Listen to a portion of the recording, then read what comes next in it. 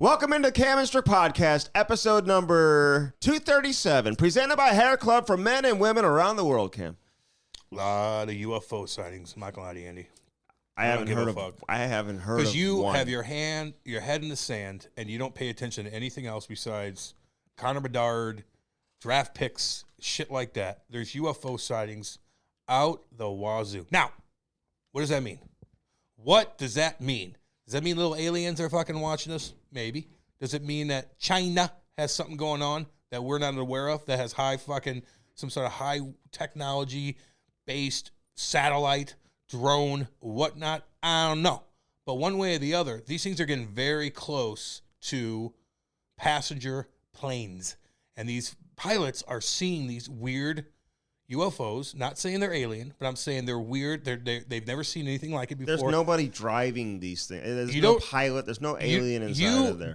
These are drones. Shit. These are drones. But even if it is a drone, they're so close to passenger jets that they're invading airspace, and that's a problem. So whether it's India, Iran, or China, or Russia, it's a fucking problem.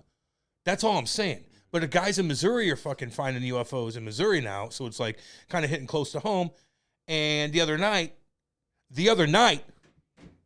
I'm getting down with it, and I look outside and I go, "God damn, Kate, what the fuck is that?" And she goes, "It's the moon." And I'm like, "Oh." But I swear there was something out there, and I'm like, And then I read all this shit, man. That's why no one takes you guys serious. You guys? Yeah, you. Because you're you're one of those. You're turning into one of these, like, I saw him. No, I didn't see anything. I saw the Bigfoot. You didn't understand my joke because you don't know jokes. And it's the moon. Because you don't know jokes or stories. I mean, it's the moon. That's a joke. That is the worst joke I've ever heard. Well, you tell me a joke, and I'll top it. My point is, I was wasted. That's why. But my point is, there was a lot of weird sightings. That's all.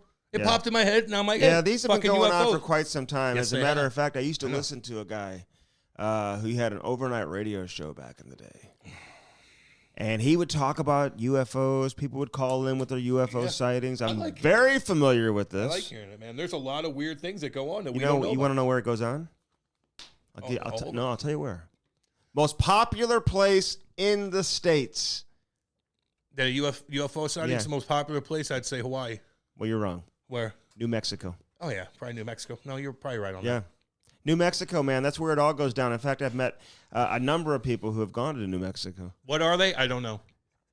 What are they? I don't know. What do you mean? What are the UFOs? Like, what are they? Well, they shoot them down. Is it a drone? They shoot them down. Not all the time.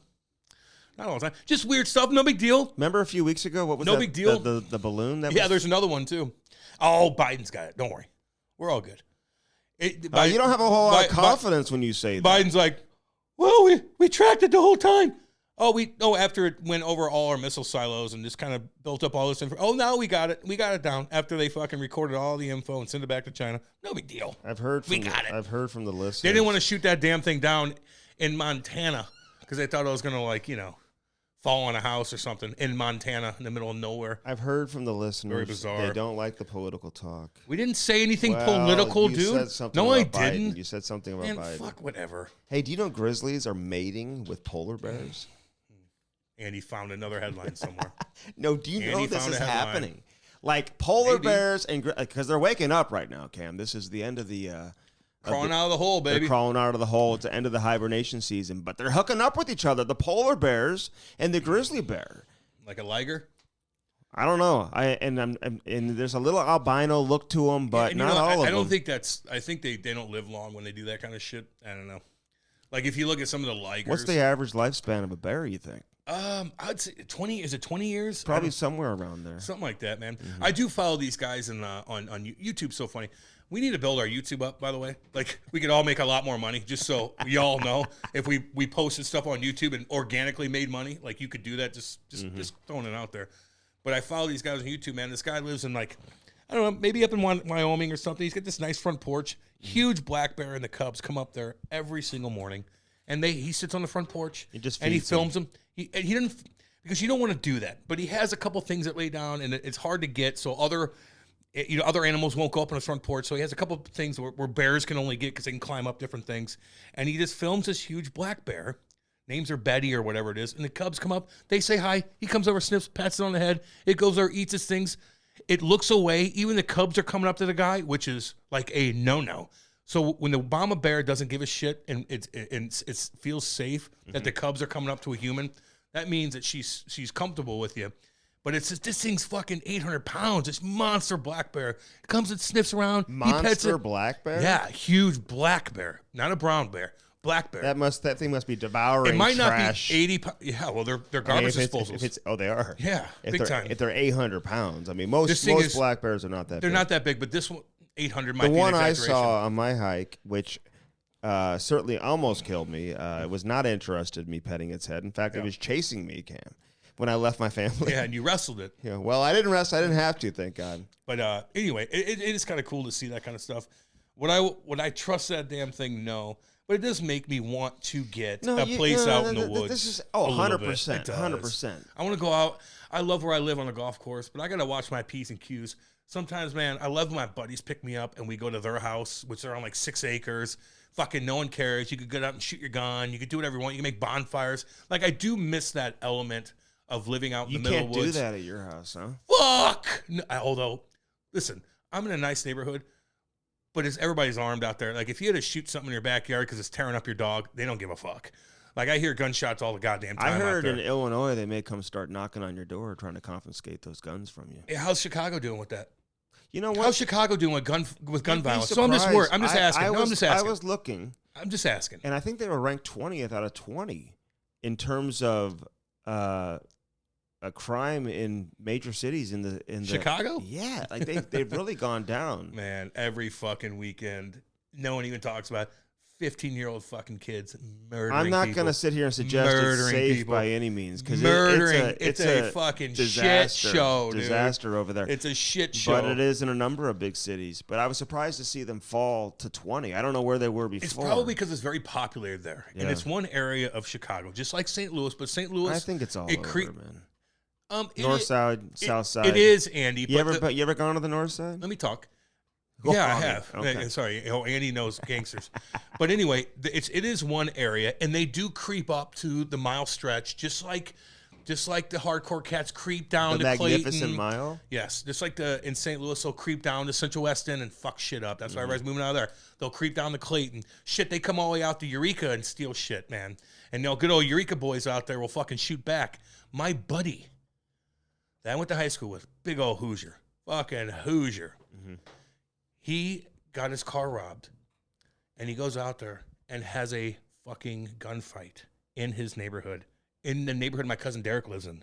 Populated area in Eureka, and he's such a Hoosier. Stupid.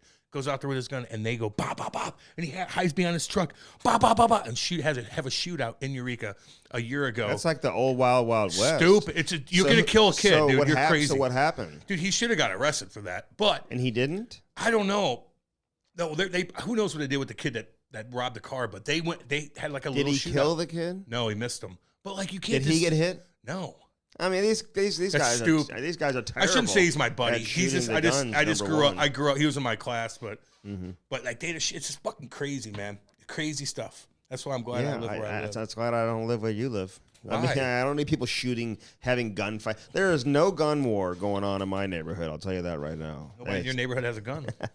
I mean, people are not shooting each other. No, you're just getting robbed, and there's nothing you can do about it. What do you mean? No one in your neighborhood. Knock on wood, that has not been happening.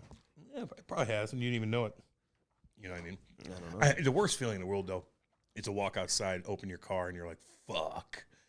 So somebody went through everything. It's like you got fucking, I don't know. You got like molested or something, man. Like somebody fucking goes through your shit. Well, you got those porch pirates, dude. Oh, yeah. They steal the packages. Mm-hmm. But I'm seeing more and more videos, Cam, amongst the hundreds and hundreds. Twitter is just scaring the hell out of me. Every time I turn around, there's some crazy fight going on. Curb stomped. Somebody's being at a gas station executed on a subway. Yes. I can't watch this stuff. I know. It's hardcore, man. But I'm seeing people steal packages off of porches. Yeah, I see that. And somebody went and did it the other day. The guy who was inside was just like talking to him through his like Ring camera, Yeah. And started like shooting him on the porch. Yoink. Don't ruin it. I was gonna say it. It's already like you can't. Yeah, but I was already because if you start doing it, people aren't gonna. You can't. You're gonna ruin. I was already gonna say. Don't ruin everything. Yeah, I was already gonna say. You already ruined us with your long stories and shit. Don't ruin the yoink. Oh, you know people love that. People are reaching out to me, saying that, hey, I want you to know that everyone is with you. They said you've been very, very angry and very negative and very verbally abusive the last couple of episodes. They've been saying that. Man, fuck them, because I listened to the last one. So they said, I want you to know, we're all with you. We're behind you. Sure they are. It's the exact opposite. It's the exact opposite of what I get. But whatever, man. Well, even today, I think you feel like your time is more important than mine. I wait for you. I just get done. I'm up at 4:30. I get done doing my radio show. I come here and I'm ready to rock. Let's go. I don't have so much brain power throughout the day. So I'm like, Andy, 10:30. I got my Subway in me, man. I'm good to go. Let's sit here. I got my beer. Let's fucking do our thing. Let's entertain the folk. But then I got to wait for you for 22 minutes. Never do you have to do that. I got to wait for you for 22 minutes. I'm like, I know you're sitting out there talking to people on the phone. And today I think it's a different story because I think Chloe rolled her ankle and you got to talk to doctors. But usually it's like you're talking to your buddy or you're talking to somebody in hockey, which you could have done 15 minutes before that and been here on time. So I feel like you think your time is more valuable than my time. And here your rebuttal would be like, well, I got kids. You created the kids. Jesus didn't come down and say, here you go, Andy. Here's 3 kids for you. No, you did that yourself. At least I hope so. You created that yourself. So you can't just say, I have kids. Well, you shouldn't have had 5 fucking kids. It's like that's not an excuse. Well, sometimes you get an important call before you walk in. I don't think that happened. That call was coming. I think you make the phone calls before you come up here, so you could sit in your car, dude, and I have to wait on you. And so I'm already in a bed. I'm waiting, let's go. I've been up all, let's get going, dude. I want to get rocking and rolling. The call. You always make your phone calls right. Get up a little earlier, fucking make your phone call so you don't have to wait around for 22 minutes. I am an early riser. Dude, the doctor called and her coach. So we were all on a conference call. And that's why I'm not bullshit. That's why I didn't bring it up. Yeah. Because right off the bat, I was is your fucking time more valuable than mine? They called me at 10:29, 10:28. All right. I'll give you that, And I needed, because I told them, hey, once we get to a specific time, I'm going to be out of the loop for a couple hours. So I want to, have this conference, because they wanted to talk. So... they called me right before I said I was going in for all y'all out there who I love. All y'all grinding motherfuckers, man, that work hard. And that does suck, when you go somewhere and you're ready to go and you wait on somebody, you're always waiting on somebody. It is a terrible feeling. Andy does a lot, and I can't chirp him too much because I love him and we're good business partners. But, not just Andy, but, anybody in general. If you're an on-time son of a bitch like me, and you wait on somebody, and you're like, why are you late? Has that ever happened? Oh, in radio? No, to me? I give you the benefit of the doubt, Andy, because you're a busy guy. You do a lot around the house. I chirp you for it, but you do probably too much stuff. And so, I could chirp you for that, but I give you the benefit of the doubt because I love you and you work hard on this podcast. But I do work with people that just can't get anywhere a little bit early. Just maybe we can go through something. Maybe it helps out the show or it helps out what we're doing, and specifically what we're doing that day. And they just have to show up 3 minutes late or 5 minutes late or right on time where I'm just waiting, let's go. And they get in there and you're like, what are you doing? Mm-hmm. Well, I did that day. Get up 15 minutes earlier. I drove 45 fucking minutes here every day. And you live 2 minutes away, and you're still not on time. Nobody cares. Unacceptable. Nobody cares. Some people... Nobody cares. No, they do, because they'll know if you work with a guy like that, it's a pain in the ass. You shouldn't. So why are you saying nobody cares? You shouldn't work with somebody like that. You're forced to once in a while. But some people don't live on the concept of time. I'm one of those, I don't even like to know what time it is. Ever. No, I know you don't. Don't tell me what time it is. I don't ever want to know what time it is. I just feel the sun is up. When the sun is up, I'm up. When the sun goes down, 5:30 now. I'm up early, dude. Early, dude. I love it. I'm up very early. That's when I get everything done. Really, in my house, it's very quiet. Yeah. Listen, my weekend, dude, is wait. Define getting things done right now when the season's over. Define what are you talking about? Paying bills. You pay you do everything, don't you? No, you don't pay. You pay the bills. No, I read emails. I return emails. I return clothes. You do all clothes. Maybe somebody's clothes you got to go return. Then you got to clean the fucking house. You got to pay the bill. What don't you do? Dude. What don't you do? We have great ladies that clean the house. Actually, I'll hook you up with them. They're I already got my shit. amazing. Dude. I got mine. It's my wife. Your wife cleans the house. Hey, listen, with 3 kids, honestly, it's actually a great investment.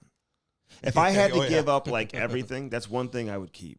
Kids? The ladies to come over and clean the house. Oh, I was gonna say, the kids are a great and then investment. the Sure kids, and then the kids. No, the kids can stay too, man. They look cute the other day. You're posting pictures of little Ivy. I know you can't relate to it, dude. It is. My sperm's no good. You want to make fun of me for that? I'm not going to make fun of that. But I did. Well, I live vicariously through you, and your kids put a smile on my face. It changes things. You're lucky. Isn't that nice that I say that? Because they truly do. Well, you didn't ask me how Just Chloe when was, you fucking you didn't even Well, ask. you didn't want to bring it up. I thought you didn't want to talk about it. You didn't ask me yesterday, the day before. She rolled her ankle. She's okay. You didn't know what happened. Okay, well, am I supposed to know? Was in the Post-Dispatch this morning? I mean, what the fuck, Andy? I didn't know. Is there like a Facebook thread? It was on Instagram. It was on Instagram. I saw that she was You're limpy. the only one that didn't reach out to say, how is she doing? Get out of here, dude. The only one. Give me a word. Get out of here. Very surprised in that. She okay? Oh, now you ask.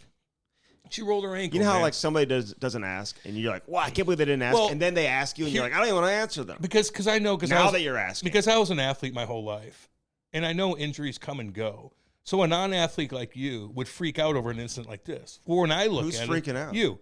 Because you're like, oh, you didn't ask how she's doing. Is she okay? Like, Well, she you rolled her should have fucking done ankle. that. No, my point is, non-athletes like you overreact to things like this. And so when I look at stuff like that as a former athlete, I look at it like, no big deal, girl. You're going to be just fine. You rolled your ankle. You're going to be back in 2 months. You're good to go. No big deal. Yeah. But you're like, oh, God, there's an injury. Help me. I got to go to Creve Coeur Riga Club and talk to the people. What are we doing? I'm like, it ain't no big deal, homie. Dude. Now you're bullshitting me for not, like, texting you. She's going to be okay. Yeah. You know when I texted you? When Ivy was in the hospital.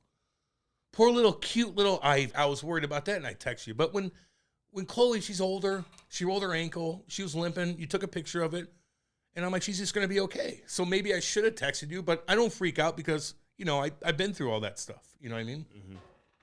Yeah, no one's freaking out. You get my point on that? She's going to be okay. She's going to miss a lot of important shit that's coming up. That sucks, She's fucking 11 years old. 12. Important stuff. Yeah, she's going to be okay. Like they got like a big tournament. I know. But you know what? Next year they're going to have a big tournament.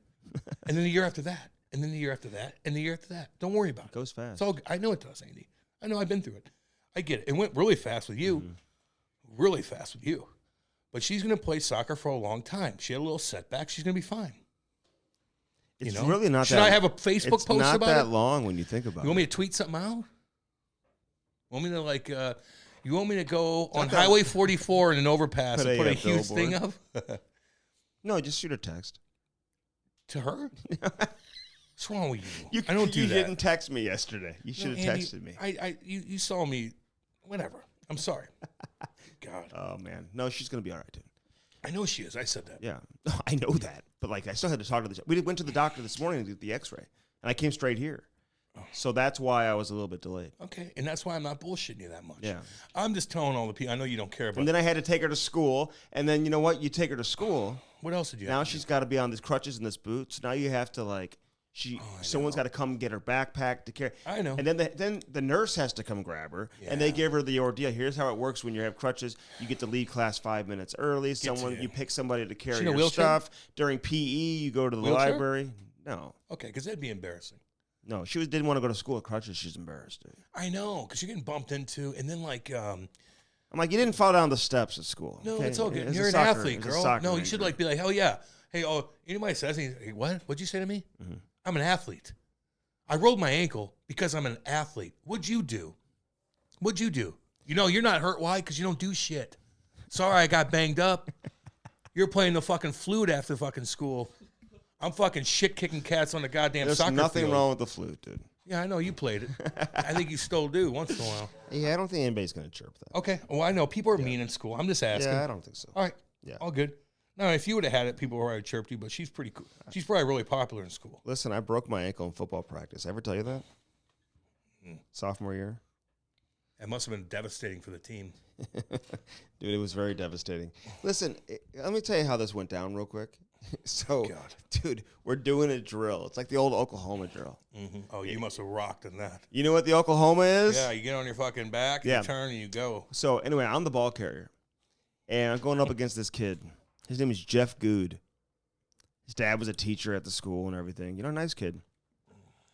Not a very intimidating football player, like in a situation. It's kind of like one of those situations where if you're going up against him, you're like, oh, I got that. He's thinking the same thing. Well, he might be.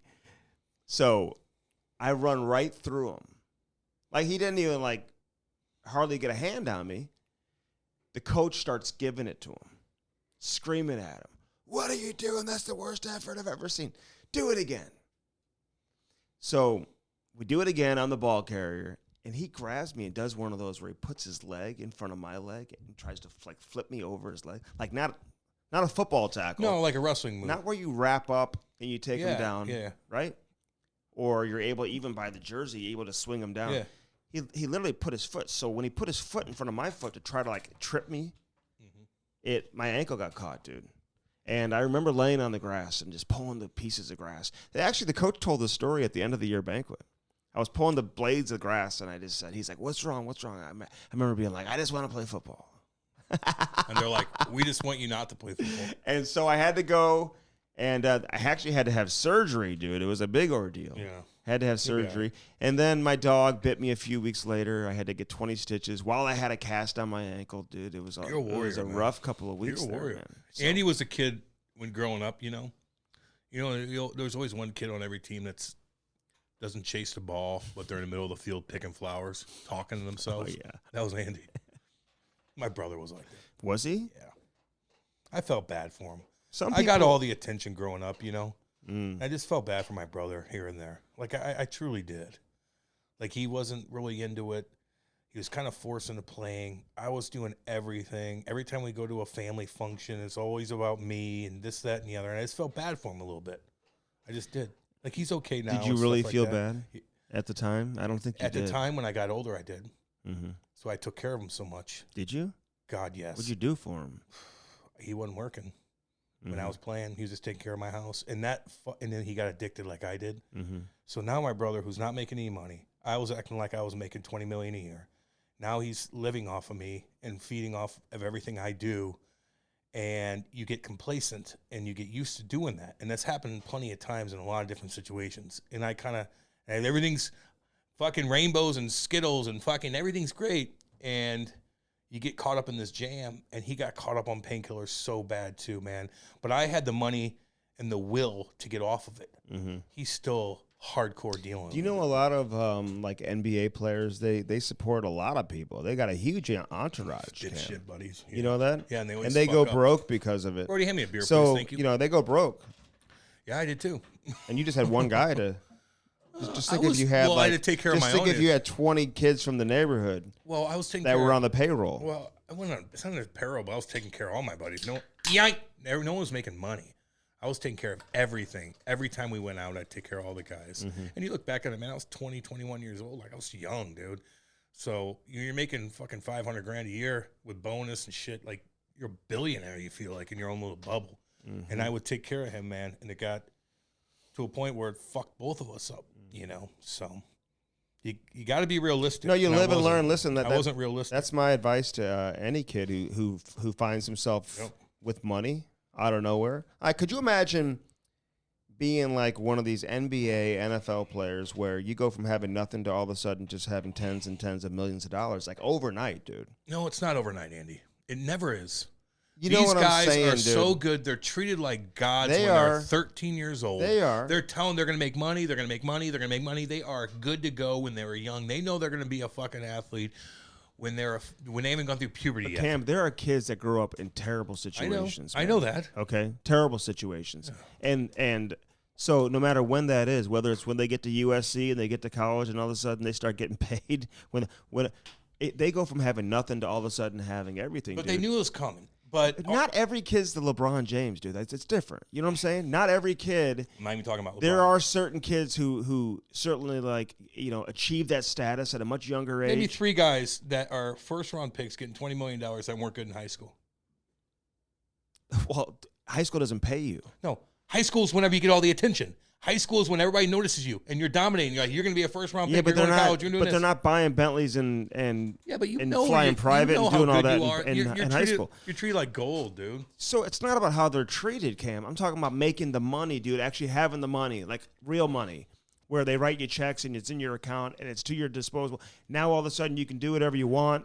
You can buy whatever you want. I know. And, a lot of these guys are making terrible decisions, man. That's one thing. Hey, you better make sure you have a core the group. right people in your inner circle who aren't looking to take advantage of you, man. And, make sure you have people, agents, whatever, who are taking care of your money. Unfortunately, it doesn't happen that often. And all your buddies are like, come on, come back in the hood game, man. Come back in the hood. No, man, get out of that, dude. Get the fuck away from them. Pick and choose your buddies that are legit your buddies. All the other guys, man, smoke and mirrors. Just remember that. I get what you're saying, Andy, I do. But my point is, like, if you're really good in high school, man, you got people telling you what to do. You just got to listen. You got to listen to these football coaches. Not all of them are great, but, man, like, they want to help you. They do. Even if you, like, they'll do anything in the world to get you out of that shithole environment. But I knew a kid here, for example. I mean, East St. Louis, dude, he had nothing. Yeah. His mom's driving a bus, dude, like 6 days a week. Right, girl. But he was like a McDonald's All-American. Everyone knew he was going to be great. They were saying he was going to be the next Penny Hardaway, but he wasn't making like money until he went straight from high school to the NBA and he got paid, And that's when his mom got to retire and he started doing his shit, whatever. But they don't always make the right decisions. No, I know. You got to get away from the bullshit. You got to get away. I told you, all those dipshit buddies I was hanging out with, man. You just got to get the fuck away from them. I have one kid named Brian Conley I grew up with, man. He just always did the right thing. He still partied with me, but I felt so comfortable around him when I was young in high school and stuff like that. Like, I just felt my dad, mom loved him because he knew he was good for me.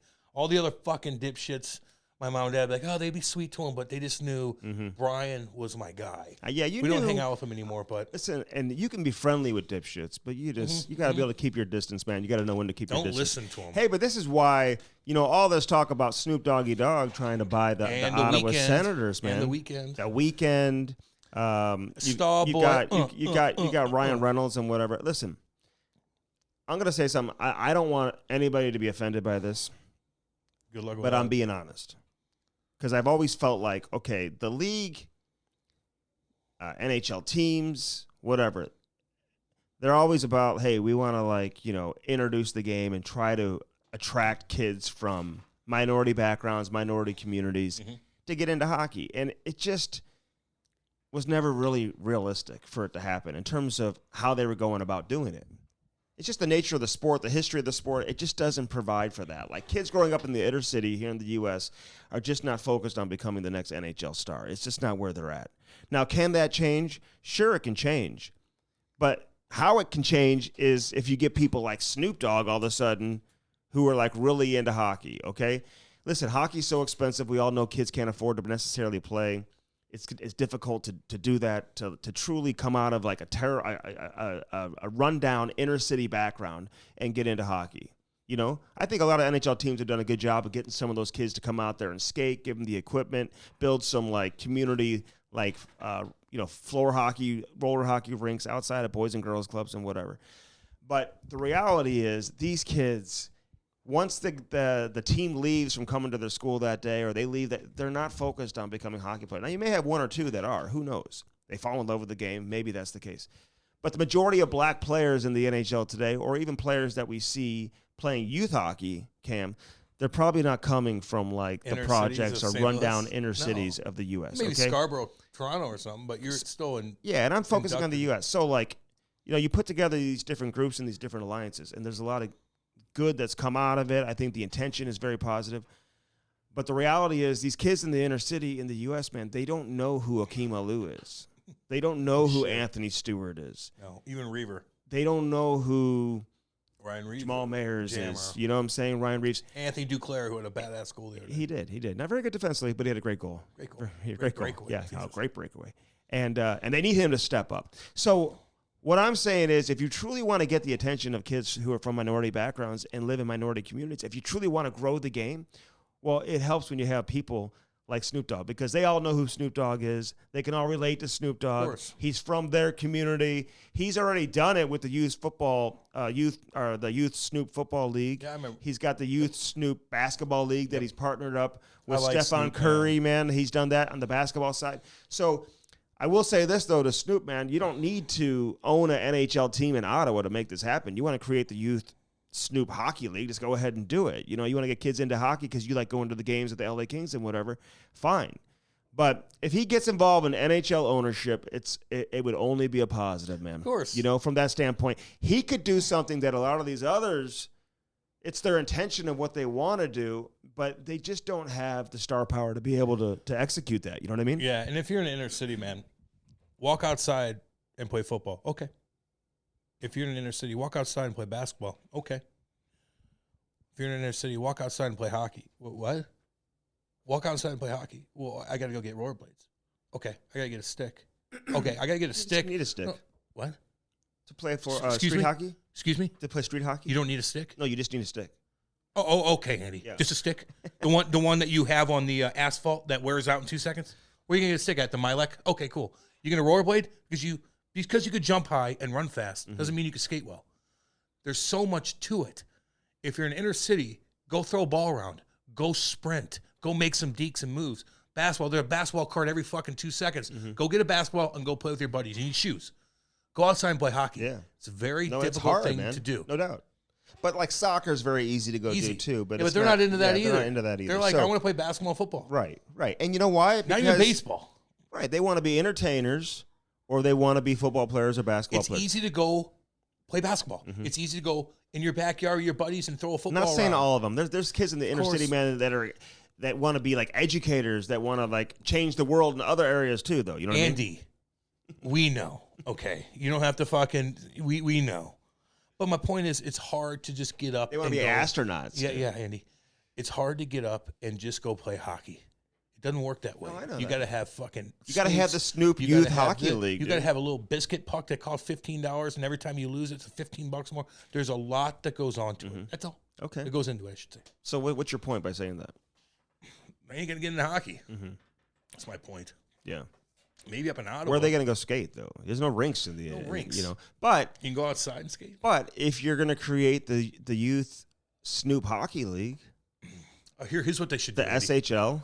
Hey, go downtown St. Louis, bring your hockey buddies, and go to a basketball court and kick the basketball guys off and play hockey there. See how that goes. Like, it just doesn't work that way. It's unrealistic. Hey, guys, we want to... Hi, everyone. We're the hockey players. The fuck do you say, boy? The fuck out of here. We're fucking playing basketball, dude.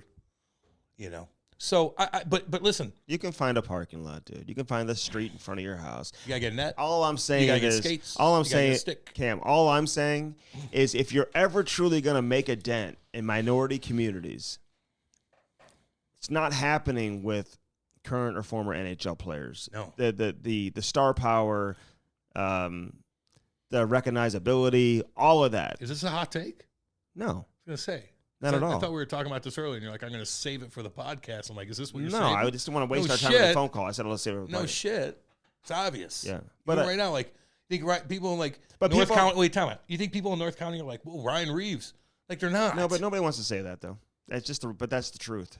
I know. But nobody wants to say that. They're not. You know, I hate to say that. Akeem Alou, you're doing your thing, man, and it's all over like social media, and he's, you know, they have their group. You have the NHL diversity group, and the intention is there. But truly making something happen and making a change in this country, it's going to take people that the kids in the inner cities today, that they know who they are. You know what I'm saying? And there's that recognizability. And, you know, their baby kids be like, wow, Snoop and they play hockey, dude. I want to try that. Well, what is this hockey? You know? Wow, they fight each other. That's cool. You know, they like, you know, that kind of stuff. Growing up hardcore, you like the physical stuff, man. I don't know. How about PK Subban? He's in a jam. All the nerdy fucking 40-year-old virgin weirdos on Twitter are like, PK's gotta go. PK's got. Is it because of the Lizzo I'm comment? offended for Lizzo. Wait, what? You're offended for Lizzo? Lizzo's obese, and she accepts it, and she flaunts it. She flaunts her obesity. Mm-hmm. She loves it. She wears skin tight bullshit. She brings background dancers that are all obese. She's like, I'm obese. I'm doing good. Look at me. And he just said that the Leafs need a Lizzo type of size lunch. And people are like, she's the Lizzo. And she brags about her obesity. He's just being funny with Lizzo. Is Lizzo pissed? No, but that 40-year-old virgin is. And now he wants PK Subban fired. And I've been chirping PK Subban for years. I hated him as a player. He was loud. I wanted to hurt him. But I like him as an analyst now. He's cocky, like he's doing his thing. Okay. I like how at least he's edgy. No, he's edgy. At least he's edgy. But you know what? Some guys, fuck that. Some guys it comes out really natural, and some guys try really hard. I think he's somewhere in that in between. He's finding it. Where I think he's naturally outgoing, and he naturally has personality in a sport that has very little to none. Okay, and it's never really been promoted or accepted to have a whole lot of personality and charisma, away from the rink. You know what I'm saying? So he's got that. There was an analyst last night. I don't even want to say Andy, but I know they're so nerdy. Like the analyst that tells you the most obvious thing about somebody. Oh Jesus! And they think they're the first one to say it, and you're like, yeah, no shit. Everybody knows that. He's got red hair. Yeah, I know. Jesus. It's like we all know that already. They're so nerdy. That's why I like PK. Look, Chels and Mass, cool, whatever. Let them do their thing. Mm-hmm. But at least PK's a little different. Yeah. He's a little different. I don't mind PK, man. I don't dislike him on there. All I'm saying is... He ain't going to get fired. It's like, I feel like there's like this idea that maybe, okay, I got to be the biz on this set because TNT's getting so much attention and ESPN's getting none. Certainly, they're not getting a lot of positive attention. So it's like, I got to come out there and I got to be outrageous. I got to be the star and whatever. Then do it. And it's all good. But just like, it can't be forced and you can't try too hard every time. Sometimes I want to see people who are just like naturally hilarious and naturally funny. They are who they are and they're being themselves. And just by being themselves, they're highly entertaining. I think he is kind of being himself. That's who he is. Mm-hmm. I like PK. I think he's good for hockey. We need more personalities. We do. Especially on that panel. Mm-hmm. You need more personality on that specific panel. TNT's got it. I like PK, what he brings. Because if you had somebody else like Mess and Chell, it just would be like, oh, I agree. Like, he counters, at least. You know what I mean? Just like in radio. I think a hockey audience, it's hard for them to, get used to. They're used to a specific type of entertainment. Yeah, I get that. A specific type of analysis. And hopefully this, changes things moving forward, where like they're letting him wear whatever he wants on there and everything. And I think that's cool. He doesn't have to wear a suit and tie, but I don't mind that.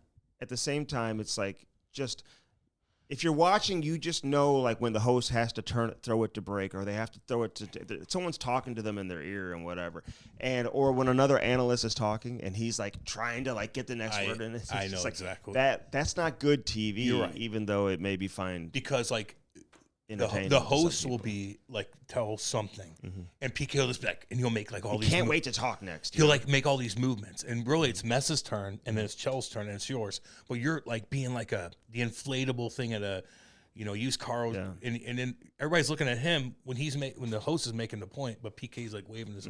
I get you on that, I truly do. But this entertain us, man. That's and you know what, Don Cherry just I know Biz is great, and there's some guys on there that are awesome, but you got Don Cherry, who was just knew he just was the best. And I know when he was getting older, he was a little bit just getting older, but it's hard to we all think of him when you think of edgy and funny and witty and entertaining, and then he's gone, and now you have a new crop of different personalities. I think PK is trying to be Don Cherry. Okay, there you go then, Andy. I get that. He'll even say things like, I get you. Don Cherry, look at that beautiful little, blah, blah. He'll. Oh, yeah. I just. Everybody has that beautiful little child, blah, blah, it's I know. So I feel like he wants to be Don Cherry. The reality is, the hockey audience certainly knows who PK Subban is. He's getting some opportunities on some other big platforms, First Take and some of these other shows. The sports fan really doesn't truly know who he is. They're probably learning. Yeah. I'm sure some do. But I'm sure there's a lot out there who don't. Listen, he wasn't the most liked player. That by his teammates, I know, by coaches, so it's interesting. If he was a guy like Biz, who everybody just genuinely thinks is funny, and he's just Biz. You know what I mean? Yeah.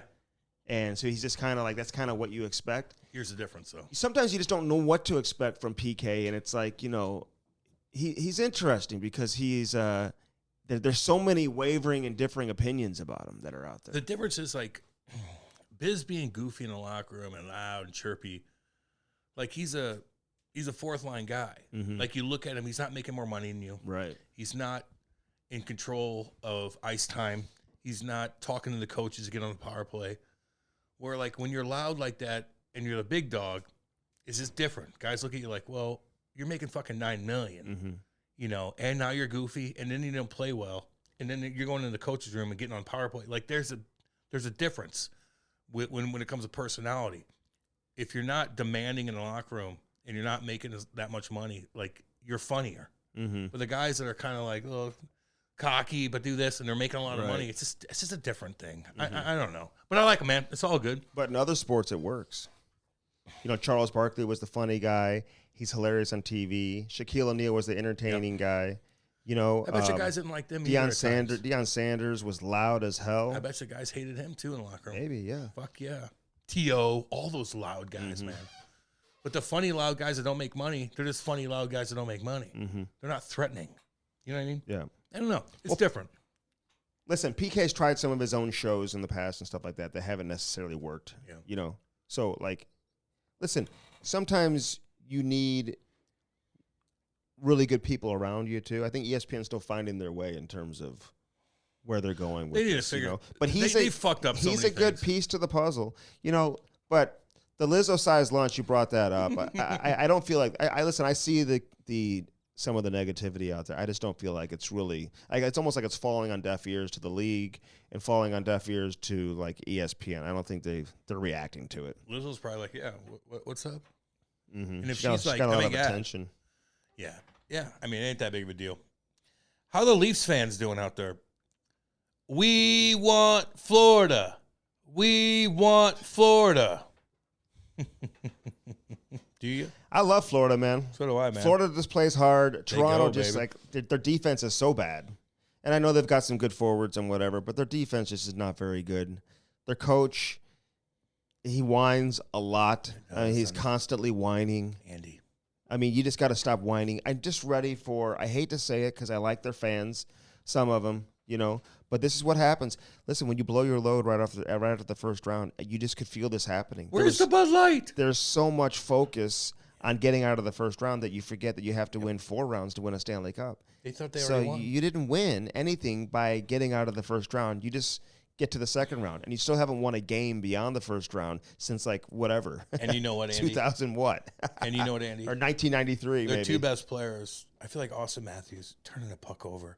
I feel like he's just like, I'm thinking about what earrings I'm wearing after the game. Should I wear my gold studs? Should I wear this? And you watch Mitchie Marnie, and he's like, I want to play Pokemon. Like, what the fuck? I don't even notice him. Like, I truly don't. I know you love Mitchie Marnie because Ty likes Mitchie Marnie, but like, he's fucking turning pucks over, homie. Fucking Austin Matthews is just like doop-a-doop-a-doo, turning pucks over. Yeah, I know he played a couple good games last round, things like that. He's not taking the goddamn game over. I think of all of them. And even Matthew Tkachuk didn't even play a good game the other day. And all their fucking middle line dudes are fucking stepping up and doing things, but man. see, Matthew Tkachuk didn't have a game that showed up on the score sheet. Still good. But he's still finishing checks. He's still the 100%. F1. He still disrupts things. He still Their makes forecheck? plays. Like, Their forecheck? Sometimes, listen, you're not going to score every game, No and doubt, you don't have to Andy. put up points to have a great game. The problem is they're getting nothing from anybody else talking about Toronto, and their top players just aren't getting it done. Marner looks hurt. I mean, is he hurt or is he okay? But he doesn't look a guy that's comfortable playing playoff hockey. Nylander doesn't look like a guy that's... He had a good game the other day. Who, Nylander? Nylander was got all some over. shots, yeah. Dude, he had 15 shots on that, basically. He hit the post a couple times. He hit the puck a lot. And Matthews hit the post. If But that goes in the first shift of the game, don't it's get- a they don't different get story, You could just tell. They're hesitant to get into the corner. Just like in Nashville. When I try to dump it in for you and you just kind of hung out, that's what they're doing. It's really odd. And it's like everybody else in Florida's like, fucking, when you have to look at each other and say who's going in, you got a problem. You have to initiate. Just go get the puck. Everybody else feeds off you. Whoever's the first guy in, get in there, feed off of them. Toronto's just kind of look at you go. No, I'll go. No, you go. No, you go. No, get the fuck in there. You got to remember Florida's been playing playoff hockey since January. Yeah, they have. Okay. They've been in desperate mode. They've been in desperate mode since January, February. And they've got guys that people don't even know how good they are. Like that defenseman Forsling, who is an unbelievable hockey player. God damn good. I think he's got 1 year left on his contract. How about let's go Brandon? Montour? Yeah. Yeah, and he makes a little more like he's been hurt. Thank you, sir. And he's a little more high risk. He's really good offensively, and he was great in the first round. But I like this Forsling, man, an awful lot. I like a lot of their players. And this Lundell, Reinhart. Reinhart used to get some criticism maybe for being a little soft. I'm not really seeing that, man. This guy's a hell of a player. But did you see Toronto on the game-winning goal in overtime? They just stood around and watched. Andy, he had the puck, and he goes 1-on-5. No one touches him. Then he spins off everybody, goes back in the neutral zone like, hi, I still have it. Then he creeps back in the zone. Everybody's just watching him. Mm-hmm. No one hits him. All they had to do when he dumped the puck around the net, all they had to do is just stop him, hit him for 2 seconds, hold him up for 2 fucking seconds. If they would have done that, he wouldn't have got the puck behind the net and swept it around and made a little wraparound. They didn't touch him, Andy. They didn't even think about touching him. He owned that overtime period. He took the puck, he swung around, and he made it happen, dude. They didn't even look at him. Yeah. Fuck you. Can they come back and win this series? No, dude. Will they get swept? No. You think they'll win game I think 4? they're going to win a game, maybe 2. But it's over, Andy. I love all y'all up there. I do. And I know you're fucking, let's go Florida. Yeah, I went Florida. Don't fucking do that. When the media is tweeting out about the Bud Light celebration, the party that was going on, they're having a Bud Light party. Yeah. I knew right then and there, a Bud Light party. They don't know how to handle success. They don't know how to handle winning one round. And Doobie, like little Doobie up there, Jason Spezza's like most poised, like cool, not cool, but just good. Watches it. He's just, you can tell Spezza's just like watching, like breaking down everything. Where Doobie's like, I'm throwing things. I know there's been some speculation out there, but I got it from a very, very reliable source, very good source, that Dubas and Shanahan, it is not good between them. How can it be? At all. How can it be? They're not talking. They haven't been talking in a while. How can it be? And it is not good between Dubas and Shanahan. You just wonder what the fallout's going to be. I think a lot of people are interested to hear that. I know. I think the guarantee is that Sheldon Keefe is probably gone. Yeah, you're probably right. You know, especially if you get swept. And I think they got to move on from Keefe or from Doobie Dude as well. Little Doobie. Listen, you got some really good candidates out there. If you could get your hands on a guy like Brad Treliving, for example, who is a hell of a general manager. He's going to be coming on with us too at some point here, man. This guy had a lot of success. I love the fact that he had the confidence to say, I'm leaving Calgary. Hey, what does it say about Calgary, by the way? Their players don't want to be there. Now the GM doesn't even want to be there either. He's like, I'm not staying here either. And they're getting a new building. But yeah, I know. So and Daryl obviously is gone. But there are some good candidates out there. And if I'm Toronto, man, I don't wait on that. I act on that pretty quickly. You know, one thing I love about Dach, by the way, is that he just gets it. Like he has that mentality, and he comes from that point of view that really everyone else can't always go to, because he's a current coach. He's constantly thinking about this type of stuff. I mean, listen, Biz brought up some good points early in the pregame show about how do you shut down Matthew Tkachuk, and Taka turned it around on Biz, and he's like, okay, well, who do you use to shut him down? And listen, Biz, he said Ryan O'Reilly. Well, yeah, Ryan O'Reilly, absolutely, man. He's always been a really good shutdown guy. Forever. I'd be comfortable having Ryan O'Reilly shut down anybody. But I love how Taka said, well, why don't you put it in the hands of the guys that are making $11.5 million?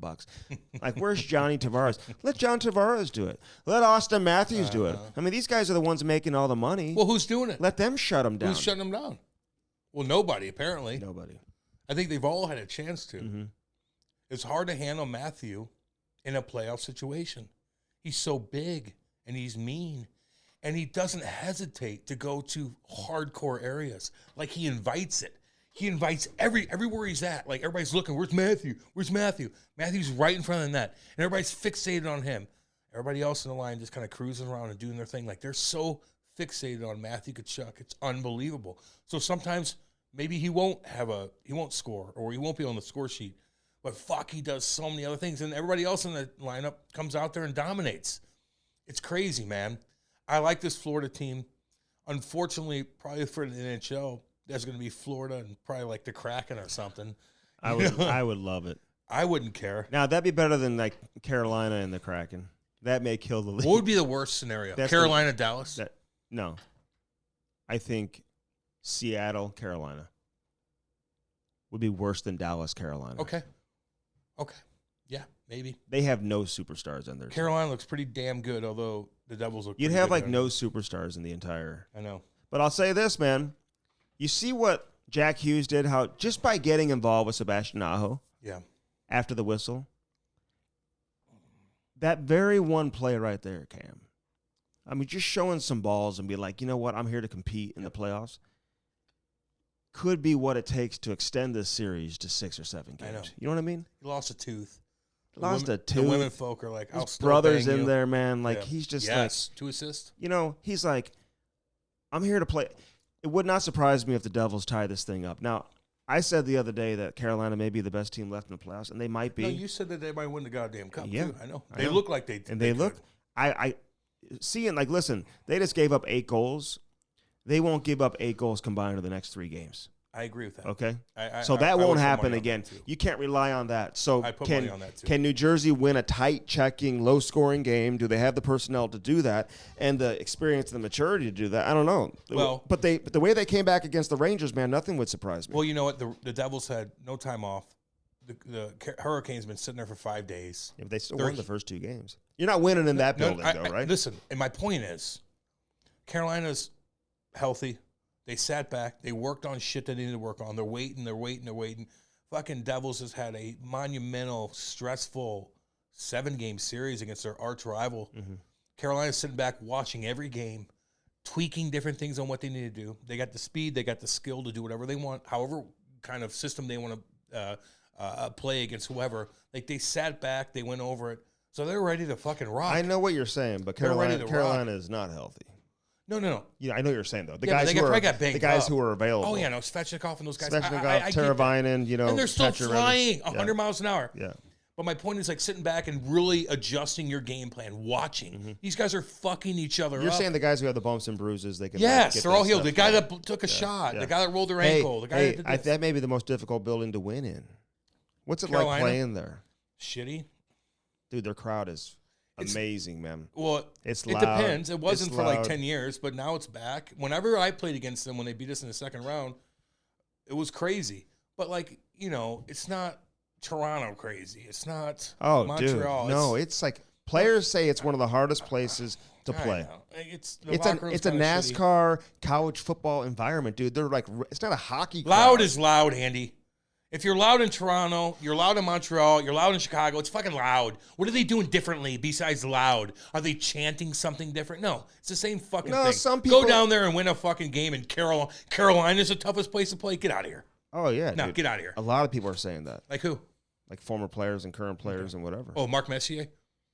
You think Mark Messier really thinks that Carolina's the toughest? I heard that quote. You really think that he thinks that? know. I don't think it's Mike true. Rupp may have said that. Some other people. Come on. Hey, do you know that because Canadian crowds historically, you know, listen, they understand the game. They do watch too.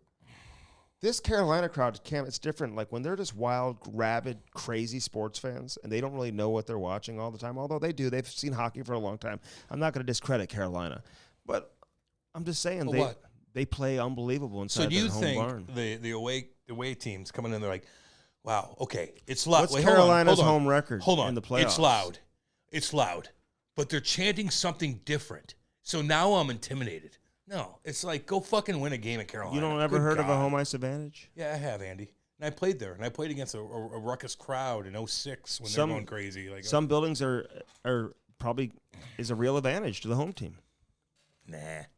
Go do your thing. You don't believe in home ice advantage. I do with line changes. I do with different things like that. Those fans are loud, just like every other fan, but they have this unique thing that they say, and I'm intimidated. Bullshit. You're gonna get Go fucking play. You're gonna get chirped for this. Then chirp me. Hey, let them have it. Let me have it. Let them have Said it. stupid things. Go fucking win a game. All I'm there, saying dude. is 28-10. Okay. They're a good hockey team. It's not because of their fans. The road team, to your point, like has had. I mean, they win all the time in hockey. No shit. But some buildings have a legit real. It's just different. Go play. The vibe is different. Hey, The vibes. Like what? the tailgating that goes on outside the building. How does that in affect the city, players? Explain that to me. I'm not going to sit here and say it does. I just think that, maybe it gives you a little extra energy. We need to get a player on from Carolina. And brag about their crowd? Yeah, okay. Hey, let's get a explain- Blues guy on to brag about to explain how they get an advantage out of it. Go win a game down in Carolina and shut the fuck up. You think they can do it? You think New Jersey can do it? No, it's too hardcore because there's the fans chant something crazy. They're playing football before. I can't handle it. Dude, get out of here. I'm saying it's. I love you, but come on. You ever been because Mark Messier's like Carolina? No, you beat the shit out of Carolina. No. What did PK say about it? PK's, I don't know. He's singing a rap tune or something. Like from 1993. 1993 rap tune. Everybody in Carolina's like, what are you singing? None of the kids even know what you're talking. Like what? No idea what you're. That's like on the classic station. Oh, you're right. I like PK, man, but he does get nerdy at times. The only thing the thing I said about PK is like, at least he says edgy shit. And he's not like a fucking robot. You just like him because he's different. He's different. Yeah. Be different. And I want to be different. Yeah. Don't we want to be different in our podcast? Yeah. Let's be different. So I'm with you. But they got that mix, man. They're trying to find that chemistry. Okay. Well, you got old school like some of the most accomplished players in the history of the game. I know. On the set with him. I know, and they're very buttoned up. They're like buttoned up. And he's like kicking his shoes up like, I got the fucking Versace's on. Gucci's. Kind of like when I said with Wides, we got Chris Wideman coming up, and I'm like, I don't think he laughed at one of my jokes, but it's all good. I think he didn't find you very funny. He didn't find me very funny, which like we kind of grew up playing together. Like, okay. Did you? He's way younger than you. Well, we played in. What are you in 84, 85? No, 80. Like when you play in St. Louis, we all skated together for years and years and trained and stuff like that. But anyway, I go to Wides. We're talking about Montreal, and I'm like, yeah, man. Like he's like, I just like walking to the rink sometimes. I'm like, fuck, is it sometimes difficult when you got your Hugo Boss shoes on and you're walking to the rink and you blow a tire on that ice that's on the sidewalk?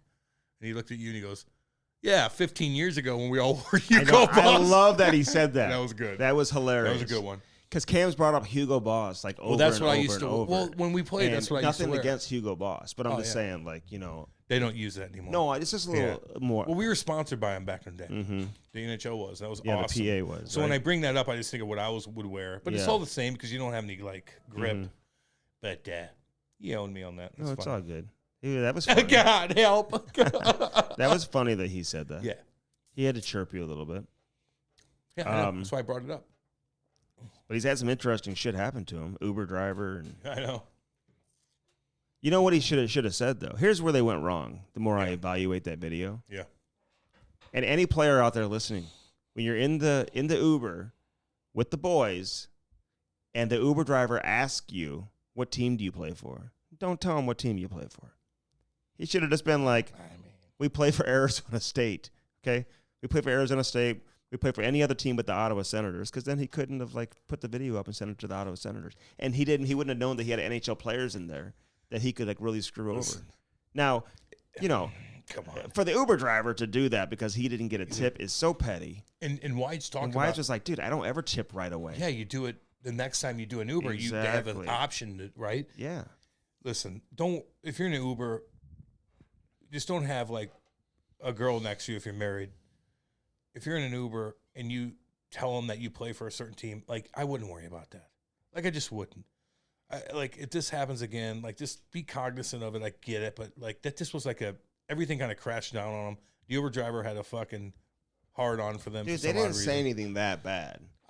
Dude, not even close. What did they say? The assistant coach like has boring PK meetings. Every PK's boring. They're all boring. And they're like, oh my God, did you hear what these players said? That's why I told Wides, I go, if that's the worst thing you've done, you're doing pretty fucking good. Hey, but he did say the real story hasn't necessarily come out. I feel like it's something to do with Matt Duchene. No, Matt Duchene. Yeah. You think? Yeah. I don't know because I didn't talk. You talked to him afterwards. Dutchy is what they call him. I think it has something to do with him, but I don't know. No, it's Dutchy. That's what they say. Dutchy? His nickname is Dutchy. Dutchy. Yeah. I think maybe it has something to do with him. I could be wrong on that. I don't know. I go, you didn't say anything fucking homophobic, racist, anything like that. Nothing political, cancel. You just said the fucking PKs meetings. You're like, what's our PK percentage? I don't know. Everybody's like laughing. Like 66%. That happens. Listen to all y'all out there. That happens every single fucking night Team dinner. after a game. Every single night after a game. In the back of the bus, in the back of the plane, at dinner, when everybody's having an ambient party in the room, what the fuck ever. You're chirping the coaches. I don't give a fuck who they are. Craig Berube's getting chirped. Mike Babcock's getting chirped. Daryl Sutter, who got fired, is getting chirped. The last 3 fucking Jack Adams winners fired. They're all getting chirped. Everybody's getting chirped. That's normal. So if that's the worst thing he's done, you're doing pretty goddamn good. Do you think the team should have gotten upset about it? No. No, I would have laughed at it. If I'm that team, I'm like, I know we're bad. Maybe we need to figure something out. How about as a coaching staff, instead of being like, huh, how dare they? How dare they talk about our PK meetings? How dare? No. How about you sit back and say, maybe they're right.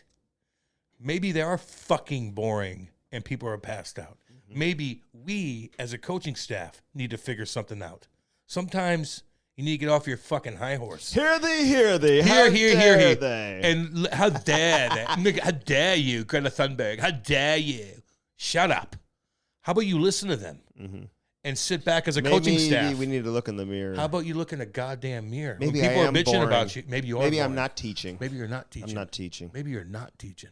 How about you sit back and be like, fuck me. God, I haven't taught these guys anything in 2 months. I mean, we looked at them. I don't even say hi to them in the hallway, and they're chirping me. Well, no shit, they are.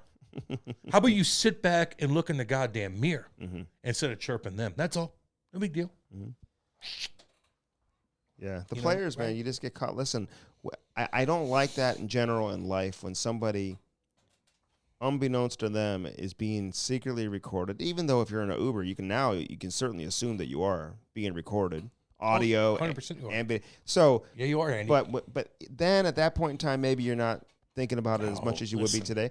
So all I'm saying is I don't like it when people are secretly have that gotcha moment and they record somebody when they're not, without their consent, when they don't know, all that. I guess when you just walk into an Uber now, you're giving your consent. Here's what you do now.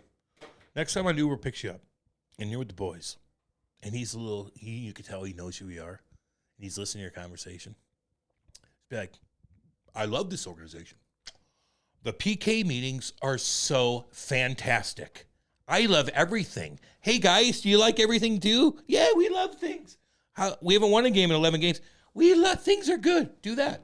Just lie and see if they post it. That's all you got to do. In reality, though, secretively, you're looking at each other like everything I say is the opposite.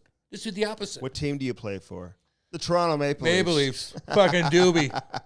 Little Doobie. I'll bag his ass up. The coach sucks. Who you keeping? Our leaders are pussies. You keeping Doobie or Shanahan? Shanny. I'm keeping Shanny too. We can keep a little Doobie. For what? A Bieber concert? What am I going to do with Doobie? What's he going to do? What has he done? Hey, well, one thing he has done, they have a pretty impressive roster. Their goaltending's average. Although I love this Joseph Wool, and he came in a tough situation, but he's fully capable of winning a game. He's 25. He's not like bringing in some 19, 20-year-old kid. So we'll see what goes on with that. But Toronto has done some moves. Don't get me wrong. Toronto has a very good collection. You're right. Of forwards. They've got some elite They're of loaded. the elite superstars, and he made some good deals and finally made some good moves at the deadline here, bringing in Ryan O'Reilly, who. The reality is they don't get out of the first round. They don't even sniff Florida without Ryan O'Reilly. 100% right on that. But I think there's a different mental element when you're a superstar in Toronto compared to anywhere else. I just feel like you're put on a weird pedestal, man, to where you're thinking, I'm the biggest big dick going. Like if we win, we win. If we don't, I'll take a beating for a bit. But I'm the big dick. Like I feel like there's there's not an urgency to win. No, it's an entitlement, man. Maybe an entitlement. Maybe there's where something. Edmonton, with the two best players in the world right now, they don't take on the same demeanor, the same mentality. No, they're like, we have to McDavid, win. for as much as we mess with him and people chirp him for not looking happy and not saying anything, he's not happy. I don't deny that this guy wants to win more than any other player in the league right now, man. And to Draisaitl. Connor McDavid and Leon Draisaitl want to win as bad as anybody in the league, and they're going to do whatever it takes to make sure that happens. I agree with you. And I'll say this about McDavid and Draisaitl and the Edmonton Oilers, because we've had Kenny Holland on with us, man. Yep. I love Kenny. Awesome guy. One of the most accomplished general managers we've ever seen in the history of the game. The more I watch Edmonton, the more likable they become. I agree with you, Andy. And I'm pulling for the Edmonton Oilers. I agree with you. I agree with you big time. I look into, thank you, sir. I look into Connor McDavid's eyes. I look into Draisaitl's eyes. And I'm like, they're killers. They won. Watch them talk after the game. games. Dude, they're fucking pissed. Mm-hmm. They're like, I'm taking over. They had that motherfuck you look where Matthews is like, are my earrings okay? I'm going to put the diamonds. No, I need to go. Or Mitchie Marnie's like, I'm going to play Pokemon or something. Like, I feel like they don't have that killer. Fucking Draisaitl's hitting guys, getting hit. Like, fuck you. Oh, what do I got? I got nothing behind the net. I'm going to bank it off the goalie. I'm creative. I'm mean. I'm getting in there. Like, there's just a Jack Hughes is getting in there. Jack Hughes is like, I'm losing teeth. I'm a model, and I'm losing teeth. Now I'll still get late, no matter what. But I'm losing. I'm beautiful, and I'm losing teeth. I don't give a fuck because I want to win. I see the passion in their eyes. I look at Mitchie and Austin, and I see Bieber in their eyes. I don't mind Austin though. I think Austin's a hell of a player. I think Austin, dude, they're all good players. I know, but I think Austin, he's the one guy, and I've always liked Marner too. Tavares does nothing. What? Tavares is better than those two. No. In terms of gets no Tavares. Let me start that over. Tavares doesn't get nearly as much negative attention thrown his way as those other two. I disagree. You think he takes as much? Fuck, I read shit. They're bashing him. And I know he's the captain. He scored a big-time goal. He did. He's a better player. He's a better playoff player than those two men. Big time. Hardly, but yes. No, but he is. Okay. He still scored a big-time goal. Like he's still Matthews had some big goals against Tampa Bay, man. Right. I don't think Matthews has been as bad as the other guys, man. He turned the puck over on that one goal you're talking about. I know. That it was a terrible pass given to him by Marner, where he drops it to him in his own end. A couple plays. And he tried to flip it over a defender. It was a bad play all around. But listen, that's where Mitchie, you just move the puck north in that situation. You don't try to drop the puck back in your own end. That's not. He's got Pokemon to play. I just think, though, honestly, the competitive nature of the two superstars on Toronto don't add up to the competitive nature of the superstars on any other team. It's the all-time. Does that make sense? Is the all-time record for playoff goals in one single playoff 19? Man, I don't know. And Leon Draisaitl already has 13. Did I read that right? Draisaitl, he's everywhere.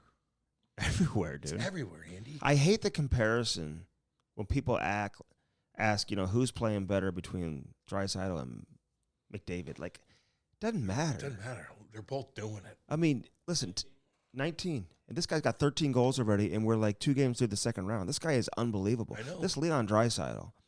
The two of them together, they deserve to win. I haven't seen a ton, obviously early on, some of the supporting cast, they weren't playing great and whatnot. But, hey, man, Edmonton, they're legit, and we all know that. They got pumped in Game 1 against Vegas, but the way they responded, man, they just toyed with the Vegas Golden Knights in Game 2. So this is going to be interesting to see where this goes moving forward here with Edmonton. I hope they pull it off. Hey, real quick before we and there's some other stuff I want to get into, but you know what the happiest animal is on the planet? Name me some of the happiest animals that you can think of. A koala bear? No. For one. They're very angry, actually. A koala bear? I think they will attack. They are the cutest things in the world. That wasn't the question. They're happy. They eat bamboo like nyang, nyang, nyang. And they climb up a tree 80 feet in the air, and they'll wrestle with each other like, I'm happy. And they'll fall 80 feet, land on their back. And roll around. And roll over like, hi, koala bear. Number 2 would be a sloth. Now, they look like they're miserable, but they're the happiest No, they're very things. happy. And they're like, I'm just hanging out on a tree. Yeah, I'm going to eat this. What is a sloth? They're the cute. They have huge claws, but they're the cutest things in the world. They look like they're the sweet, orangutans almost. Small, Andy. They're really small. They're like your size. There's people I know that have, not that I know, but I've read stories about this doing my just reading time at like 6 a.m. when I like you need to to do a read little bit more. things. Just keep doing They have them as like pets. A what? A sloth? Mm-hmm. Oh, and one lady, she cuddles with her sloth every morning. They're cute as shit. Koala bears are cute. Little spider monkeys. Koala bears didn't make the list, just so you know. Well, who made the list? Bluebirds. Oh, okay. Birds. Yeah. Crows. Well, they don't look happy, but crows are fucking hardcore, baby. They're very happy. You know, bluebirds, they sing all day long. You know what I'm saying? They're very, very happy. Jesus. The number one happiest animal in the my world. little kitty cat, No, it's not. And she no, is. it is not. That cat is just getting into things right now and shedding everywhere. Oh, she puked the other day. Yeah, it's disgusting. Get it clean. You want my cleaning lady's number? She'll come over. I got one. You got one. Boo, quit puking. What's your cleaning lady's name? I forgot. Hector? No. I don't know. Kate. Her name. Kate. She's a blonde. A squirrel, dude. The happiest animal. Yeah, I mean, they have predators. Don't get me wrong. I would want to be an eagle. You don't have many predators. I could gaze and look down upon the minions. I could look down upon where I nest, and I'll own anything I want. What are you going to do? Come chase me? Is there a bird that could beat me? No. I'm the shit kicker. And I'm going to go down, I'm going to get that little fucking squirrel. I'm going to get that fucking chipmunk. I might even get a goddamn coyote if I'm big enough. I want to be a bald eagle and cruise around and dominate the world. Which is crazy how they can like just do that. They can lift up all these animals. Well, they have wings, I know. Andy. Well, they carry them in the wings? Wait, no, they carry them in their claws. Yeah. They fly because of their wings, but they'll grab you with them. Their claws will pick your ass up. Surprisingly, you know what else is very happy? A possum. Not your dog. Possums. Dude, I almost hit 3 possum on the way over here. They're happy, though. And they don't have a whole lot of predators coming after them. Yeah, they do. No, they Coyotes don't. will get them. Not from what I understand. Dogs will get them. Coyotes get them. Yeah, they got predators. You're not Everybody's reading the got same predators. stories that I'm reading. Well, because you're reading it from like a children's book or something. My point is, those things get rocked by fucking cars all the time. Now, a possum, although hideous and they snarl at you, are decent pets, to be honest. They're with you. garbage disposals, too. They are just like raccoons. You know what else is happy? Penguins. Yeah, until they get eat by a shark, I guess. But yeah. Sharks. Oh, they'll get them. You think? Yeah, because they hang out with They live seals in and they're harsh developments. They'll get eaten by a killer whale. No, they're okay. They can't walk great.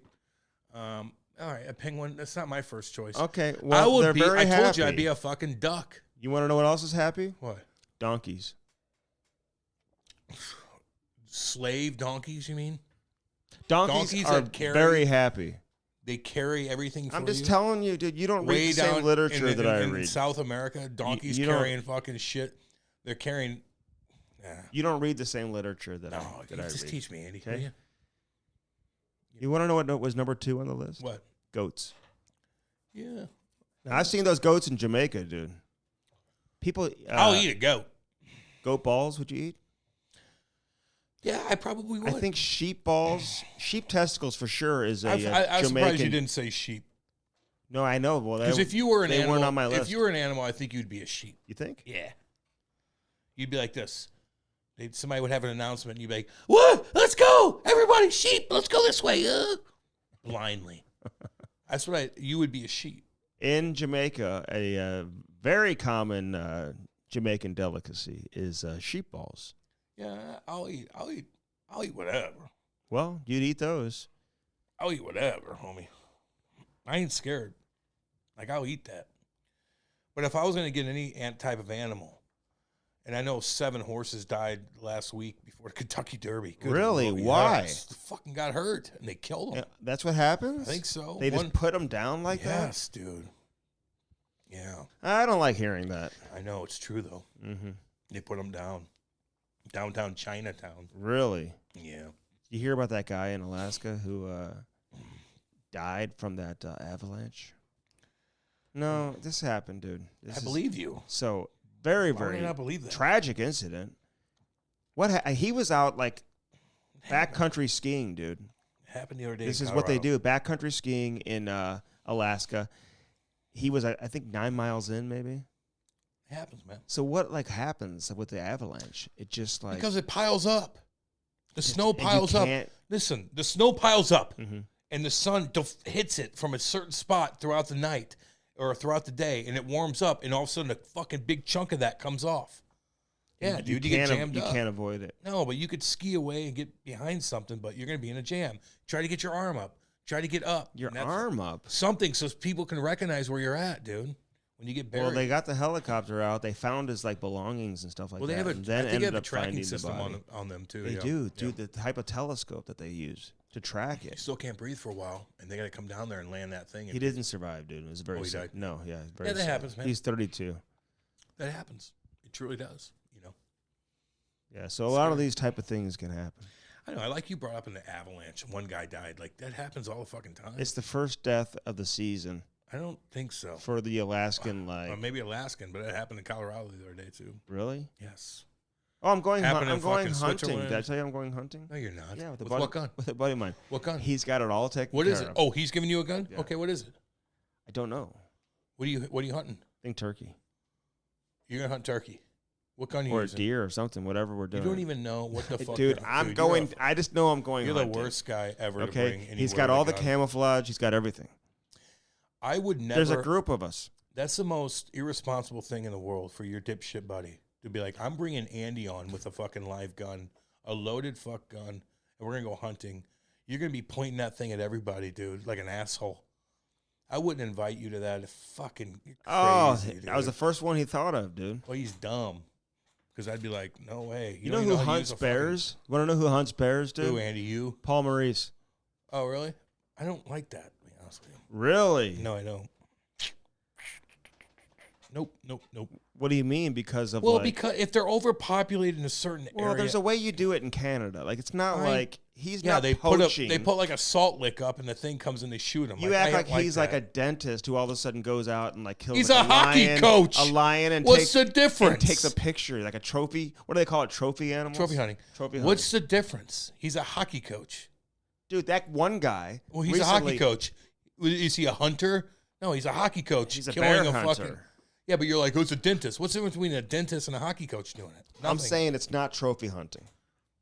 How about that is. one guy Yeah, the it other is. day? You had to have seen this story. Very big guy, who was trophy hunting lions, dude, and then he got eaten I know. by the whole Yeah. pride. I know. I saw that. That happened a couple times. So Now, what, listen. No. What happens with that? So do you think the other lions know? Hey, this motherfucker just killed No. our But, guy. You don't think they know? No, I think they're both like, what the fuck's going on? I'm hungry. But I do Okay. think that in certain areas, and I don't like killing giraffes. But there's certain lions, certain tigers, certain animals, predatory animals that are overpopulated, and one will disrupt a clan or whatever they're pack of something. a pride. Mhm. One will be crazy, and it'll kill other ones. So you have to put that one down. So you hunt for that particular one because it's disrupting the population. Yeah, So maybe. I get no, that's true. And I'm an animal lover. No one's giraffe hunting. Yeah, they are. Where? They're hunting all. Human beings are? Yes, they're hunting everything. And I think if something gets out of line, or it's getting old, or is sick, or is fucked up, or has something wrong with them that they can't cure, they'll have a hunt for them to depopulate it because it's going to disrupt the population, or whatever the case is. Mm-hmm. But if you're out there, the bad people are the locals that go out there and take rhinos that are doing nothing wrong and slice off their fucking their Beaks. their horns for ivory and stuff like that. Okay. And then they let them and they cut it off and they're just like sitting there bleeding. Oh my God! Who's doing the that? locals do that, homie. Now the rich people that pay from U.S. to go over there are specific animals that they give you the green light to kill because there's something You wrong. have with them. like a type Andy. of permission. Yeah. So it's not like you're, hey, look at that majestic lion under the tree. Boom. Well, they kind of do that, but that Some of them do that. specific lion did something or is overpopulating or killing people or da-da-da-da. They'll put you in jail. Fuck yeah. Fucking right they will. I don't like killing animals, man. Now, the deer in Missouri are so overpopulated. I almost hit one every day with my truck driving out yonder there. But and I get those too. No, I get a lot of deer. You live by a highway. In my backyard. You live by a busy highway. All over the place. So Paul Maurice, man, doing a hell of a job. I like what he's doing in Florida. I like his, but he is a bear hunter, dude. I like his and when he comes games. on with us, we'll talk about it. Get his ass on, yeah. He's got a very interesting voice. Like he never stutters. He's smart. Mm-hmm. Most people don't stutter. Dude. I mean, I do. But most people don't. You don't stutter, Andy. No, but I've I'm never saying seen you stutter in posts when you interview no, people. he just Never. is very smooth in terms of how He's a fucking coach. delivers He better be his smooth. Andy acts like somebody's a smooth talker. It's like an anomaly. No, he's a smooth talker. with a very deep tone. Yeah, I like him a lot, man. And you know what? The guys on the team seem like they like him. Oh, too. I just got a cameo. So did I, dude. I got one for the Rangers. The Devils keep winning. I keep getting these fucking cameos. Tell man. them to reach out to me if you're not getting back to them. Mine are on sale. And we're talking about my cameos here for a second, actually. Yeah, they're on sale. I've been doing a lot of cameos. I just got to get the money out now. Mm-hmm. I got $3,500 in that bad boy. Do you? Mm-hmm. I'll show you right now. Like saved up in the account? Yeah, I don't know how to get out. Well, you just hit transfer to your bank account. Yeah, but it just, last time Kate tried to do it, didn't work. How much money you got in there? Well, I cash out immediately. Do you really? Yeah. I don't save it in there. I just don't, I never know. See, because then you run into the problems that you have. Rather than you just can't get it out. I'll tell you one issue. I don't want to sell the company out, but I put a bunch of bets on the Super Bowl, prop bets and different other types. I won all this money, and I can't figure out how to get the money out. You won money in gambling? Yeah. With who? Like one of those gambling sites. Racket Club buddies? Oh. What's up with all these teachers getting in fights with students? I know. Like I saw some shit go down in my high school. Fucking I had a girl's water break one time in 10th grade English class. Yep. I was like, she needs to go to the nurse.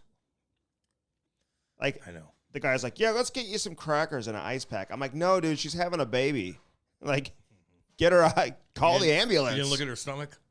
Call the ambulance. I remember a girl named Thelma. We were in 8th grade, and she came in. She was fucking pregnant. She was 13 years old.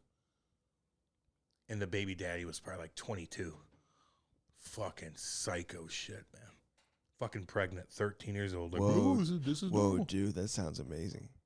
No, Thelma sounds hardcore. She was. 13 poor girls getting fucking banged out at 13 years old and pregnant. I didn't see a whole lot in junior high. Kids are very expensive, dude. Fuck yeah. I know they are. That's why I don't want one. Mm. No, I if Kate got pregnant, we'd have a kid. Don't get me wrong, she just can't get pregnant. So we're just gonna chill. You can do in vitro. I don't know. I don't want to force the issue. I'll have a fucking psycho There's on my hands. People you can talk to about that. I just want to let you know that. Andy, I know. There are people. people. You told me, Wideman told me. I know. You don't have to just no, it wasn't Wideman. It was OB. Throw your hands up. There's people. No, I don't.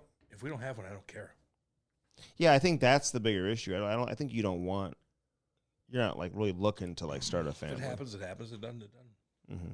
You know. Listen, I hang out with all you guys that have kids, and I compare you. And you don't even text to ask how she's doing, dude. And I when compare she's in the emergency your room. life to my life, and I'm like, wait a minute. She's in the emergency room, and you don't even. She's okay, dude. She rolled her ankle, man. She rolled her ankle. She's gonna be okay. I pick and choose when I need to.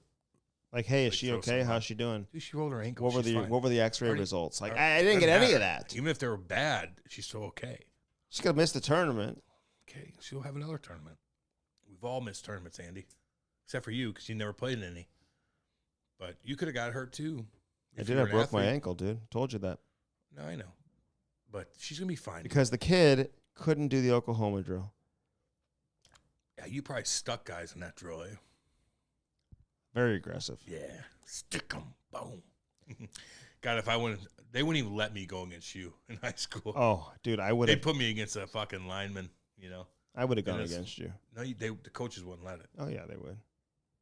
The school board would have fucking called that. I told you there were so many kids like in school, like who were like unbelievable athletes, like honestly could have, you know, it's amazing how like certain who makes it to the NFL and the NBA, like you got to have so many things go your way, and you got to be really committed at the end of the day.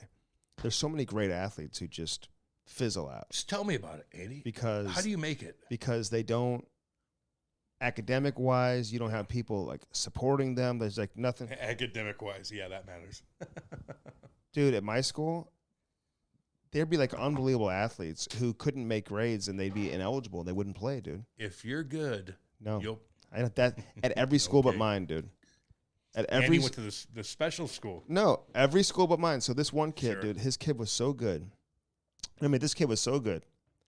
He didn't play his senior year of football because of grades, dude. And I'm like, why aren't these teachers, like, don't they understand that this is his way out? Football can, like, give him a completely better life. Why aren't they helping him make grades? They probably are. And they're just failing his ass. Anyway, so now he's got a kid who is like high school All-American now. You know what I mean? Like it's got got those genes. You know what I'm saying? Now he needs to make grades. Yeah. Look, I got booted out of school because I was making grades. Cam, every other school, dude, they wouldn't do that. Our school was fucked like that. They were like such like straight at you just had some of that going. You find a way. In most cases, yeah. Is that why you didn't make it? You think? No. All right. I'm just asking. It's got to be a reason. Did you get hurt?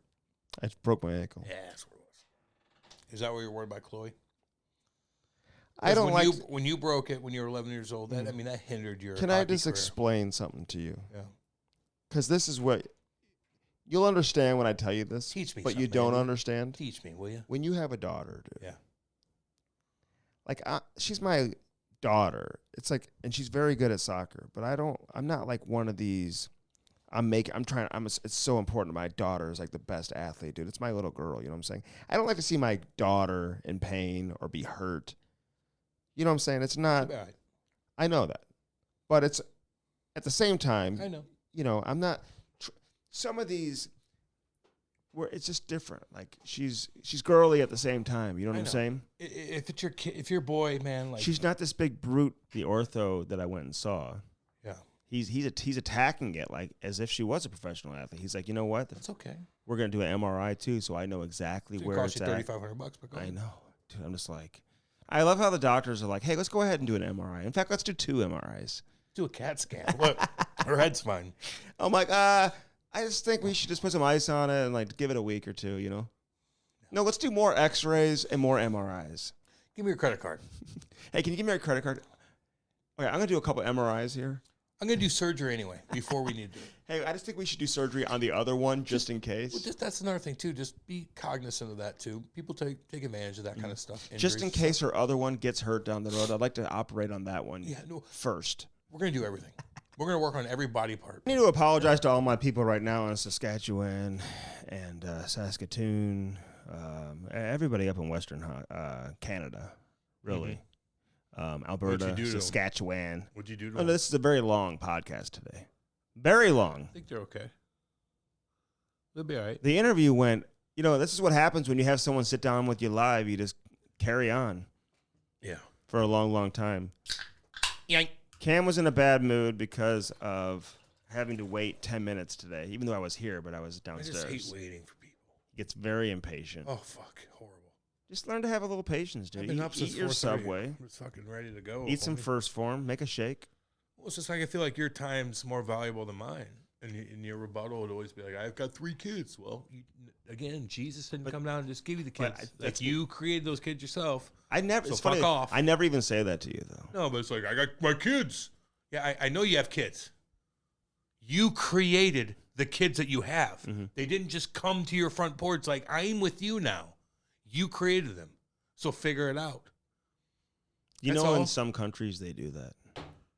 Oh, yeah? Which ones? Well, there's a number. Which ones? I don't want to call them out, but they will take your. And he acts like he knows things. They will take your baby from you at birth. In China, if it's a girl. Is that still happening? Fuck, probably. If you have a daughter, well, make sure. Listen, You're not going to live in China. You want to go to China? Go ahead with your 2 daughters. I want to go to Hong Kong. Go ahead with your 2 daughters. I want to go to Hong Kong and Thailand. Do some blow in Thailand. See what happens. Oh, God. I didn't say that. I know you didn't. I'm not doing that. I know you didn't. I want to go get some suits and get a massage. No, Thailand's beautiful, dude. Especially the coast. I know. We already talked about this. Colombia is another country that I'm looking to go to. Costa Rica. Colombia. Yeah, go to Colombia. Oh, dude, Colombia is awesome. Yeah. Medellin. Medellin. Yeah, go ahead. Are you like, you don't, what do you know about Colombia, dude? Fucking cocaine capital of the world, baby. Fucking cartel. In the 80s. Stuff, what are you talking about? That's not, people go there to vacation, dude. In Colombia? 100%. Fuck that. Look at the Colombia beaches. Fuck that. Look at the coast of Colombia. You can have a 5-star dinner, dude, with cocktails and wine and probably pay $40. I say you go to any resort anyway, you'll be okay, probably for the most part. Although there's some dead bodies on the beaches in Mexico lately. Just like dead bodies. Just showing up at shore? I haven't heard that. Not only do you have dead bodies, you got to walk over in Mexico. You got that dude fucking putting that cocaine up your nose that has fentanyl in it. You got to watch that shit. No one's doing that to you. Yeah, you're right, Andy. Tell me about realism. No one's doing that to you in Mexico. Like, yeah, no. Listen, all y'all, go to an all-inclusive. Go ahead. Cabo. Walk down the beach. Cabo, Tulum, Cancun, if you want to go to Cancun.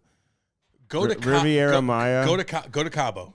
And you're fine at a resort, dude. No one's stuffing anything up your nose. Go to Cabo and walk down the beach. Walk down the beach. Oh yeah, they're tell me if someone's gonna ask you to like sell some. Hey, you just ignore them, dude. Okay, but they're trying to shove it up your nose. No, whatever. They do that in Jamaica too. They're selling goods. They're selling all types of products and goods. You just told me they're not, and I just said that they are. You said ignore them. But they don't like hassle you. They don't come over and hassle. The guy follows me everywhere I go. What are you talking about? Okay. I go everywhere. I go to a fucking restaurant. This guy follows me into the restaurant. Because you bought it on the first day. No, I didn't. He's like, I'm gonna follow this guy around for the rest of the week. I swear to God I didn't. I can go to the pharmacy and buy Adderall. That's all I need. I'm followed by this fuck boy. Mm-hmm. He follows me into a fancy restaurant in Cabo with all my friends that are like older, that don't party. Mm-hmm. This guy's following me around. They're like, who is this guy? I go, I don't know. I didn't buy anything from him. Mm-hmm. He follows me into this restaurant where the owners don't know what to do. Usually the owners are like, they know who he is. Why do you think they're not doing it? Why do you think? Why do you think they're not yelling at that guy not to bother me? Why? Tell me why. Because he's part of the cartel. He's working for the cartel, and they know it. Yeah. So I go into the bathroom. Place is packed. Even at the super nice restaurant? Super nice restaurant. Place is packed. He follows me a mile.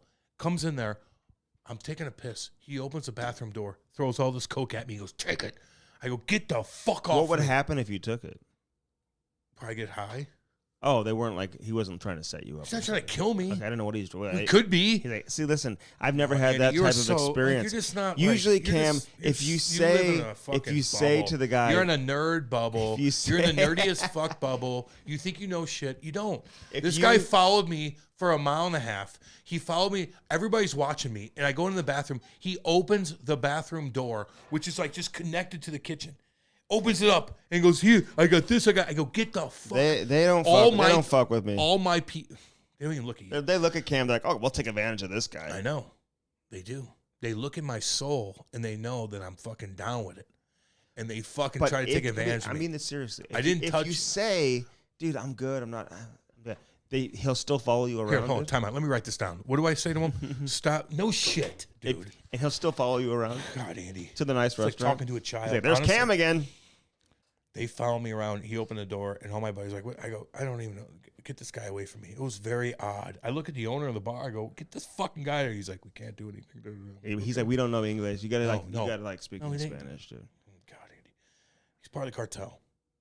They allow these guys to do that. I haven't had that experience, and I've been to Mexico. I can't tell you how many times. No. Well, you know more than I do, man. My bad. No, and we have had different experiences. Maybe I was dreaming. Same with Jamaica. Yeah, no, you're right. That didn't happen. What am I thinking? No, Andy, tell me what happened in my life. That was just that one guy. What else happened to me? Did I play? Did I do anything? What else? Andy, tell me more about my life. Jesus. Well, you like barbecue. Yeah, now you do. Everything I like, you like now. I'm entering. Find your own fucking thing. I'm entering. What do you like that's original? Like, what's your original thought in your life? Like, what do you do that's original? What? What do you like to do? A number of good things. answer. Original. I like barbecue. I like animals. I like weather. I like this. Cam, now you like it. Everybody likes that thing. Everybody Really? likes that. Everybody likes barbecue? Sure. Everybody likes weather? Oh, lots of people. Yeah. Everybody likes tornadoes. They like that. Everybody likes natural disasters. Everybody likes animal attacks. Oh, yeah. Mm-hmm. Oh, yeah. Everybody likes UFO sightings. Everybody likes it. No, they don't like that. Not everybody likes that. But now Andy does. But you do. Now Andy's an expert. I'm good for you. Expert Andy. I'm good for you. You're good for me. I'll tell you that right now. You are. The things I don't know about hockey, you know about. The things I know about life, you're curious now about. And I like that. I compliment you, homeboy, so you know. Just don't act like you're fucking, well, I was always in the fucking... No, you weren't. Until you met me. A lot of people, Cam, a lot of people. Yeah. My nickname at You don't even eat meat. the church I grew up at. You don't even eat meat. The nickname at the church I grew up at, they called me the weatherman. Yeah, they did. They called you the weatherman. You were this, you were that. You love animals. You love natural disasters. There's the weatherman. You love historical events. You love the Ice Age. Get out of here. There's the weatherman. You know. Football star. I did see a bunch of anvil clouds yesterday. It was No, you beautiful. didn't, because it was. Oh, it's starting to rain yesterday. Thank I may have seen one too. Thank you. Thank you. Sit down. Anvil clouds popping up. I'm like, God damn, boy. That mothership. You know what I'm talking about, the mothership. I don't. What? The mothership I'm not exactly familiar with. Remember the... Because I've been on all the big remember the network remember the weather channels, as you know, and I'm yeah. not exactly familiar with that. Remember the movie Independence Day? Remember when the first ship came through the atmosphere? Never saw it. Oh, Didn't wow. watch it. Really? Was that with Tom Cruise? Oh, man. Andy's so... Fuck. Andy was watching, like, post-game of, like, something. Like Highlights. He was watching WNBA for the first time. It was, like, the first game, and Andy's like, oh, everything's cool. We're going to go to a game this year. Who is? You and I. Oh, fuck. WNBA game? Brittany's first game, probably. She shaved her head. Looks great. No, they shaved it. Dude, she came back when they did the prisoner swap, which was like crazy. She loves the United States now, doesn't she? Yeah, she wants to help other people who Isn't that are funny? captured. I thought she didn't like the United States. I thought we were racist in every way possible. I don't know if she said that. No, I don't know. Right. No, No. No, you're right. She didn't say that. Nah. I don't know what she said about. I don't know anything about that. Yeah, she loves you. I focus more on her like perimeter game, her low post game. Yeah. Her ability to use her right and her left. She likes the U.S. a little bit more now. Offensive rebounding. Funny how that works. Defensive rebounding. Steals. Yeah. Analytics. Her analytics are excellent. You're an analytic kind of guy. You and Doobie. How's that going? Doobie. Hey, you gonna fight somebody, Doobie? Some Toronto fans are coming. I'm seeing them on Twitter. They're like, "Hey, it's not his fault. It's on the coach." I get your Andy. I kind of get that because Doobie's like, I got fucking Ryan O'Reilly for you. Yeah. I got all these cats. Yeah. I set up a team. Now you got to go do it. I completely agree with you on that. Sheldon Keefe, figure it the fuck out. Now he's fighting with fans, and he's got to go. He looks goofy, and he's got to go. He's got to go. He's done. Yeah. The nerd's done. Yeah. Okay, if they don't get out of this fucking round, which they're not going to do. If Shanahan won't talk to you, I don't know what's going on there. Yeah, I know. You got problems, man. That's internal fucking problems. You can't have it. Well, they're not talking to each other, hey, so I don't know where it is. To be fair with little Doobie, Mm-hmm. I know he's playing Pokemon with Mitchie Marner after the games, but the point is, like, he set that team up to succeed. He did. Like, he truly did. But he now, some of the also contracts and stuff like that. made some terrible contract I decisions know. in terms of how he handled his cap. I get all that. That's ownership, and that's everybody combined. But as far as going for it this year, he did that. And they got them out of the first round You're by right. making that one trade. But he's still getting fucking canned. But he still hasn't won a game outside of the and first he's fighting round. guys in the stands. Exactly. I agree with you. He's But embarrassing. that's a good point. He's embarrassing the brand. It's a good point that you made. Mm-hmm. That it's not necessarily all his fault. No. There's a lot more to it. Sheldon he went out and did his thing. Sheldon doesn't do it for me behind the bench, I got to admit. I know. He just doesn't. I maybe not. Just doesn't do it How for can me. he? How can you disagree with that? You haven't done anything. Mm-hmm. You are loaded. And that's the key. They haven't done anything. They haven't done anything. So how can you? But they pretended like they did something. Oh, fuck, Andy. Oh. And you got out of the first round. Listen, you beat a great team in Tampa Bay. So what? But you got outplayed. You played a Tampa Bay team that couldn't even stand up anymore. They've been partying for 3 years straight. They've never had a break. None of those guys have had a break. None of the big boys have had a fucking break for 3 years. And they still gave you shit. You should have stomped all over them. They couldn't even fucking move. Hedman has no legs. Stamkos is so beat up. Patty couldn't even move, and he's still making shit happen. They haven't fucking... Brayton Point is like going into the... Tampa Bay Lightning haven't stopped for 3 years straight. I'm not going to make too much of an excuse for them. Fuck that. They've been partying for 3 years They had straight. a 4-1 lead in the third period. They lost the game. Because they can't move. They can't move. They lost 3 games at home. They can't move. That would never happen to Carolina. They wouldn't lose. Well, they haven't fucking won 5 times in a row. Hardest building in the league to win in. They've won so much. They've been going at it so much. They have no gas left. Their big boys are so tired, dude. Yeah, you beat them. Good for you. Now what? Mm-hmm. Now where are we at? Now what? Doobie. That's the marketing slogan for Toronto. Now what? Now what? Now what? Now You're what? damn right, Andy. Now what? I want that T-shirt. Now what, T.O.? What now? Now what? God damn. Partying like Put you that fucking... on a shirt. Like you won a cup. We want Florida. You do? Whereas Oh, the Oilers, they went to the third round last year. They don't even talk about it. And they're hungrier than ever. You're right. Damn right. They don't even talk about it. No one even they don't even parties. No one's. We're getting more Bud Light. Where's Dylan Mulvaney? She's gonna get out of here. They didn't say that. I know. But I'm just trying. maybe they. Andy, can maybe I be funny? A couple of can them, I try to cheer? No, hold on. Maybe a couple of them were implying that. Probably. Why do you think Tampa gave him Bud Light? They could have given him any kind of beer. Give him Bud Light. They don't always have that many options there. Yeah, I bet they did on They got to go with whatever their I bet you they did beverage rights are. I bet you they did it on purpose. There you go. Drink that Bud Light. See what happens. Are you anti-Bud Light? No, I don't care. They're stupid for marketing. Don't get me wrong. If Bud Light was the only beer left on... Would I drink it? Would you drink it?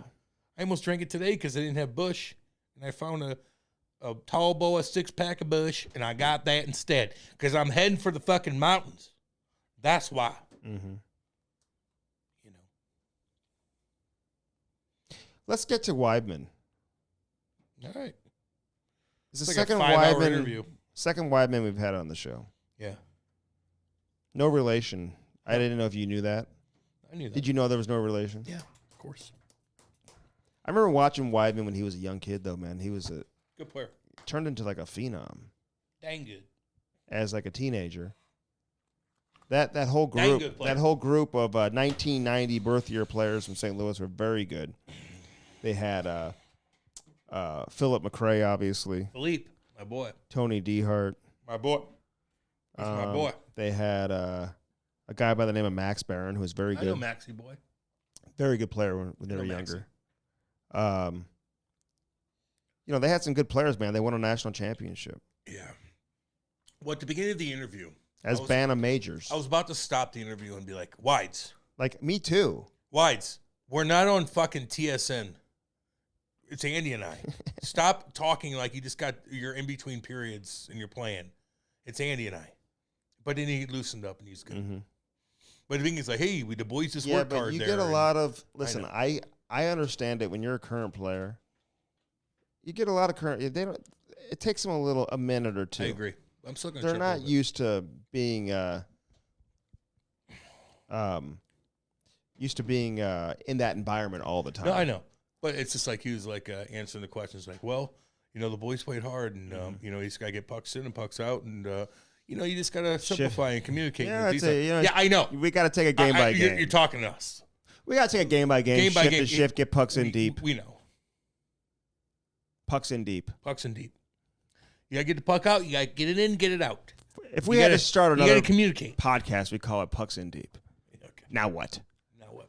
Now what, Toronto? Now what? I want those. Doobie-doo. Now what? Hey. I know, it's so weird. As weird as it sounds, if they came back just wouldn't shock me. Can I get into one more thing before we get into the interview? Yeah. If you're a GM out there and if you're a team and you want to truly take your team to the next level, like Gerard Gallant, man, like he just... Oh, I feel bad. I know. I like him. He just doesn't, for whatever reason, man. Now it's a trend. Florida, Vegas, New York, like all unceremoniously just drop him when it's kind of like, and this one maybe it was a little more expected, but he hadn't been there very long, and he always has like success in the regular season. I don't know what the issue is with Gerard Gallant and why general managers don't stick with this guy, why he can't be a long-term coach, why he's always such a short-term, it's like he's like on the 2-year plan. I know. I like him. So I don't get that. All right, the Cam Strick Podcast, as always, is brought to you by Hair Club Cam. You know that. Get that pill and get it today and find out why there's dozens and dozens and hundreds of solutions for you. Well over 1,200 locations sprinkled throughout North America, Cam. For our Canadian listeners, you should know there are locations close to you. Toronto, Montreal, Vancouver, everywhere. Here in the States, from coast to coast, baby. They're pulling for those Florida Panthers right now, baby. I see I see those Dasher signs. Hair Club during the playoff games, man. I love all of that. Get there and get there today. Explain your situation you're dealing with right now. Well, it's easy. All you got to do is set up an appointment to go in there and to get your hair consultation. Yes. It's like the most comfortable thing in the world to do. Mm-hmm. Everybody's like, I know when I walk in there, everybody's looking at me. No one gives a fuck. Get the fuck in there, dude. No one's judging you. Yes. Everybody that works there gets the game. You have your hair consultation, they'll just like take this little thing and put it on your head, and I'm like, you draw on yourself. Everybody's so like gentle, and they'll just tell you different options what you could do. They got an artist robot. They could do PRP for you, platelet rich plasma, which they take your blood, they spin it, they put it back in your head, they make your hair grow. PRP. They have a pill that you could have that has your hair on your head grow. Not in your body, just your head. Just your head. Yes. You looked into that because I was asking you about that. And your face too, and you probably need that as well. Really? Yeah, because you don't have a beard. Why would somebody want to? I mean, I'm just curious why they would want. Because when you have a beard that's thick, girls like it. When you don't have a beard, girls look at you like you're a vagina. So it's a big difference. Like a child? Yeah, like you're a little boy. So if you have a thick beard, they're like, ooh, I want to make love to you. But if you don't, they're like, you're a little boy. So the you pill want a balloon? can do a lot of different things. Yeah, the pill could help you. Yeah. Time. Okay. How does First Form help you? I am First Form. Hashtag I am First Form. Be like First Form, Nick. Be like all of us. Be like me.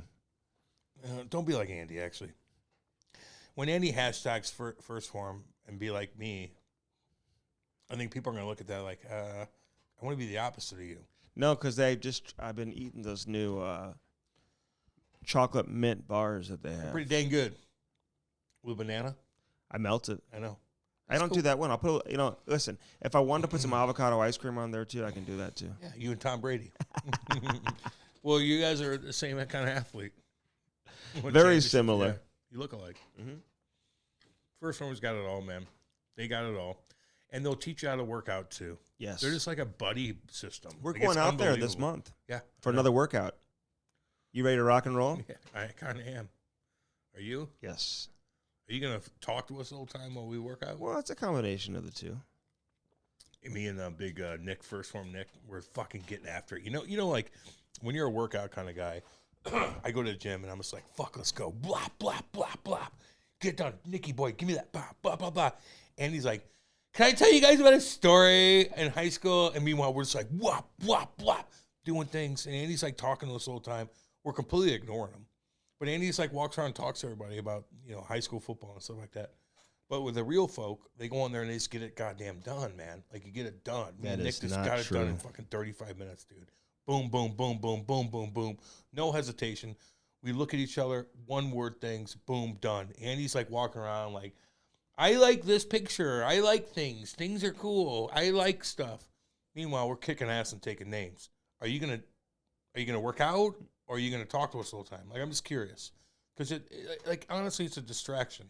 When you're a hardcore workout son bitch, like, you want to get in, you don't want to talk to anybody, you want to get the fucking shit done and get out. Andy's like, I'm here to talk. I'm here to talk, everyone. And we're like, no, I'm working out. I'm just taking pictures with people. It's all good. Andy, everybody loves you, man. Don't get me wrong. You're you know. But on the other hand, I think like when people are working out, they're like, get the fuck away from me, you know. Yeah. But they like you. You know, like, But they're like, I like to keep it light inside the gym. I know you do. You lift light things. Everybody else is fucking pumping heavy. And while they're pumping heavy, Andy's asking them about their fucking who's going to get drafted in the NFL. In reality, we got after it actually in the weight room, and I couldn't wait to have that shake afterwards either. Yeah, that's the best part about it. You needed that shake big time. I did. Talking all the time. I got bigger, just from that one. Hey, if you get big, it ain't good. That means your stomach's getting big. Yeah. Well, I got from that one workout. What do you weigh? 180? Probably 130. No, like 175, probably in that range. All right. That's pretty good, huh? You should probably be 150 cut up. I could play in the NHL at 170. Yeah, a power forward. Not power forward. But again, man, in reality, though, first form, dude, it's for everybody.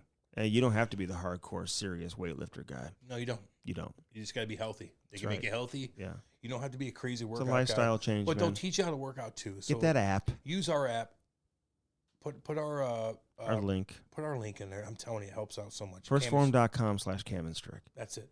Firstform.com/Cam Strick. So we have a little bit of fun, but in reality, man, if you don't ever feel intimidated about going to the gym. Hell no. Or working out. Or using First Form products.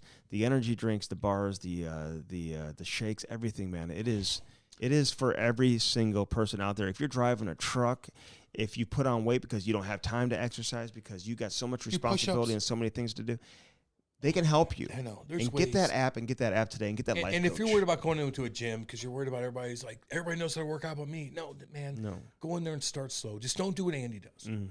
Don't talk to people. Just go in there and nod and like, am I good? And then do your thing. Yeah. And no one's watching you. Don't think of, just get your shit done. Get it done. Figure it out and get out. Yeah. Don't go and talk about draft picks and Connor Bedard to people. They have no idea what the fuck you're talking about. Mm-hmm. Just go get your fucking shit done and get out. That's it. Okay. Very good. Don't be Andy. No. Talking to everybody about music and stuff. And they're like, I'm working out, motherfucker. Mm-hmm. God damn. It's not a social event. I do work out in there. No, you don't. You talk. And then I go home and sharpen my skates with a Sparks skate sharpener. Yeah, man. Don't be like Seth. Don't go to Seth when you rely on it, man. Ty played in a tournament this past weekend. I couldn't imagine if I had gone to Seth beforehand. I've been toe picking like no other. Creeping your daughter out. That's what he's doing. Jesus. Sharpening your goddamn skates. Fuck that, dude. Get the Sparks, man. Get the Sparks. Don't fuck with this kid. Disaster. Get it today. You won't have any of that at Bellman, I can tell you that. Well, by the way, Sparks and Sparks.com, use that promo code Cam and Strick and get your Sparks and get it today. At Bellman, you've got no what, Cam? Swinging motherfucking decks. Bellman.com, get that Buick GMC, get it today. Get that Chrysler, Dodge, Jeep, Ram. Say hi to everybody over there. Hey, dudes, Bellman, what's up, homies? Love all you guys, man. You've been here since day one. We love you. They are the best. Yeah, fucking A. You talk about commitment, man. Loyalty. That's what you get from them. Hey, new car inventory, by the way, is starting to build back up, Cam. Did you know that? Yeah. Shop now, anytime. Bellman.com, baby. They'll help you custom order your new vehicle to make sure you get exactly what you're looking for. Options, color. You know, I tried to go to a different place. I ordered a car, Cam. It came back the wrong color and the wrong model. Was it cool looking? I didn't want that one. You didn't like the black on black? I wanted that one. It came back a different color. Oh, really? Different model. Fuck that. True story. Bellman is always looking for more used cars, too. So if you have a used car, you want to get it off your hands, no better place to take it than to our boy, Danny Boy, Kenny, everybody, Dale, everybody out there at Bellman. They want it. So bring your vehicle in for a quick no obligation appraisal. Go online to either store's website and see what it's worth in just a few clicks. All right. Let's get to the one and only. Oh, and they'll bring you sushi, too. I mentioned that on my Instagram story yesterday. People are responding and commenting. They're probably like, oh my God. A lot of people are getting back to me. Another cameo. I mean, they're coming in left and right. Prove it to me. Let's get to Wideman. Prove it to me real quick. Chris Wideman on the Cam Strick Podcast, baby. Hairclub.com, baby. Oh, you're damn right. Go to our landing page today, hairclub.com/Cam Strick. Regrow, restore, and replace that hair. Don't wait. Now to the interview. Did you have trouble finding the studio? I did, yeah. I was dropped off by a friend this morning, so I was wandering around Clayton and, getting to look at all the sites. It's like texting me. He's like, "Where are you?" I'm like, "Dude, I'm in the parking lot." He's like, "Am I in the wrong parking lot's spot?" a fucking disaster out there, man. Man, I got my Hoosier ass truck out there parked on the line. Why are you driving the truck today? Because I didn't want to. It's too cold to drive the Jeep because I don't have the doors on it. And then Kate got to do shit. Mm-hmm. She got to run errands. Yeah. So I need my fucking truck. How's Montreal? Montreal's great. You like living there? Like the whole thing, like the whole experience? Is it like nothing you've ever experienced before? Yeah, no, it's definitely another level. Just in terms of a city, it's got a lot of life. There's a lot to do. Not saying that St. Louis doesn't, but it's a different lifestyle. It's a little bit quicker. Dinners are a little bit later and a little bit more nightlife. So, any hardcore carjackings down there like St. Louis? Well, are there murders? Where's the wrong turn? Are there execution style murders in front of children anywhere? Do you tell your buddies in the rip like, "Hey, this is where I'm from," and they're like, "Damn, like, keep your head on a swivel." I can't comment on the. Don't fuck with Wides. He's from St. Louis. There's not many guns in Montreal, baby. I can't comment on the crime. Really in either city because I don't spend enough time in either. But I do know that this past year we had a 3-day stay over in St. Louis when we played the Blues, and that was guys' real first time at getting experience of St. Louis outside of downtown and the handful of restaurants that are down there. So guys got to see. We stayed in Clayton here and they got to see kind of the stuff that I experienced as a.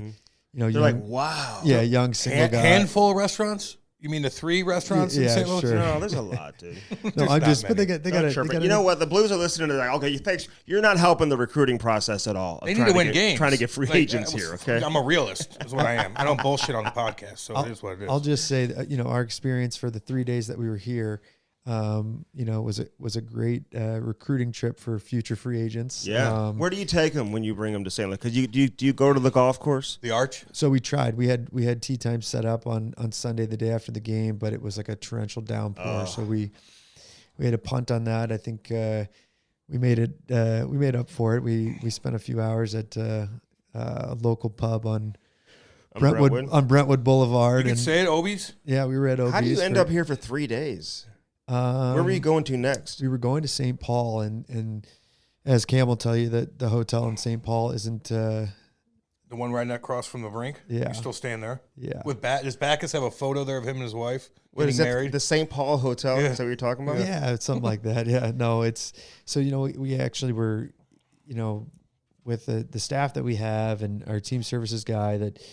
Collaboration and deciding, we're going to stay in St. Louis instead of traveling to Minnesota. Mm-hmm. We have a player that's from the city and can, kind of host a little bit. That was really. They're like, they did that. They're like, Wides is from St. Louis. He'll take care of everything. St. Louis, and Wides will take care of all the boys. I mean, it wasn't really, it was the team services guy was like, hey, we're deciding between staying in St. Louis an extra night and or traveling out and going to Minnie, and I'm like. I don't even know why we're having a discussion about this. It should be dude. You're gonna show them a good time. A no-brainer. No so we had a good time, but no, it was really obviously special for me being back and at this stage of my career and being able to share an extra few days, having a lot of friends and some family come watch practice for 2 days and that's cool. Get to spend time with some of my teammates that I've grown pretty close with over the last 2 years and it's just a special deal. So, and they got to see St. Louis and everybody enjoyed it. So it was cool.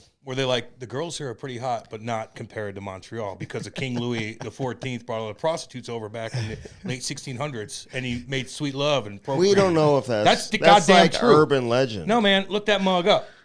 He procreated, and that's why there's all kinds of good-looking chicks. Is that why it's a very nice city? Telling you. Yeah. Telling you. Yeah. Good old King Louis. Well, yeah, so I guess I'm trying to put this one.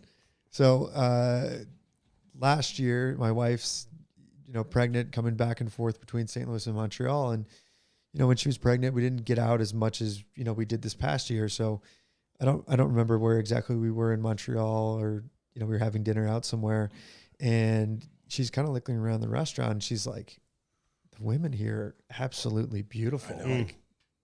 Like, how did I never notice this? And I'm sitting there looking, I'm like, I never noticed either. Yeah, you got to play that one right. Hey, if the women notice, they always know. Like, I didn't know there were women here. Girls evaluate girls more than anything. Yes, they do. Damn right. And they know. And then they know. They're like, you're not playing here again. Did you ever, were you thinking, first off, hold on, when you're out in Montreal, are people like, oh, my God, there's Chris Wideman?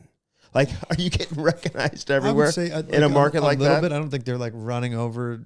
But, like I said, my wife's back and forth. And, when she's not there, I spend probably every waking hour with Cole Caufield. So when we're at a restaurant or at a cafe having a coffee, I feel like I'm, in the Beatles or something, man. It's absolutely insane. And for somebody like him, yeah, man, he's just, how old is he? I mean, to be a superstar in that city, what is he, 21, 22? 22. And it's funny, he had never seen the show Entourage.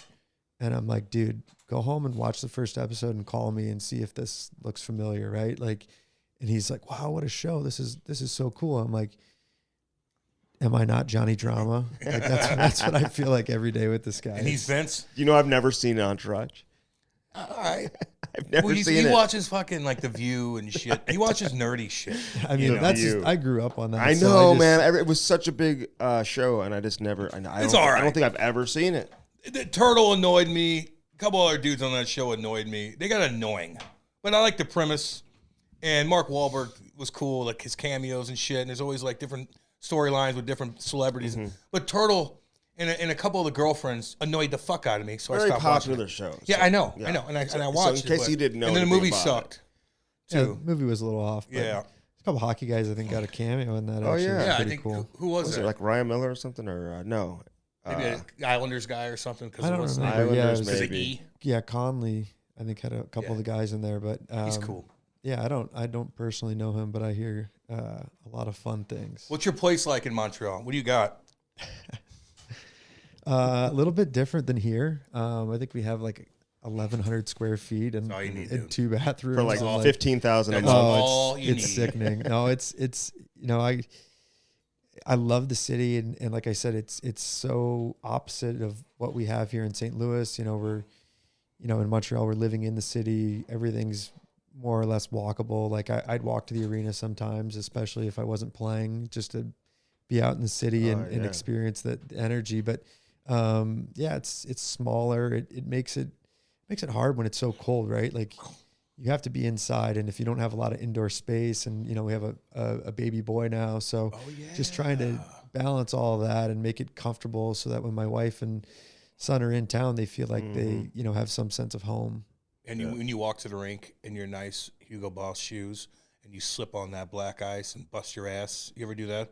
Well, I think that was my 11th year pro, so I've moved on from the Hugo Boss. Oh yeah, I'm out of that guy. Is everything Hugo Boss, man? Well, I just said something. What is it now? Gucci or something? I'm out of the loop, man. I wear free stuff all the time. No, I look like shit. I wear the same thing every day. I'm out of touch. You look like you'd still play, man. You hear that, Andy? Well, you hear that, Andy? You should see him play. I invited your brother to Nashville, by the way. I didn't know he was still playing, but I wanted them to come down to Nashville. What? That's a great segue. My brother, Alex, just finished his hockey career. He was playing for the Indy Fuel this past year. Is he really done this time? I don't know. He had 75 points. I know. I went to watch dominates. I went to watch a playoff game, and I'm funny. like, he had 11 shot attempts. I'm like, this is. Where'd you watch the playoff game? I went to Indy. Was it after your season was over? Yeah. Oh, wow. It was the first pro game I've ever seen him play. Really? Yeah. Man, that's cool you were able to do that. So that was really Does special. he ever see you play? He's seen me play. Okay, yeah, this is great. So the first 4 or 5 times he saw me play, I think I was a collective, combined minus 30 in 4 games. Ain't bad. And a few of those were playoff games. One was a conference final, Eastern Conference final game. So then we had this running joke for a while. We're like, dude, no more fucking games. Just watch on TV. I don't need this in my life. And then he goes away and plays in Europe for a few years. And last year he comes and sees a game in Columbus. And, our team was playing a little bit better. Marty was coaching, And I was having probably the best little run of my career. And what do you know? He shows up and I have a shit game. That son of a bitch. Where was this? Where were you playing? In Columbus. No, who were you playing for? Montreal. Oh, okay. Yeah, so, Yeah. Oh, you had a shitty game in Columbus? That sucks. yeah, but what are you going to do? You gave up that number 20, though, man. That was very nice of you. And how does that go down? Does somebody ask you to do that? Well, I've become pretty good at reading the room, right? Yeah. So I'm there. We just draft a First kid overall pick. overall in a hockey market where I don't know how many thousands of jerseys they sold, right? Oh my! And the draft was in Montreal. I was there for that, and the house went I was there crazy. too. Yeah, I was you there. were It was nuts. You were doing like a signing. It was awesome. It was such a cool experience to have. Our in our home arena, we have the first pick, and I get to be there. I'm sitting in the owner's suite with his family, they are the coolest people in the world. And so I'm like, all right, I'm number 20. This kid's worn his whole life. How am I going to keep this number? He wears something else. And then when I'm gone in a few years, he switches to 20. And now all these fans have to buy new jerseys. I'm like, you know what? Why not just move on? I've worn 6 for, almost my whole career. Yeah. It was available. Oh, perfect. So it was a easy opportunity for me to do something nice, but also, get into a number that I've, worn my whole life. So it worked You're out. for the people, Wides. That's what you are. You're for the people. And he would have kept that fucking number. I would have asked for like a Rolex. He wanted 99. He would have asked for 99. I'd want a Rolex. No shit. Trip to the. So why do you hang out Turks and Cole Caicos. So Cole Caufield, cool cat, it's a big age gap and shit like that. It's a big age gap. I mean, he's he's cool like shit. he's like one of my best buddies, and he's 11 years younger than me. We have I always joke with him like, you got more in common with my son, but he's cool.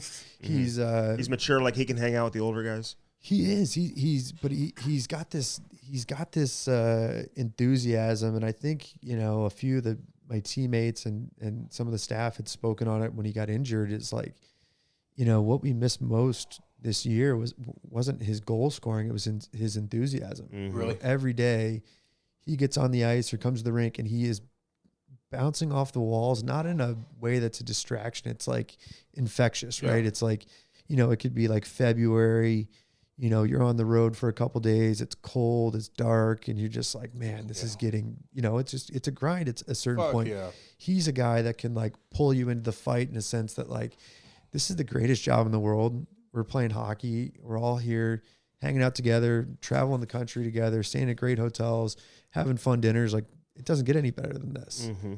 So we've become very close, and I'm excited to see him come back healthy next year with a new contract and hopefully score a bunch of goals. He's unbelievable, that guy. Is this Connor Bedard gonna be like him a little bit? I hear a lot of like comparisons. I don't know. I haven't watched him enough. I just know, people see Cole as, the goal scorer, and he's not just a goal scorer and a great player, great person, but like the way he works, like his skills and stuff in practice, like just this whole young generation coming. I mean, they are so talented, but the one thing, and they're more talented than I ever was, or a lot of the guys that were, my age, they're raised a little bit different. Like when we were coming into the NHL, we were always told, you're too young. Mm-hmm. You're too young. Mm-hmm. Sit here, watch, learn, and then you'll be ready, right? These guys are coming out of junior and out of the U.S. program. Like, you deserve to play, and you will play if you're able to, right? So all these kids come in, and they're talented, and they work hard, and they're in great shape with the mentality like, I should be playing. I should play. So they're not like intimidated. No, they're not like here. Like it's like Patrick Berglund the other day. Like Andy Murray, the head coach, told him, "Hey, he and Oshie, they made the team. They said, you guys don't say a word. All you do is listen. Don't say anything. Just go in there. Don't say a fucking word. Yeah. Sit down and listen. Oh, okay. Yeah, and God. We had rookies on our team this year that nobody really had painted to like make our team or play with us the whole year. But these guys played so well, and I'm like sitting there, all of us are sitting there, and I think, that probably the fans and staff management too are sitting there like, okay, you don't just like wake up one day and you're an NHL player. Mm-hmm. It's such a grind. It's such a hard league. It's an every night league. You got to be on every night. like you're almost waiting like, okay, like, you know, in 2 or 3 games, these guys will, you know, revert back to what they were before, or they won't be able to handle it. And they all played great all year. And I'm just like, okay, it's this new mentality. It's like, I'm ready. I don't care how old I am, and I'm going to play. Yeah. Unless you're Shane Wright. And it's cool. Well, no, he thinks he's ready, though. Well, that's what they all think they're I know, ready. but it's sometimes it's funny. not. I remember, like, even like a Clayton Keller at the draft, doing an interview with him when he was drafted. And he looked like he was like 11 years old at the time of the draft. And I was like, how much time do you think you need before you can play? He's like, maybe a year. Like, straight face. Maybe if that. You know? And I'm like, damn, he's so confident. But, like, how do the veteran guys react to that? Like, I think it's obviously a mixed bag. I think, you know, in the position I was in, my role on the team, like, I'm trying to be a facilitator. Like, hey, like, you know, you're going to fuck up. You're going to have off nights. Someone's going to make you look like an idiot. The league is that good. It's how you know, manage to that, especially in the market that we're playing in, right? You know, one day they're going to, you know, build a statue for you outside the Bell Center. The next day they want you playing in the Vol. They're going to burn it. You know? Do you hear all that? That guys pay attention to it. For sure. I think that it's naive to say that guys don't. I think that certain guys probably handle it better than others.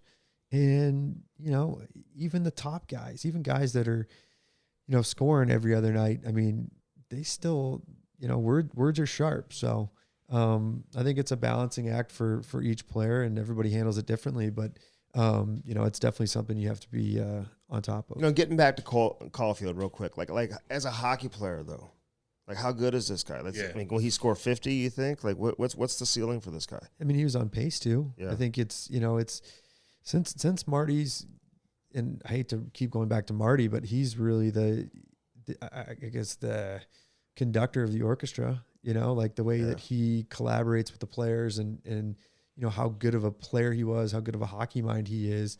You know, I really think, you know, we've focused the last really year and a half since he's been there on 5-on-5 play. He hasn't really brought his like power play brain and shared that yet. And I think that's probably like the next step, you know, and once Cole finds his, you know, shooting space over there, I mean, he's going to How is Marty? Is he cool? Easy to talk to?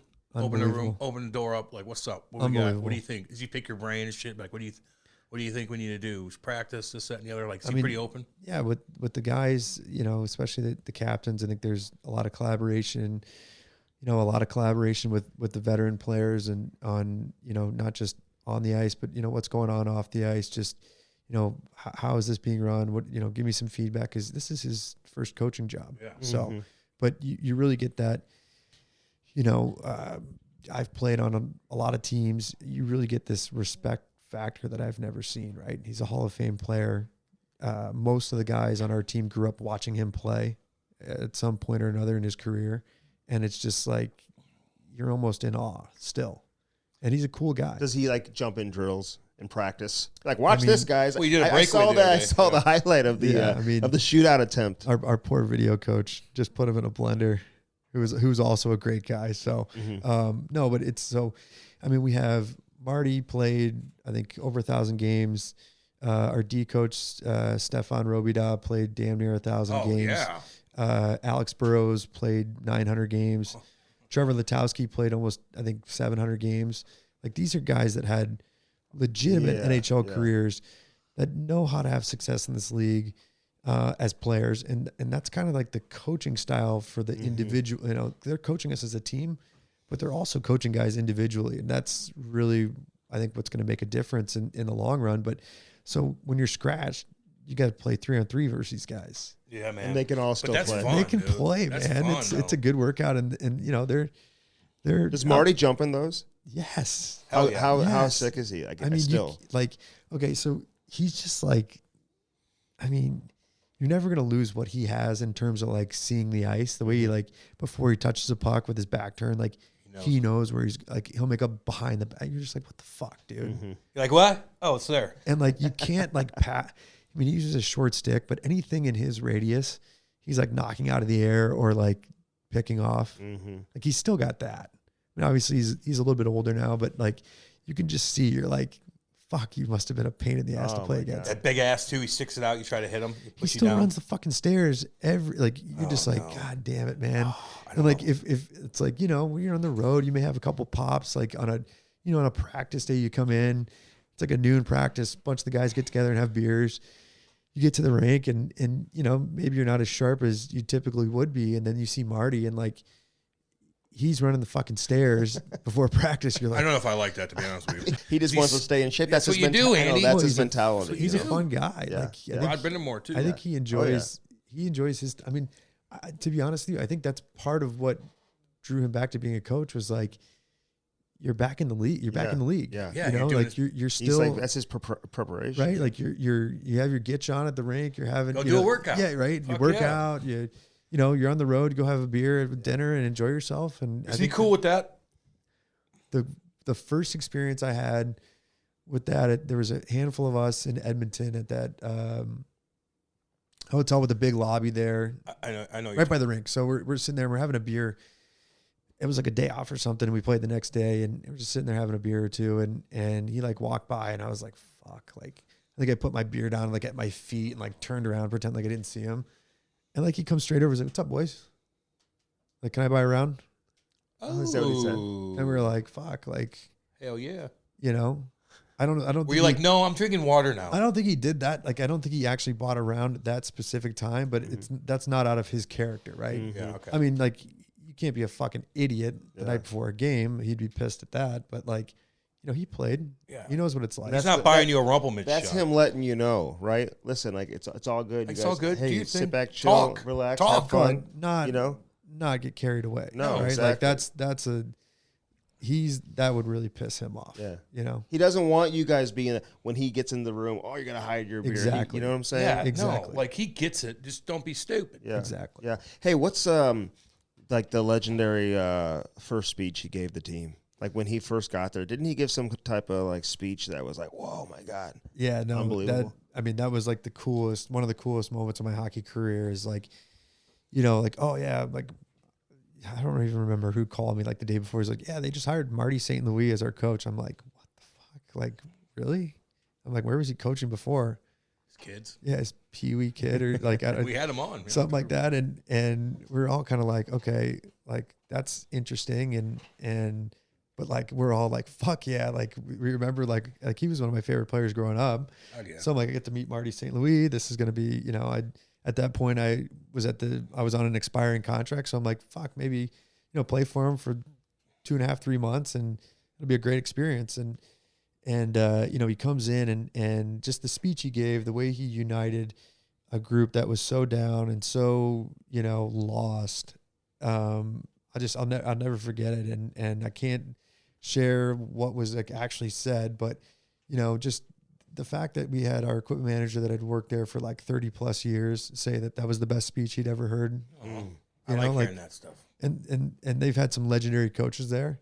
I mean, that's pretty cool. And just to be a part of that moment and see the look on the faces of guys that will be there when they win a cup eventually. It was pretty cool because I was there at the basically inception of this. But was it like a motivational? This is what we got to do, guys. I did it, or was it just more like I'm coming in and talking to the guys? Like he had it all prepared, or was he winging it? It looked like. I mean, he's a very calculated guy, so I would probably guess that he had that prepared, but he didn't speak with notes. Like it was very genuine. Part of what I can share is he looked around the room and he said, "I've literally been in every single one of your shoes. I've been the guy that's been a minor leaguer that everybody wrote off. I've been a guy that's been up and down. I've been a guy fighting for my job in the NHL. Not drafted, right? Undrafted. Yeah, he's undrafted. He's like, I've been a full-time player. I've been a cup champion. I've been an all-star. I don't think we have any league MVPs currently in our room, but he's been a Hart Trophy winner too. Yeah, though. I mean, so it's a unique experience to learn the game from somebody that not many people can say that created a career out of I don't want to say nothing because obviously he had talent and a drive like not many other people, but he created a career out of basically nothing. He's not a big guy. He's got tree trunks for legs though. got big Like legs. he's about Andy. looks like He's about me. Andy. Looks like you, Andy, but have muscle. Yeah, he's got with big muscle. legs. Big muscle. legs. Man. What's the owner? How'd he make his money? Who's the owner? Molson, dude. Oh, Molson. Yeah. Fuck, sorry about that. Jeff Molson, yeah. Jesus. Jeff Molson in there. And you know what's cool about Jeff is he's around? He's around, man. He's around, and he's like, "What's up, Chris? How's Henry doing? You know, my son." Does his grandson? I think he goes to college here in St. Louis. Somebody told me it was Rick Zombo. Told maybe me. a nephew. Like a nephew or a grandson goes to Lindenwood University. His kids are in school up Oh, east, really? but Yeah, Lindenwood. plays. I think he played hockey there. Maybe. Molson. What a good gig he's got, eh? Yeah. So he's the owner. So he's around all the time. yeah, he's around a lot. His wife is like we had there was a country show. Luke Combs was in town. We had a day off, and we all went to the show, right? So he finds out we're all going to the show. He's like, "Hey, why don't we throw a party? We can use the locker room in the lounge, and I have 2 suites. You can be in a 300 level suite, or you can be in a skybox, and then I'll have a little area for you guys if you want to stand stage side. You just tell me, and you can move between the 3. I'll have security that'll take you wherever you want to go, and we got beers and a bartender in the locker room." There it is. I'm like nobody's doing that. There it is. And his wife and him and his wife are there with their kids who are in college. You know, like they make you feel like you're part of a family. Mm-hmm. I mean, he sent me the nicest text message the morning my son was born. And like, you know, a lot of owners on other teams, it's not really the same deal. So he's invested. He loves the team, obviously. He understands how important the team is to the city and the culture and really all of Quebec. And, you know, he does a great job. Damn, boy. Owns a beer. Owns beer company. Molson owns the Montreal Canadiens. Jeez. Well, Tom does too. I know. And Tom would send you a text too when you Tom had would. a baby. Yep. You know, there are some owners that would do that, but Yeah, there's no, something to be said for those that are like connected to the team. I don't know Yeah. what the situation No, is here. I but bet most won't. Yeah, no, it's You know, just probably wouldn't. It's a thing where, you know, if you see him or his wife or my wife sees him or his wife, like they go out of their way to make you feel like you're a part of their family. Mm-hmm. And that's really cool. Next time Pantera comes to town, I'm going to text Tom. Like, I want 3 different levels. I want beer. Yeah. Well, that's next level type stuff. Yeah, I mean, no, to that's- like and have that's big dog shit. they have like the bar going. That's how they're in the locker They're room. gonna build this thing, man. Like this is gonna be. I think there's gonna be a run of 8 to 10 years where Montreal is a powerhouse in the East. You might get the big boy, it's too. coming. You don't know. Like say You don't You don't know. You might get that motherfucker. You don't never know. And him and Cole Caufield would be sniffing around that And whole city. What about Nick Suzuki? Yeah, dude. He's pretty sick too. Pretty good Dude, player. he's like the people. I remember he signs his contract. I didn't even know the guy. This is training camp last year, and all I'm seeing is this is terrible deal. He's overpaid, and like after last year, I'm thinking to myself, I'm like, this kid is so legit. Just the way he works, his mentality, his personality. He's a quiet Good leader. captain. Quiet leader. Like guys look to like it could be an absolute shitstorm. And like he just is calm. He's like, this is probably our only way out. Let's try this, right? And everybody follows. And I love that about him. And I love that he's still so young, but he's very confident in how well he prepares and how good of a player he is. And the guys follow. So How's that Jack guy? I was going to ask that. Wi-Fi. Didn't your buddy give him the nickname? yeah, it was my buddy from high school, Alex Reardon at Chaminade.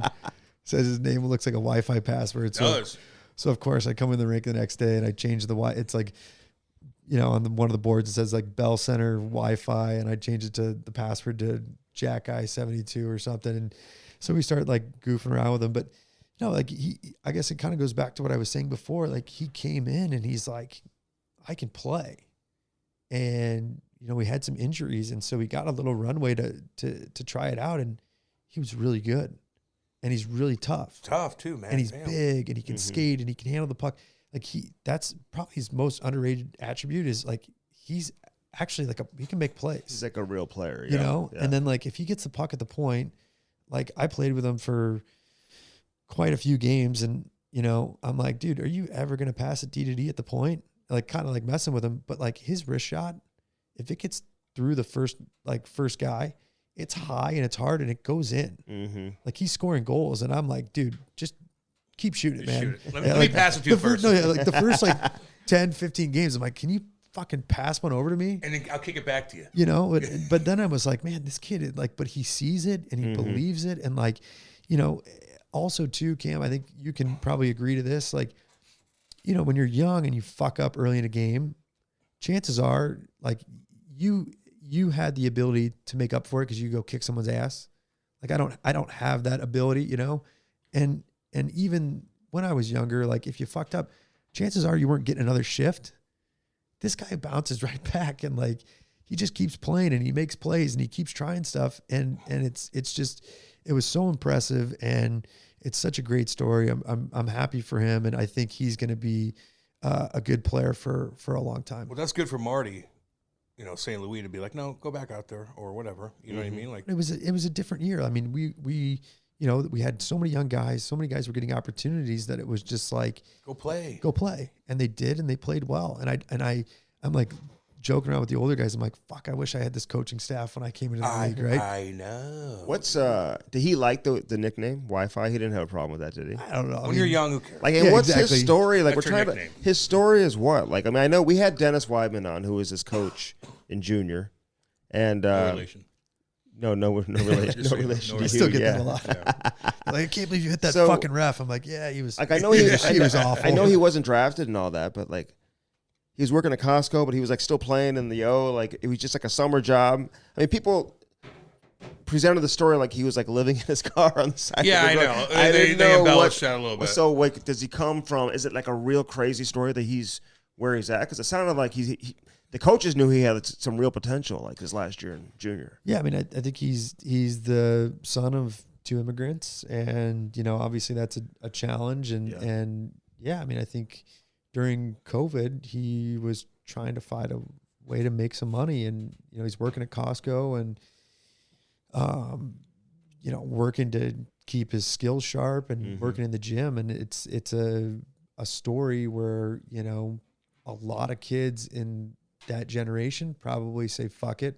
Yeah. I'm never going to get a chance. I'm going to go sit on my ass and play video games and watch Netflix, and I'm going to keep this job at Costco. And that might be, you know, that might be my life. Maybe I get promoted to a manager or whatever. Like, you know, like, I don't think that was like far off for where he was in his life, but he has a different mentality. He knew that he has this inner drive. He knew that he has, you know, he's blessed with size, but he's also blessed with a work ethic to turn that size into, you know, kind of the total package for a defenseman in the NHL. He was young though. Yeah. It's not like he's Kurt Warner working fucking. But it's a great story. And like, when did you guys first know he was tough though? Like, when did you know? So they went away like on the rookie camp. And I heard something about him in the OHL the year before. He like just beat the shit out of somebody. And so they went away for the rookie camp, and the guys from the team the year before went away for a little golf weekend, and somebody got sent a video clip of him just dropping some kid at the rookie tournament. So we're all watching it, drinking beers on this golf trip. And we're like, all right, like, there he is. I hope he's on my fucking team in training camp. Were you thinking he was going to make the team at that point? No. Okay. No. And like, I remember like the first training camp list like came out, and we were like paired together, and I'm like, thank fucking God. Like, you know, so now I'm like messing with all my buddies. I'm like, yeah, I was just talking to this 72, because I couldn't even say his name at the time. I was just talking to the 72 guy. He's going to come after you tomorrow in the scrimmage, you know, like all my buddies on the other team. And so, you know, it was like kind of a cool deal. Like, he's in camp, like plays well, like he's playing well in the scrimmages, gets in the exhibition games, plays well. And, you know, obviously, you know, we all know the story now. Did he go after anybody in the scrimmages? Because we don't see that too often now. No, I don't think that's the thing about him. Like, he gets it, right? Like, he could literally run around all game and the D-man though. But I'm saying, like, he could be an idiot if he wanted to, because there's, I mean, maybe a handful of guys in the league that are really willing to fight him now. But he understands that, you know, you can make X amount with your fists, or you can make quite a bit more. You can combine the two, right? You can make quite a bit more if you're focused on playing the actual game. I want to talk about Russia. Oh God, what was going on? Playing in Russia, like how would you describe that experience, man? Is it something you would do again, or were you like, oh my God, this is exactly the way they describe it? You wake up, you're just in Russia. You're in Russia. Yeah, no, I Mother mean, Russia. So like the initial shock of it was like, you travel over there, you get to Moscow. Sheremetyevo Airport is like the size of, a small city. It's absolute chaos. So you land, you try to cross the border. They see that you're American. They bring you into like a different room, and you sit there for I was there for like 2 hours, and I was. What are you doing in there? So fucking scared. Like your phone's not working yet, and like I'm just like, they've taken your passport, and you're like all of your luggage is still like, you don't have your luggage yet. So I'm like, fuck, here we go. I'm gonna get robbed. I'm gonna get shaken down. Like, Brittany Griner. Yeah, I didn't know what was going to happen. Well, they had to go through great lengths to get her out, dude. They wouldn't have done that for you, just so you know. They don't give a fuck about you, boy. You'd still be in there, dude. I understand that. So I get through.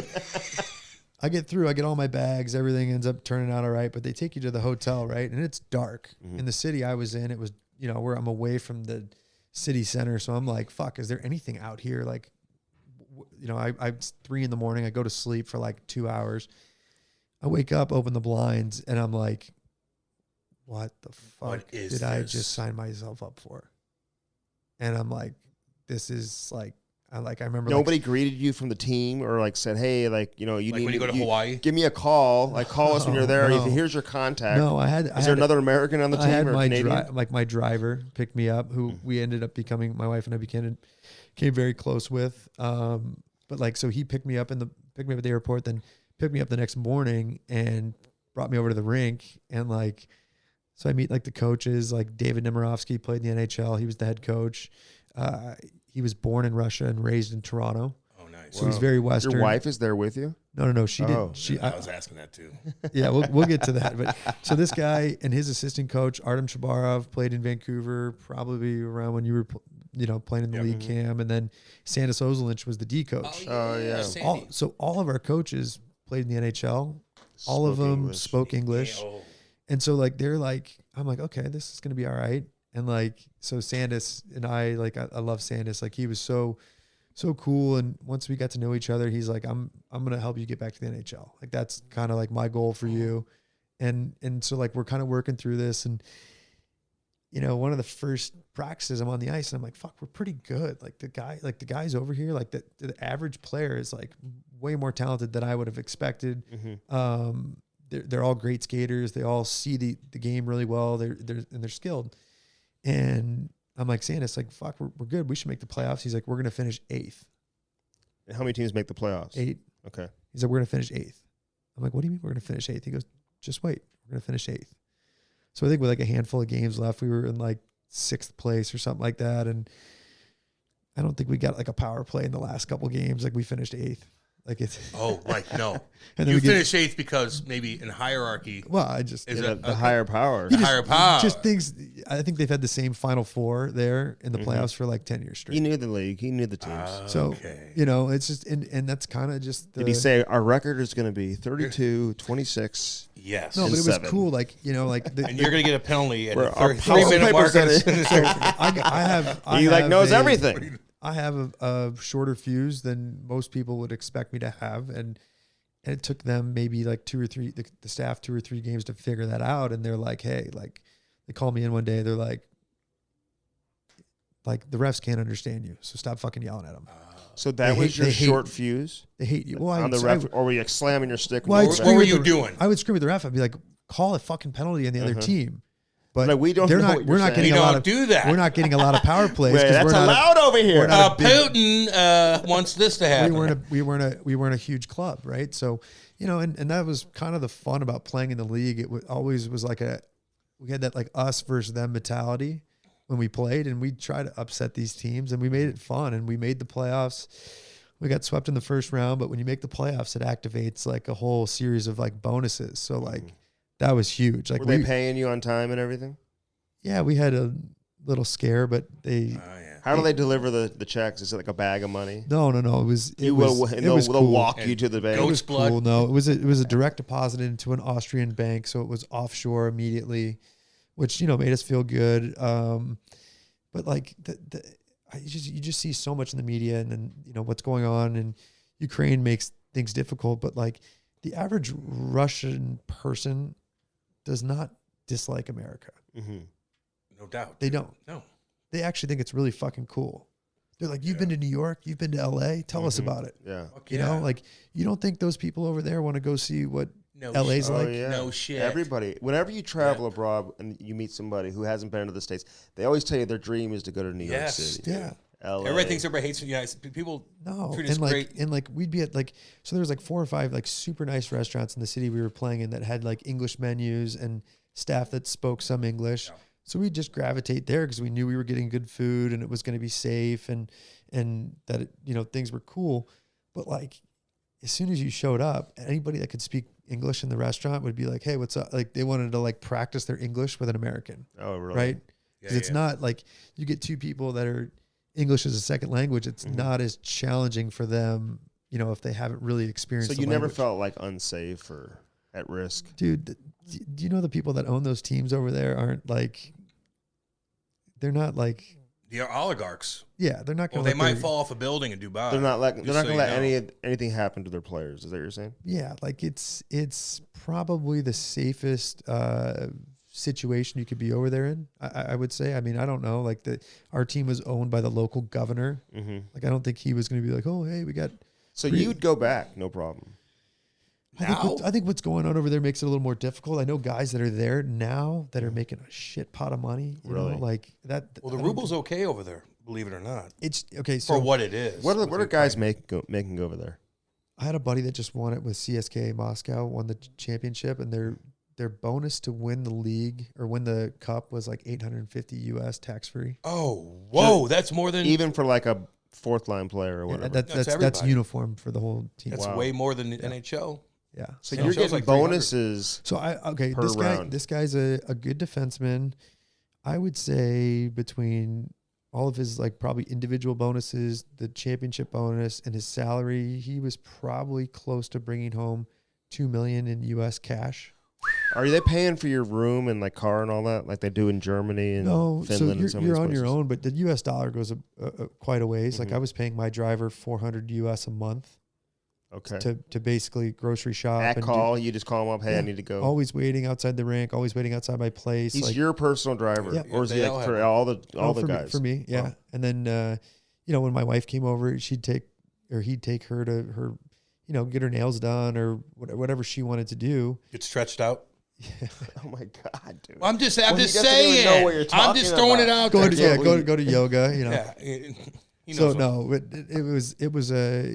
it was a cool deal. Like it was an experience that I appreciate not only because it helped me get my hockey career back on the track that I wanted it, but just a life experience to put yourself out there to really, I remember the night before our first road game, we were in a hotel in Magnitogorsk. I don't think I slept for 1 second. Why? It was that bad. Smog. I was so uncomfortable. The hotel was so bad. Yeah. And I was so homesick at that point. I'm like, fuck it. Like, do I just go home? I know. Your mind does think that, right? Right off the bat. You get depressed. You learn how to really control your mind and realize how important that is. And some of those things help me now when I'm playing in the NHL or now in life. I'm like, I know what it's like to play somewhere else. I was the top defenseman in the league. He won the Norris, dude, in the league. Norrisov. Yeah.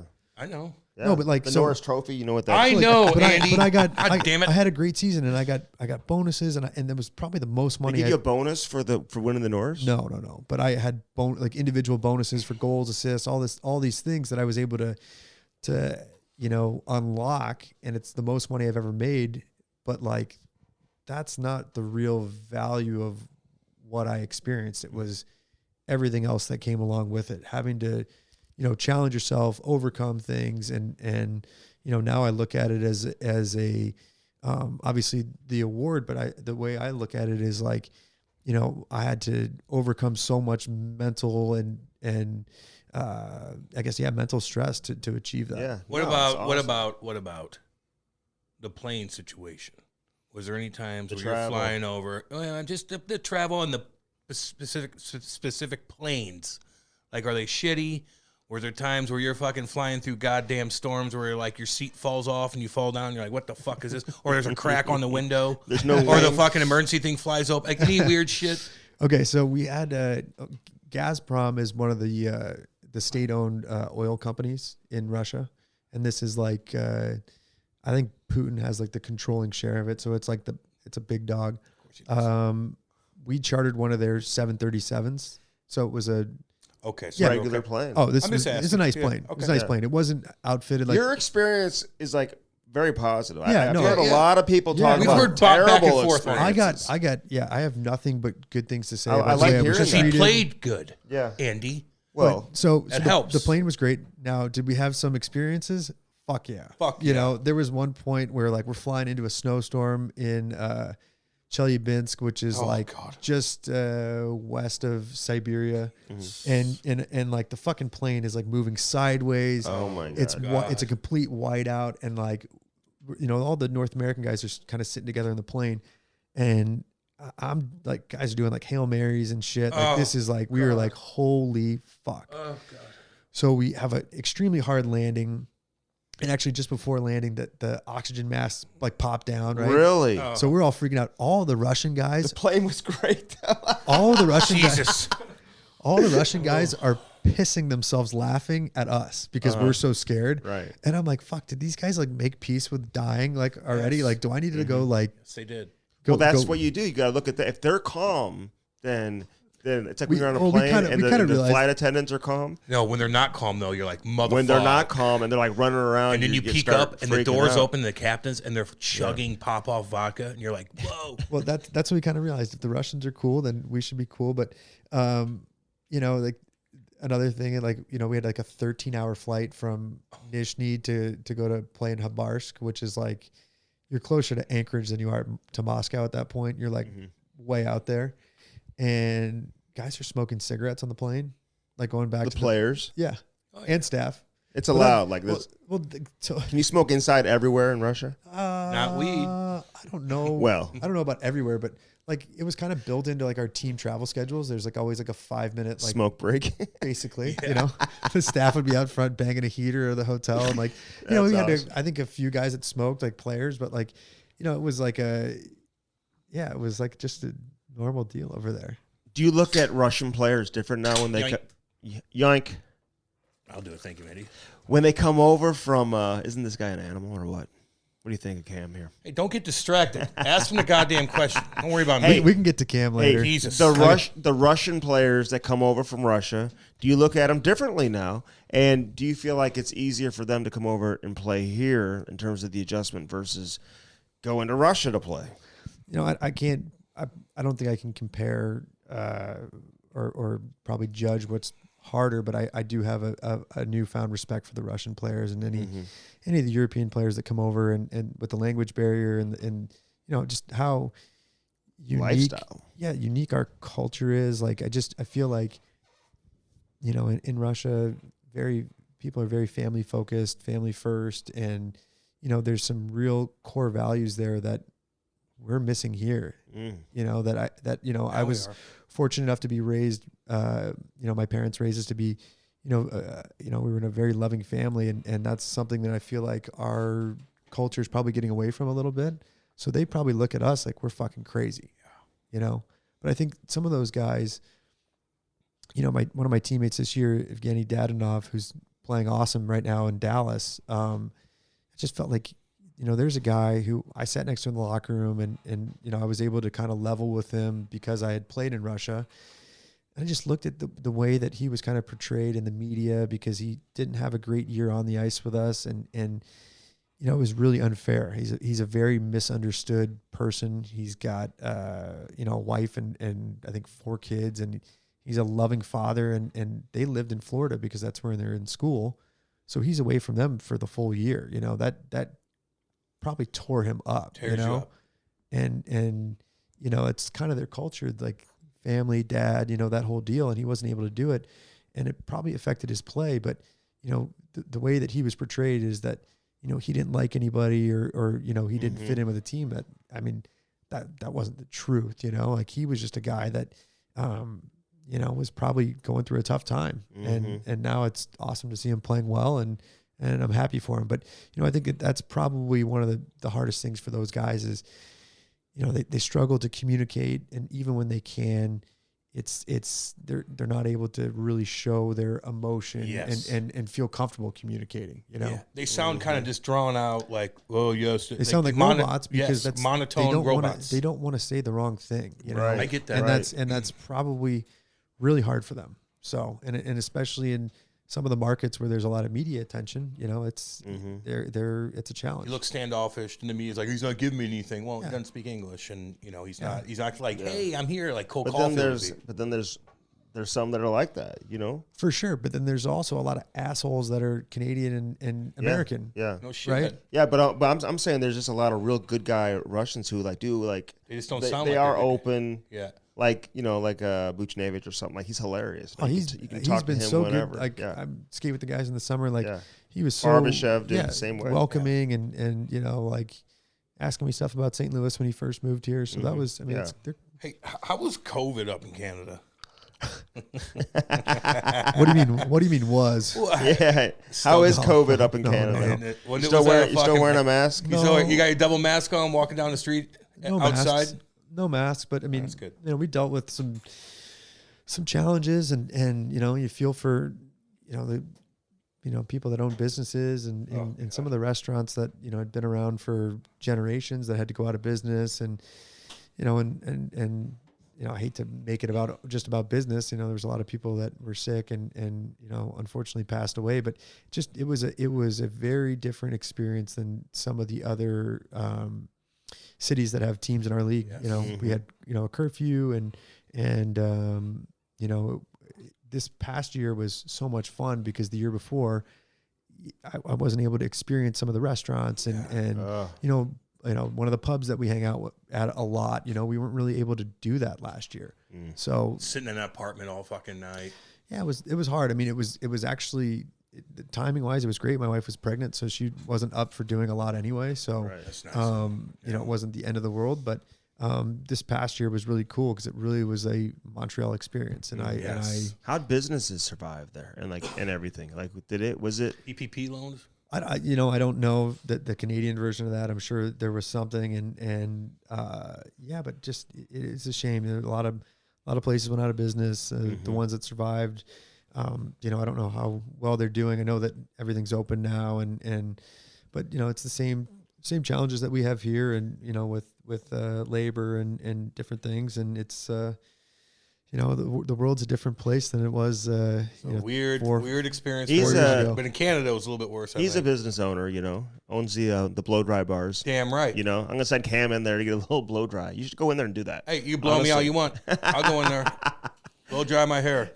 How's that business been though? And that kind of your wife runs it, right? Yeah. But it's been very successful, hasn't it? Yeah, it's been good. It's besides the everyday challenges, I think it's been a fun, I don't want to say project, but it's been a fun thing to do with my wife. This is her career, and she supports me a ton during the hockey season. So this is kind of dry bar season now. Yeah. Dry bar season never stops. Like, she's year round, right, but you got to focus this on is her. This is my time to support her and do what I can, around the house, or, with our son Henry, or, showing up and working a shift when they need me, and just being there to support her and our employees who have, done a great job to make this dry bar market one of the top in the entire country. So we're very proud of that. I just saw her on TV the other day. Yeah, she's well, on what? It was on Today in St. Louis or something. Well, my wife has this on all the time, the Today Show, and it goes right into it. My wife watches the third hour of the Today Show and calls it news. I'm like, I know the news. There's a cat juggling. What are we talking? Yeah. What are we talking about? News. They're breaking it down for you. Yeah. Why Henry? Why name Henry? I like it. Henry VIII. Henry was a name that we both liked. It's an old school name. That's a my very question. cool name. It's an old school name. Yeah, Is it Because you Hank? think Is of it Henry. Hank? he goes by Hank a little bit. So Everybody's you think of kinda- that, that's like an older name. Yeah, So I mean, where'd you come up with A that? lot of kids are being named Henry. I didn't have now. any Henrys growing up that I was like buddies with or Yeah. was in class with, but it was a name we both liked. And yeah, like I think these names are kind of coming back around. That we've seen some other. I think Bish just had a baby boy, middle name Henry. So that was on Monday. You have to think of people you know. Like if you're trying to name your kid Cam, like and you think of somebody you know, like you're like Gunnar Steele, baby. Your kid? Goddamn right. Gunnar Steele Jansen. Shit kicking name is what that is. Gunnar Steele. Did you go to high school with Bish? And you guys were all there at the same time or no? No, we were never in school together. We actually Ben Bishop for people. So I knew Bish a little bit, just from around, skating in the summers, training a little bit. And then during the lockout, my first year pro, 2012, 2013, Ottawa sent him to the minors in Binghamton, and we were teammates there. And we became close, and he's really kind of developed into that like older brother that I never had. So it's been a special relationship, and unfortunately he's done playing now, but he had a great career. And what a career, man! I don't know what awesome. I don't know what he's going to get into next, or even if he. What do you think he'll do? He doesn't need to do anything. He made so much fucking money. I think he's gonna work concrete with his daddy. But no, but like he is like the. I mean, fuck, he did it right, man. He was a great player. Mm-hmm. I don't think there's many guys that have a bad word to say about him as a teammate. He's a happy-go-lucky guy, and whatever he gets into next, he'll be successful. But Basketball. Yeah, right. I just can't wait to spank his ass around the golf course. That's what I look forward to every summer. So when you were playing the Leafs, and Andy and I broke this down too, and I was like fucking, and then you guys are up, they're down by like 6. We're down by 7-1. 7-1. 6, yeah. And Doobie, I got the Doobie Doo's putting his number one power play out there and everything. Doobie is orchestrating everything for the Leafs, and he calls down. He wants to get the E-bug in there and shit. You guys are down by 6. It's been a long year. And I'm like, I would have fucking lost my goddamn mind. Like, you're waiting for this kid to come on. And I understand the E-bug thing. Like, you got to have it's goofy as fuck. But you're kind of like, you stop play to put this fucking E-bug in when you know you're already won. You guys are sitting around waiting for this guy to put his equipment on and get ready. And it's How like, long was God the delay? damn it. Is there like a long delay? I would have started a line, bro. That's just me because I'm nuts. But I just would have fucking lost my mind and stare at their bench like, fuck you. Get the fuck out of here. Show some respect.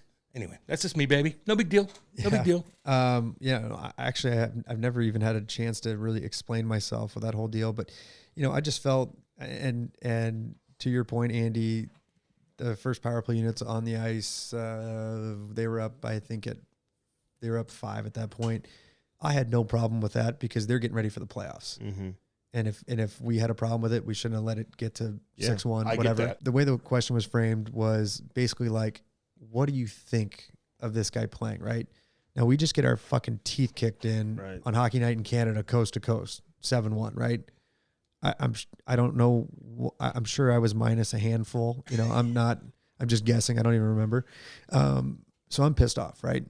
And the first thing that comes to my mind is like, what fucking took so long to get out there? Why did we have to take a 3-minute break during a whistle with a minute left in the game? A minute left in the game. We're like down 7-1, dude. I'm like, they have Coors Light that's ice cold on the plane that I'm gonna dive into. Like that's what I'm thinking about. Like, let's get this game over with. We're getting fucking killed. Long year. Yeah, like there's a handful of games left, and it just I was pissed off. And then the second thing that comes to my mind is like, I remember how fucking hard I had to work to play in the NHL, and this guy is getting he's gonna have that, and I'm not saying that he didn't work hard, but now I'm thinking of, there's however many goalies in the East Coast League, however many goalies in the American League that are never going to get a chance. And he may be better than them, but he wasn't in line for that. Like it was just kind of like handed to him. And maybe I spoke out of turn, and my wife's getting fucking messages on her social media like, your husband fucking sucks. We're like, you don't think we already know that? I've been making fucking league minimum for 10 years. You don't think we know that I suck?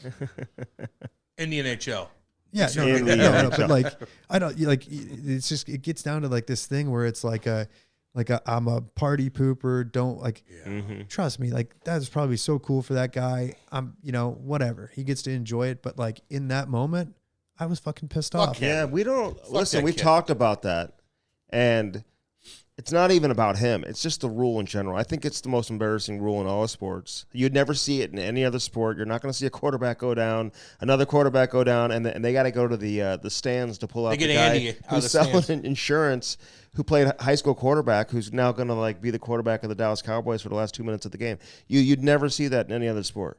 So I don't like it. I think it's like embarrassing, and hopefully but they didn't need to do it. Every team should be allowed to carry a third goaltender. There's no reason why they don't. I mean I don't cap exempt. I don't know about any of that stuff. I just know that like if this guy was smart, he would have gotten hurt during that minute and been on like forever insurance or like is that the way it works? I don't know, but like just gave somebody an right, idea. like just go down right away in training camp, like like you play that preseason game or something like that. Well, I think took a shot. There's protection, I think, in training camp because they got to bring in like guys and PTOs and stuff. But like for a situation like that, like he's in a live game. I would assume if he had a quote unquote career-ending injury, my head hurts. Right, like somebody would be responsible for that insurance, right? So listen. So the quote is: you said Toronto, they'll get what's coming to them in a couple weeks. Wasn't that right? a great quote? Because what does that mean? I loved it. What does it mean? Dude, we pumped your tires up. Maybe they deserve to win. Maybe they deserve to lose. Whatever they deserve is going to happen, right? Like, but like the way everybody takes it, it's like I'm this villain. Like I knew exactly what I was doing.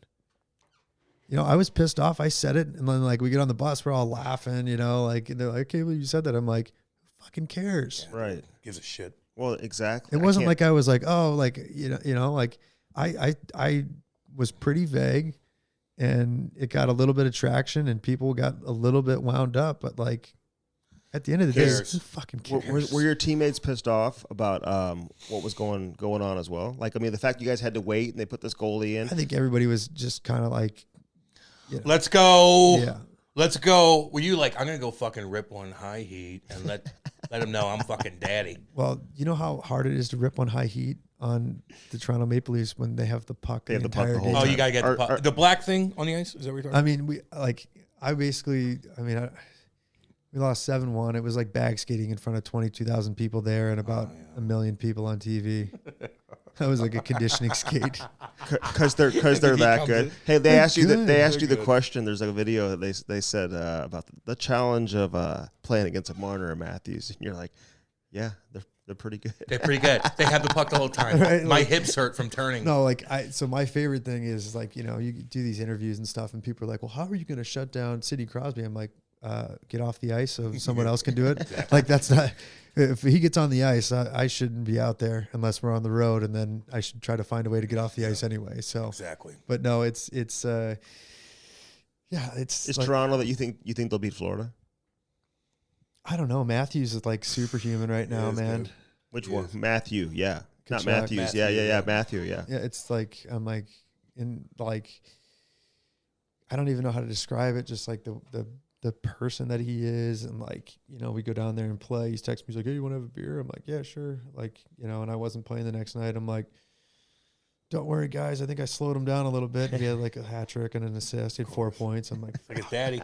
Right? You think his daddy didn't drink the night before? And no, but it wasn't even like that. It's just like the way that he's like, like he does something on every shift. He does, man. It's like he is such an impact on the game. Yes. And I skate with him and Brady in the summers. We do some skills skates together, and I'm looking at Matthew and I'm like, okay, not the best skater, not the best shot, not the best hands.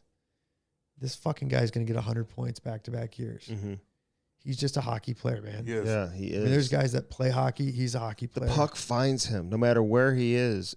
Around the net, the puck finds him. There's a reason for it. Yeah, I mean, like also a guy I shouldn't really be on the ice against, right? Like that's not the line that I'm usually change him up. Yeah, that's not the line I'm usually matched up against. But like you play against him, you get out there against him, and you're like, fuck, why is he there? Mm-hmm. Yeah, like because that's where the but puck's he'll go going. through you too, though. He's so smart. It's his blood, man. Mm-hmm. So smart. And he'll hit you, man. Is there another player like him? Brady's on his way. Like, and Brady's. obviously a damn good player. He's got, a little bit different of a player, but like, I mean, they're really like, they're going to be like, just, so unique in a few years where it's just like, what the fuck do we even do against these You're going to guys? see more and more kids though coming up. Like you got people saying, hey, you got to emulate everybody wanted to emulate Patrick Kane, right? You see like Jack Hughes, Patrick Kane. Yeah. Cole Caufield's a big Patrick Kane fan. Like these guys all like, especially the American kids, right? Like they all watch. So like now it's Austin Matthews, right? And it's becoming Matthew Tkachuk. It's becoming Brady Tkachuk. And, they're both of those kids, Matthew and Brady, are unbelievable players, but just the people that they are, and you guys know them personally. God. It's like next level. They are the nicest, coolest the dudes. job that their mother did with them as people, Chantel. right? Yeah, but like, and I know that's the running joke, and she did. But Big Walt's one of the best people you'll ever meet either. You know what I'm saying? Treated me. I mean, I grew up watching him play, right? And he's treated me so well, and I've been fortunate to become, friends with him, and it's just they're a cool family. They do a lot of good things for a lot of people, and they're really about, hard work and paying it back, and that's what's cool. Yeah, right. Like they love down to earth, man. Yeah, big time. Who had the big like you played for Basil all those years growing up, like Basil McRae. Like you had and you guys had some other good players. Phil McRae obviously was a high NHL pick, played some games, but were you? Like you were never one of the best players though. Like when did you really turn it on and be like, okay, maybe I got a chance to like be good at hockey? So I spent my entire minor hockey career playing for an ex-NHL player, all Blues players that stayed around and coached their teams or coached their sons' teams or just coached in the youth program. So started with Mike Zook, who was just probably the most caring and fostering person that could teach you the game at a high level, at the AAA level, and really made me fall in love with hockey because he made it fun and you're really just learning how to play the game, and then I played for Basil McRae for a few years, who taught you like these are the things that you need to do to elevate from just liking hockey to having a chance to play beyond AAA. What are those? Dedication, just that almost NHL mentality that every play matters. Playing within a system. We were like 12 years old and we're running like set breakouts and doing all these things. But I mean, we won a U14 national championship. Yeah, coming out of St. Louis, which at that time was unheard of. And we go to Toronto and play against the team with Tavares and Stamkos, and we'd shit kick those guys in summer hockey. Really? That team? They had a fucking like Del Zotto and all those guys. We'd beat them in the we'd always end up in the finals, and obviously they beat us, but like we would compete with these teams back and forth that we had no business. Up to that point, kids from St. Louis had no business playing against, and so he was super instrumental. And then when I got to midget hockey, Scott and Larry Sanderson ran the St. Louis program. Yep. And Rob Ramage helped out, and he was a big influence on my career as a defenseman, taught me a lot. But, playing for Scott and Larry, it was like kind of that, we're going to go out there and compete and try to win, you learn how to really try to win and compete. And that was, great for me. And I played as under 18s as a 16-year-old, had a little bit of success. And then I'm sitting in math class one day at Chaminade, and some kid comes up to me. He's like, dude, you just got drafted 3rd overall in the USA draft by Cedar Rapids. Wow. And I'm like, what? I like go out in the hallway and call my parents. I'm like, yo, I just got drafted in the 1st round by Cedar Rapids. They're like, where's that? It's in Iowa. This was a unique experience because we didn't really have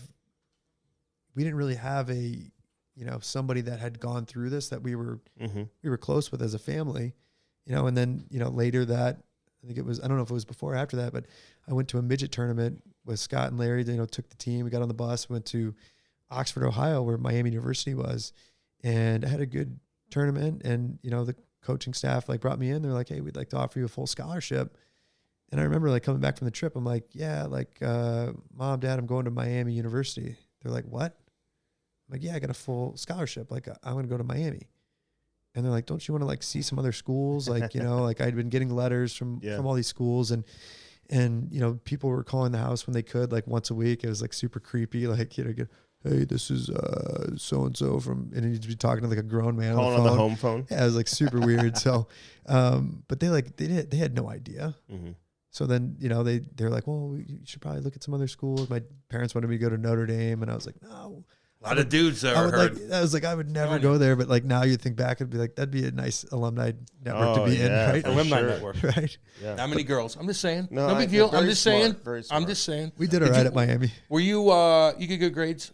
Obviously, right? Going to Chaminade? You know, I like at this point in my life, I'm like, fuck, like I wish I would have tried a little harder, you know?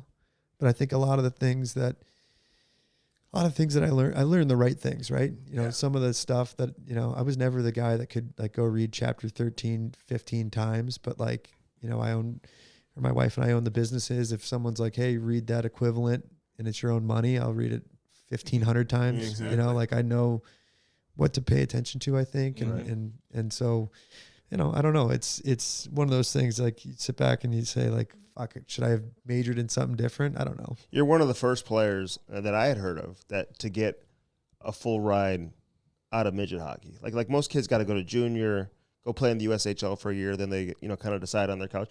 Most kids are not getting full offers and full rides, you know, coming out of junior hockey. So, well, props to you on that. I got to clarify that too. Not only, I believe I was the first, but not only was I the first for that, I think I may be the first and only that still played Missouri high school hockey. At the time. The Miami assistant coaches came and watched me play DeSmet. A high school game? Came and watched me play DeSmet at the old Chesterfield rink at the Olympic when they had it all. It was sold out. And I remember like talking to them after, and they were like, you know, like whatever, the hockey's okay. Like it was, you know, super cool to see. You know, like I played probably like the last like 8 minutes of the game without coming off the ice. So like, it's cool to see you get like so many touches but what they really found unique was the how much it replicated what I was going to experience in college in terms of like the pressure of not letting down your teammates, but more importantly, not letting down like the students and like your peers. Right. And you don't get that unless you play high school hockey. You know, you go away, and I played in Cedar Rapids. And yeah, we had kids at our high school that came to the games, but I didn't give a shit. You know, like they weren't, you know, brothers to me. They weren't, you know, we weren't close. But like the experiences I had playing at Chaminade, you know, Missouri high school hockey, I mean, some of those, you know, on ice, gotta like will yourself to play well and to win the game. That's, you know, that's something that I'll always remember. Yeah, see, like people go back and forth with that because some people feel like, you know, the elite players, you don't need to be playing high school, don't play high school, like pick up bad habits. If you're good enough, it shouldn't matter. It shouldn't matter. And listen, you won the Norris in the KHL. You also named the top defenseman in the American Hockey League. So I want to throw that out there too, man. So we got one more to check off the list. Yeah, next year. Oh, yeah, baby. The NHL Norris. Come on, baby. You and Wi-Fi, fucking keep passing the puck. That's what I got to do. Hey, real quick though, when you're at Miami of Ohio, you went to the national championship game, right? You guys lose to Shaddy's team? Is that what happened? Was that in overtime? Yep, we lost in heartbreaking. My freshman year. We were up 2 goals with 58 seconds left, and I remember there's a timeout, and I turned around, and the ESPN cameras are like right in the hallway, right behind the bench.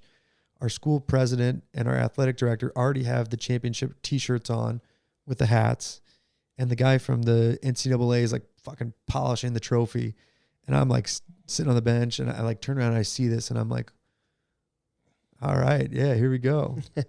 And then fucking a minute later, we're getting ready to go to overtime, and I'll never forget just watching the seniors after we lost that game, and obviously everybody was affected because, you know, it was, you know, you get your heart ripped out and you lose a game like that, but watching the seniors, I think most of that senior class, that was their last hockey game, you know, and to have it happen like that when it could have been the, you know, highlight of, you know, a lot of guys' lives and careers, like, you know, that was super tough. Yeah. Go play for Lindenwood now.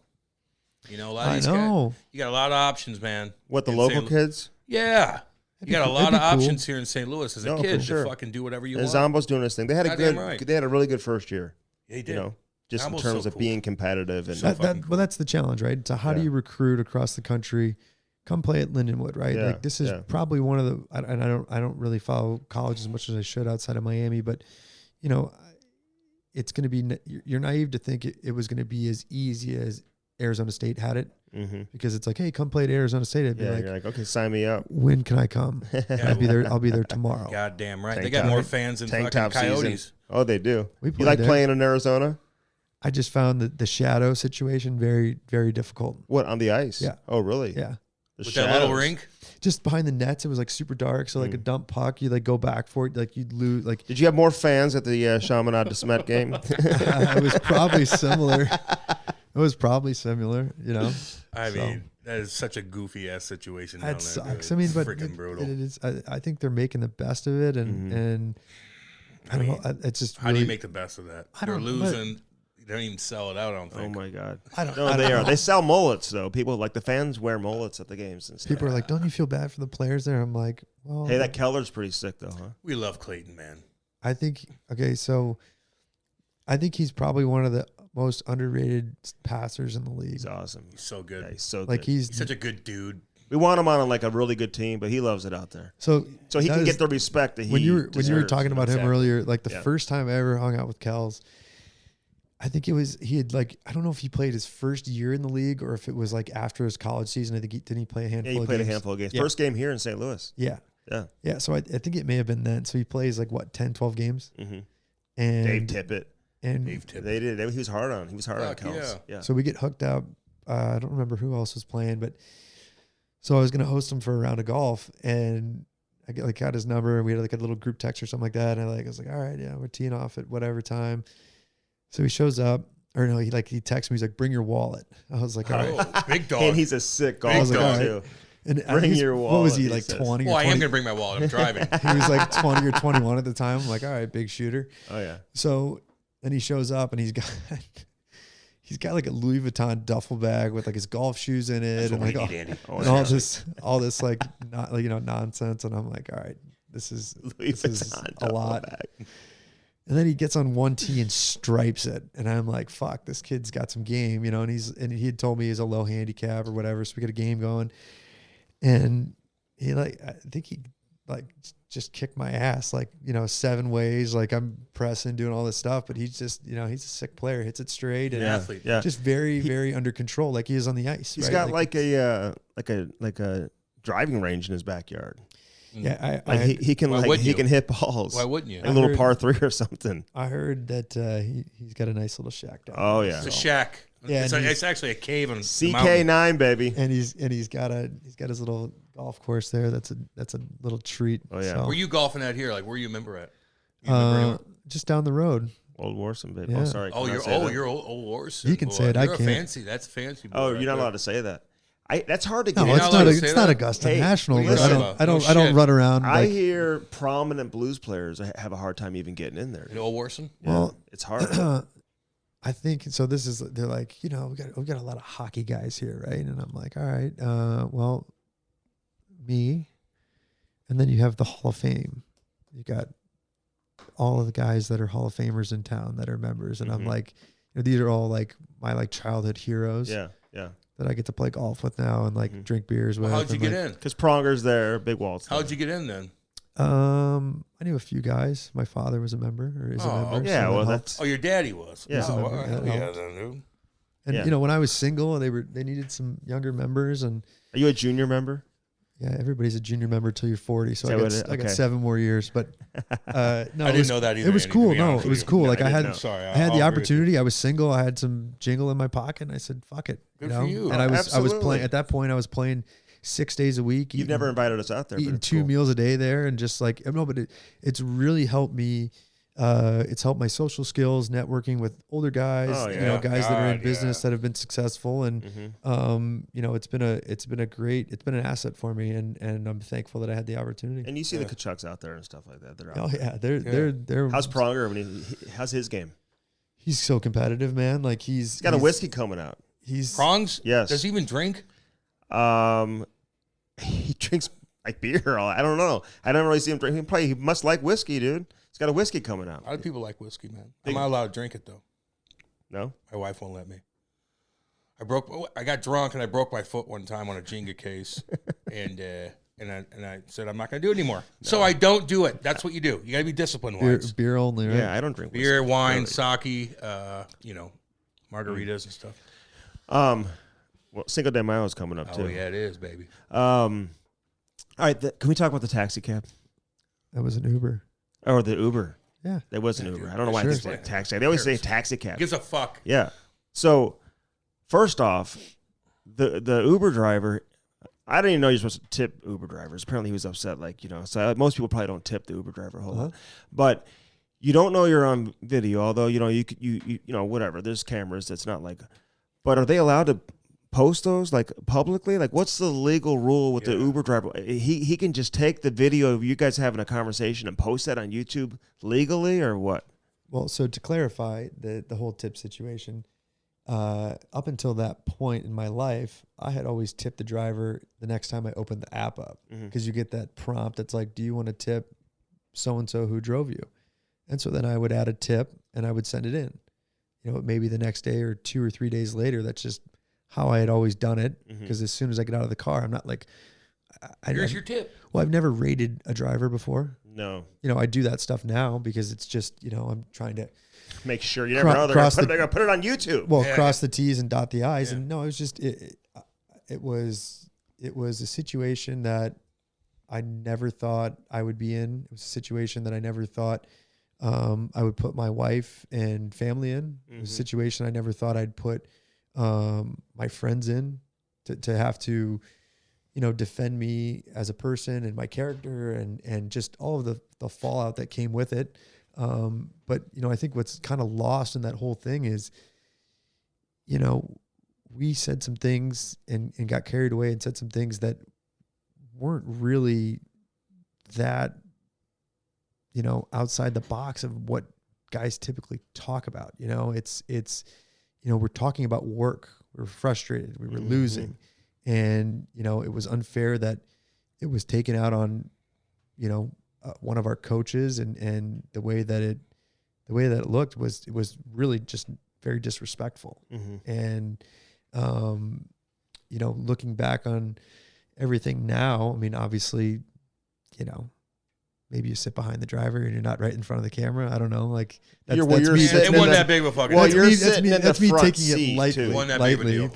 Just so everybody knows. But everybody chirps the fucking coaches after every single game. Just so everybody knows out there, no matter what, you guys get together, they chirp the coaches. Whether there's a camera, whether in an Uber, whether in a restaurant, whether in the locker room, whether on the plane, the bus, the coaches are getting chirped by everyone. And if you're working in an office, you're chirping the boss. I chirp you. You chirp me. That's the way it goes. They're doing the same thing. But you got to. They're doing the same thing. It didn't help that you're sitting right there in the front. I was the host of the show. If you watch the video, you don't even realize that there's Jerry people. Springer. And there's a third row back there. There's more players back there. You never even see their face. I saw that pretty. You were the host of the show. I was the host of the show. So I mean, and I understand you say that nobody cares, but for me, first and foremost, I was sorry from the second that all of this went down, and I'm still sorry. But after going through everything I went through after, and being able to make it back to the NHL,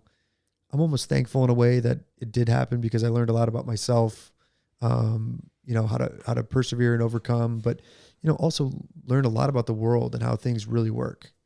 And that's eye-opening. So, but there's a few more things that I can touch on when I retire that happened that I don't need to bring up, but it's all good. There is a whole side of this that, didn't ever come out. And we'll do that. And I didn't say nobody cared, because psychos care about everything. No, but I just meant like, it's not that big of a deal. No. And to be honest with you, if I go back and watch the video, like, it makes me sick to my stomach that, I put myself and like I said, my family and everybody at risk to basically lose everything. Yeah. Right. And I remember when that video came out, my mother-in-law was in town visiting, and I remember texting my wife after the game, because this went down before the game, then we had to play. God. And I remember texting my wife as soon as we got off the ice. I'm like, hey, it's going to be a while before I'm out. And then I came out and I was like, look, this is all going to come out tomorrow in the media, and it's going to be really, really bad, and people are going to, you know, it's going to fall on me. I that's been made clear, and we're going to have to figure out a way to deal with this. And it was not easy. So they told you this is going to fall on you because I don't know. I just okay. I can't say that, but I was. Your face is right there, dude. So let me ask you this though: do you feel like if that incident doesn't happen, number one, do you get traded from Ottawa when you did, and number two, do you ever end up playing in Russia and all of that? Do you feel like you stay in the NHL? I think something that was lost during that whole season is I was coming off of a complete tear of my right hamstring. Yes.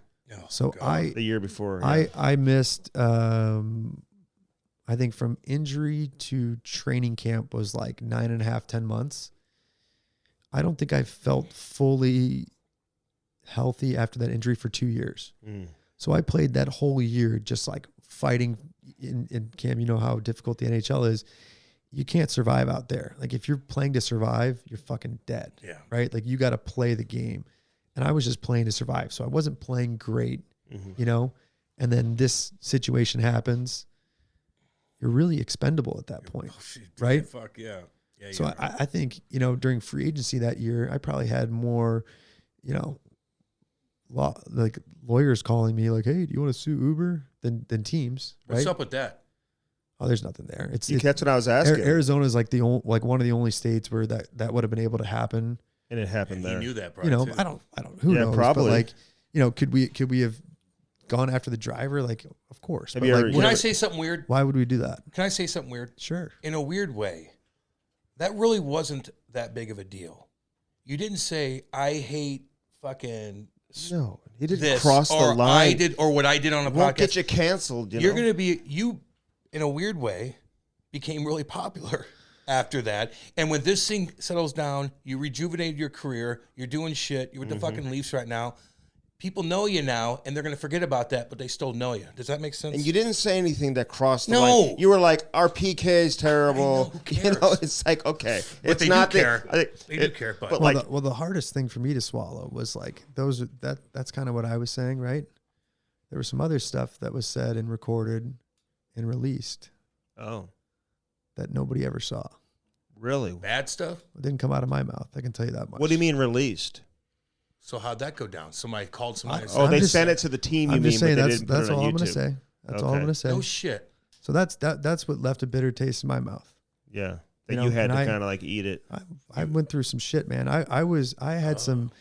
I can tell you that I stared at that ceiling in the Sheraton in Springfield, Massachusetts, so many nights not sleeping, being like, how in the fuck did that just go down? And how the fuck did how did this happen to me? Mm-hmm. You know, because I knew what really happened. Because you got to explain that, because what happened was you get traded to Edmonton, then get traded to Florida, and then you find yourself they put you on waivers, Put me on waivers, clear and waivers, and then you're in at Springfield in the American League, and right? to be honest with you, at that point, I wouldn't have picked myself up on waivers, and not because of I'm not a good player or I'm not a good guy, but the perception is when there's a video released of you bad mouthing a coach, and then you get traded, and then you get traded a couple months after, right? Like, and then they put you on waivers, right? What do you think the perception was of me in the league? Oh yeah, dude. You know, I'd get to a new team. I played for 5 teams that year. I get to a new team, and by the end of it, I'm like, all right, everybody gather around. I'm going to tell you what happened, and then I'm not fucking talking about it again. So you did do that. Oh, fuck yeah. You told the team or the the players, staff? like my teammates, because I'm like, guys, like. You do that in Montreal too? Well, I mean, I think a lot of those guys, I mean, I try not to talk about it, right? No, Because there's just so much that I can't say right now that I want to. Sure. But, you know, I've just, you know, and could I have gone and aired out this laundry and been like, oh, this is unfair? Of course. But guess what? Life's not fair. And I went away and I said, fuck it, I'm going to make it back. And this is going to be, you know, when I'm finally able to tell my story, it's going to be a great story. Were you guys all like collectively? Because like, you know, Matt Duchene was in there, Formanton, I think Shabbat was in there. There was a number of guys that were in that van. I'm just trying to remember. But were you guys like, what was your interaction like afterwards when you knew this was coming out? Because you guys got sent to Pierre Dorian's office, right? And he calls you in. Like, did you guys know what he was calling you in for? I remember there was like, a few of us, like a handful of us were playing soccer, right? And one of the PR guys came in and was like, hey, like you need to go see Pierre right now. I'm like, if they just traded all of us, this is going to be one hell of a fucking trade. Because you didn't know this video was coming out. You had no idea. Yeah, you didn't know. No idea. So, and it's just, it was a tough situation. And I think, everybody kind of was like, how is this going to affect my career individually, right? Each guy was like, how is this going to blow back on me, right? And that's natural, right? We're all, you play for a team, but you're really an independent contractor, right? Because they can get rid of you at any point. Yeah. So. It all works out. Yeah. Man. Sometimes you got to eat a shit sandwich. You fuck up, you figure it out, dude. Yeah. And again, right. like if that's, if that's going to be, one of the lessons I learned in life, like that's the worst thing you're doing. No, okay. well, I'm sure something's going to NBA happen down the line. players have their own podcast right now. They say worse shit. But like I'm just players and I'm all just this. Happy with the fact that I was able to have a few experiences that I was able to overcome a little bit, and I've learned a lot. So if I have like a shitty game, people be like, "Oh, go get back in an Uber," and and I'm Whites. like, I deal with that fuck, too. Like I walked to the rink. Yeah. I walked to the rink, man. No, you handled Trust it great. me. You're I took an Uber here, and my Uber driver was a born again Christian, and he said a prayer for me. No shit. Yeah. Why did he know what happened? I think there must be something in my Jesus profile. knows everything. There you go. That's what it was. So there's something in his profile where other drivers, they see that. Oh, in Uber. Maybe. I don't know. Well, that was But cool, that's man. my only. again, That's my only experience of. You know what? And after the whole Uber thing, it was kind of Uber. They did refund me the $8.96. That's nice. I spent on that ride. That's nice. Very cool. What'd you do with that money? Save it? He opened up a dry bar. I mean, it's like, it's, No, I it's, think it's funny. I probably bought a cheeseburger at the Sheraton in You still need it. You Springfield, still need it. Massachusetts. Oh, When you retire, Springfield, you have enough you're for going to that. laugh at this for the rest of your life. Just remember that. You yeah, will. I mean, I You will. other than the fact that it hurt one of our coaches' feelings, which I feel bad about. I mean, there's really, You'll be okay. Yeah. You'll be okay. And again, this guy went from Edmonton to Florida to Springfield to Anaheim's American League affiliate, then to Russia to get back to the NHL. And dude. now That's look. some real. Now he's hanging out with fucking perseverance. Wi-Fi, And he's hanging out throwing with one-timers out, getting assists, baby. I'm picking pucks out of my skates from Wi-Fi. Can I gotta ask you about right-handed. I gotta ask you about a couple guys. Because you play with a bunch of you play with some great players. Dude, in your I've career, played. dude. I've been so, and I'm a collector. I got so many. My stick collection. What do you is have awesome. for McDavid? Can I have a righty? Okay, the coolest McDavid. I mean, McDavid is like, Best player you've ever been on the ice Yank. with? yes, by far. I mean, I don't want to say by far Right, because there's right, obviously right. that the talented players are in a different level. But Mm-hmm. one year, and I'm sorry if you're listening and you didn't get one, and you consider me a close friend, but I had him sign for Christmas like 20 jersees. Really? You just went out and bought 20 jerseys? Well, like I was on a 1 year contract. I'm like, fuck, I don't know if I'm going to play in Edmonton next year. Mm-hmm. We're getting ready to leave for Christmas. And him and I had we developed a pretty good friendship. Like we went out to dinner on the road a few times, spent time away from the rink. And he seemed to think that my, jokes were funny and we got along. So I'm like, fuck it, I'm just going to go for it. I asked the one of the staff guys, I'm like, hey, can I get 20 retro jerseys with 97 They on charge you for that? it? Yeah, I mean, I got to pay for them. Yeah, yeah. Fuck But yeah. but I was like, hey man, like, do you mind signing these? And not only did he sign them, he fucking personalized every single one of Oh them. yeah, dude. Every single one of them. Wow. And they all said something like a little, along That's the same something lines, you'd hear but different. Gretzky do too. You But know like, what I mean? The big so boys like- know what's up. Yeah. So yeah. you know what's fucking crazy is that Christmas, I came home, and I typically don't check bags coming in and out of St. Louis if I don't have to, because you're gonna be waiting there for 3 hours. Mm-hmm.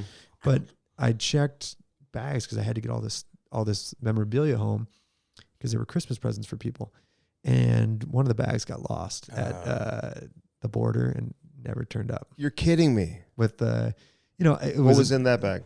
like, I think probably 5 jerseys. You think that got those lost? McDavid jerseys? You think that got lost? Yeah, but they're personalized. What's the guy? What I is don't know. like Jim You're gonna? right. Is he You're gonna hang right. the one that says to David? No, Also, but and I don't know. You know what I'm Good saying? call on that. And Hey, we're gonna find those for you right now. I'll tell you. Is there anyone to Cam? Yeah, there might. Is there a might buddy be. of yours? Yeah, I got- Hey, I got- Is there another Cam? Anybody out there? Let's find these jerseys. What else was in there? I mean, probably like some clothes and stuff, but I always want his thought it was clothes, funny. too. Like one of my really really good buddies, who I went to Chaminade with, he always just like, you ever find that jersey? Nope. Because it was for him. I'm like, dude. So who got sorry. their jerseys? My brother's been he's got a pretty sick collection of jerseys Okay. and sticks. I've always gone out of my way to try to get some Hook stuff 'em for up. him, and yeah, just a bunch of my buddies from high school. All right. So outside of McDavid, who will you get stuff from? Like Eric Carlson. I got an Ovechkin jersey this year, which is pretty cool because it sure looks like he's going to break that goal scoring record. So Hope that's so. cool. You know, and I try to get stuff personalized, and guys are usually pretty cool. Mm-hmm. I'd like to get a Geno Malkin signed jersey for snapping my fucking hamstring in half. Oh my god. What do you do? Hit you? No, we were in front of the net. He like fell on top of me and like kind of like shoved me down to like Where your like, legs are in go awkward. for the I did the fucking splits. Oh, God. I'll do it. And he can do the splits. No, not like that. Not on skates though. No. Oh my god. He's a So ballerina. damn, Eric Carlson though, because you obviously played with him in Ottawa, and he was a great. You were around probably for at least one of it or both of his Norris Trophy wins. Yeah, I right? saw him win in one. Ottawa. Yeah. Probably going to win it again this year. At least he should. Like, are you surprised to see him get his offensive game back? No, I mean, I'm not surprised. I think, you know, first and foremost, the league is better when he's, you know, that type of Eric Carlson. Yeah. When he's, in my opinion, the best D in the league. Mm-hmm. You know, You I think he is? You see like Makar and I love Fox. I love Hedman. I love Fox, but Eric is just so dominant when he's playing at this level. You like think he's just better than Makar? It's hard to say that he's like clear and above better. I just know that like he's just able to just do it all himself, you know. And I know Makar, you know, is talented, can skate, and you know I probably would have more appreciation for him if I had played with him and see him on a day to day. But you know, I think the biggest thing for Eric this year was he was probably finally healthy. You know, he had those ankle injuries and foot injuries, Achilles injuries. Like that's not easy for a guy that needs to be that mobile to be effective. You know, Eric's got a brain to go along with that, and his brain is just so elite. He would look at guys or like, you know, on the occasion when we were on the ice together, he's like, why didn't you give me the puck? And I'm like, because I didn't even know you were out here with me. And that's why there's an extra 0 on your contract and not mine. So, but he's just, you know, and we became close when we were playing together. He's a cool dude. Like he went through some weird ass shit up in Ottawa too. With all that. And you know, we were around for that and What's up with that, dude? You know, so much stuff happened, and you know, my wife and I just kind of removed ourselves from the situation, and you know, we're still friendly with, you know, both sides, and it's just kind of one of those fucked up things, you know. They just got pissed at each other, the two girls. I to be honest with you, I truly do not know what happened, but you know, I've played with Mike Hoffman for almost a decade. He was cool when he was here. It was COVID. He got mad at us one time. No, but like that was the very beginning. But me at least. then, you know, and it was COVID, so I never actually met him in person. But I texted with him a ton. He's an awesome dude. And I heard that. He's an awesome was at dude. every single one of his games. Obviously, you know, working the games and whatever. But because of COVID, and I interviewed him on Zoom. I can't tell you how many times. He's another guy that you're sitting there and you see some of the stuff that's said about him in the media, or on social media, and I just feel he's very misunderstood.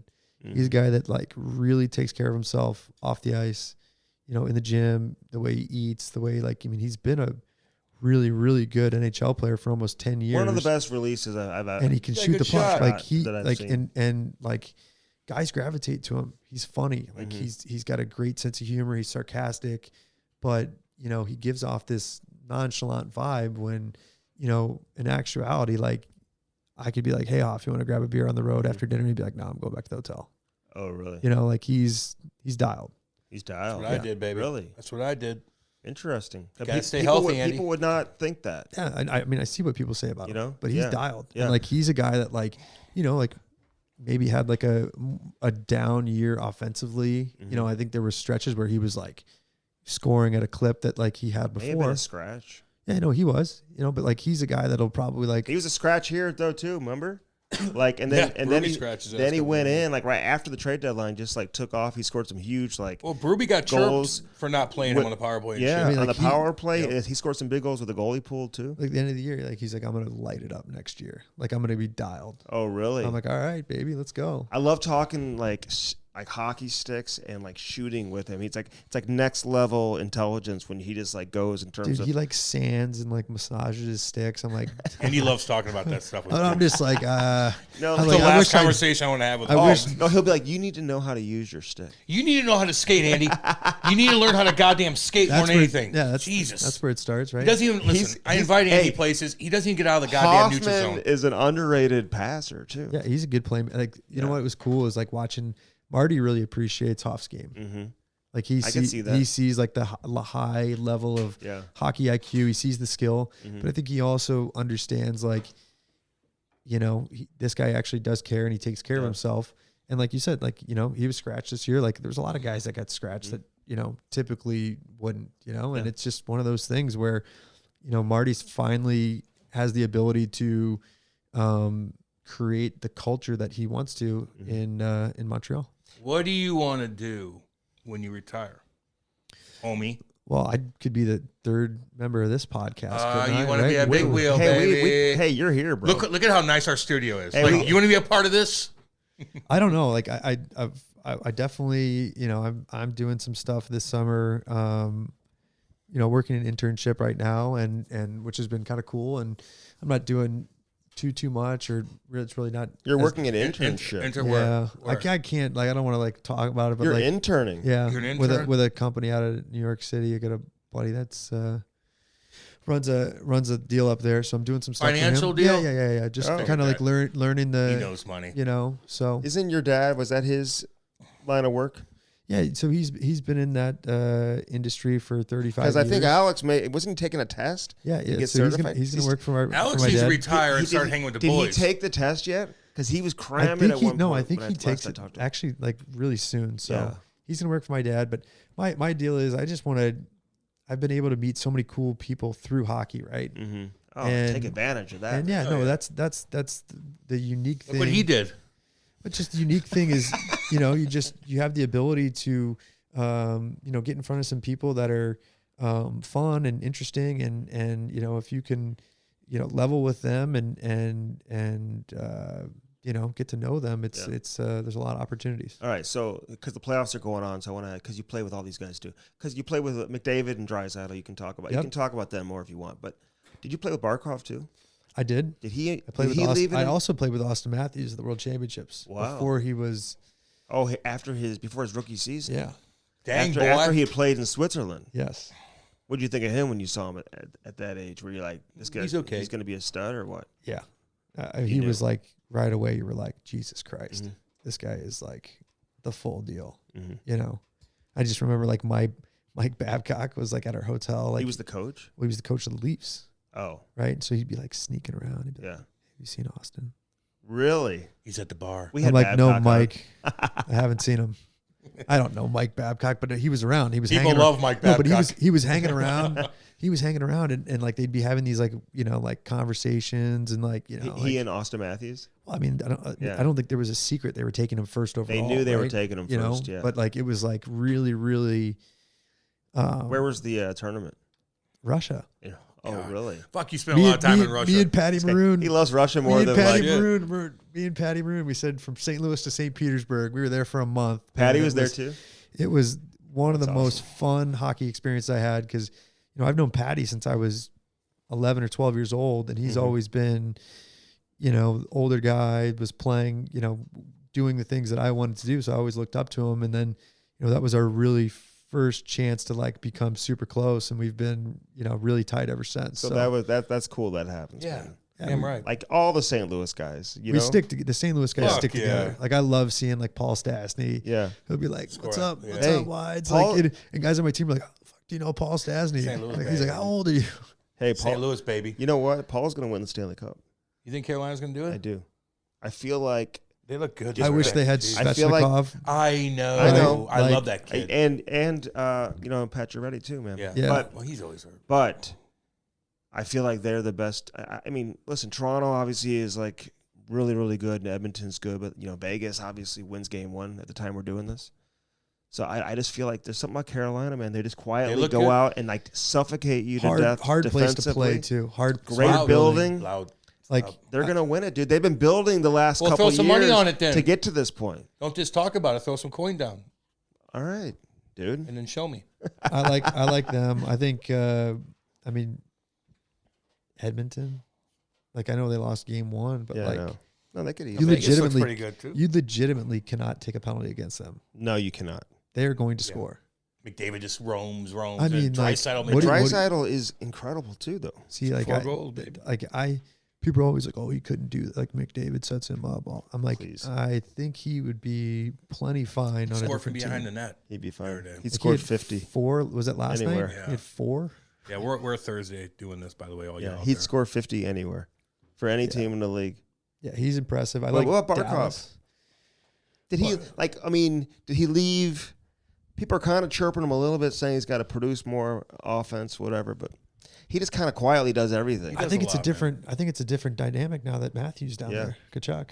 He doesn't need to be the big offensive No, guy. and I think just the way that their team, the way that their power play runs through, a shot coming down from the top, Matthews in front, like, just the way they're creating is a little bit more different than when Barkov was, had Huberdeau and they were kind of running that little triangle with Dadonov in the middle, and then you had Hoffman on his one-timer, Yandel up top when they were like a, awesome power play, and Barkov was running all those insane numbers.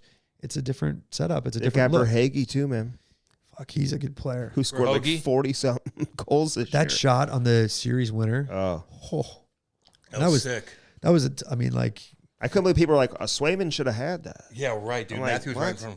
It's like a BB. and yeah, who goes and digs the puck out of the I corner? know. No, he made every play on that. Who He made every No, he play. did. like, He did. I mean, He has a puck every 4 second of checks. the game. he literally like it's almost like you can't even find a shift where he doesn't do anything. does. Like even if he fucks something Is up. he top 5 in He'll the get league? back and get it. But that's what I'm saying. Like even if he fucks something up, at least he did something, right? Like every shift he does something that could affect the Is game. he got rocked, top too. 5? I think right now, and I know I'm biased because he's from St. Louis and we're buddies, but like he's a top 5 player in the league right now in the playoffs.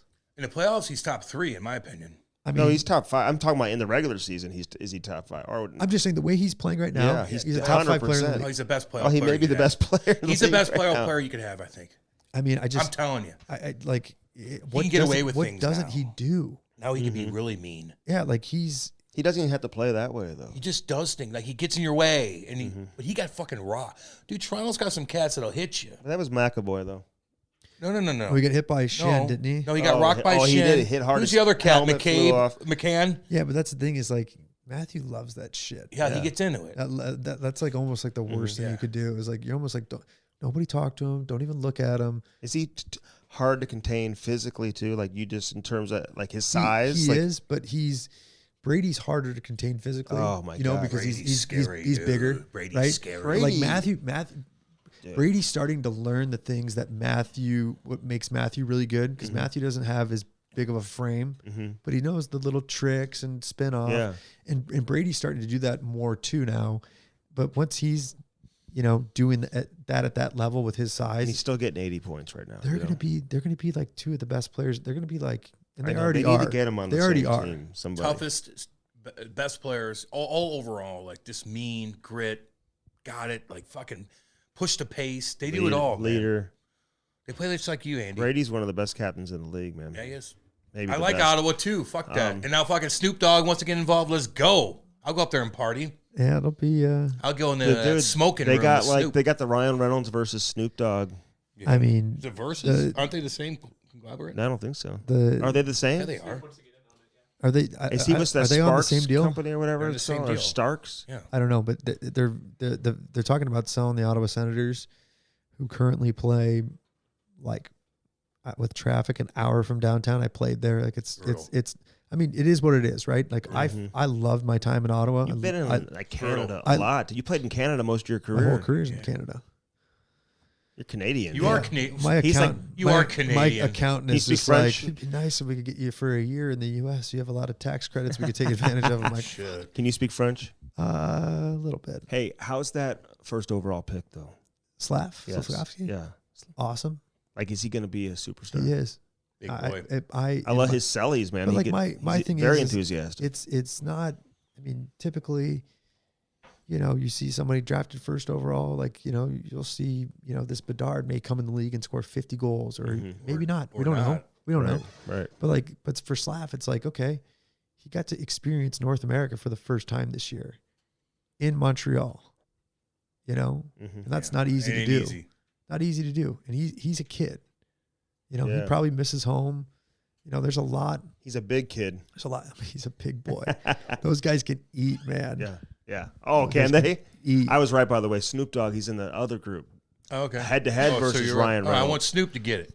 I want Snoop, too. I want Snoop to get it.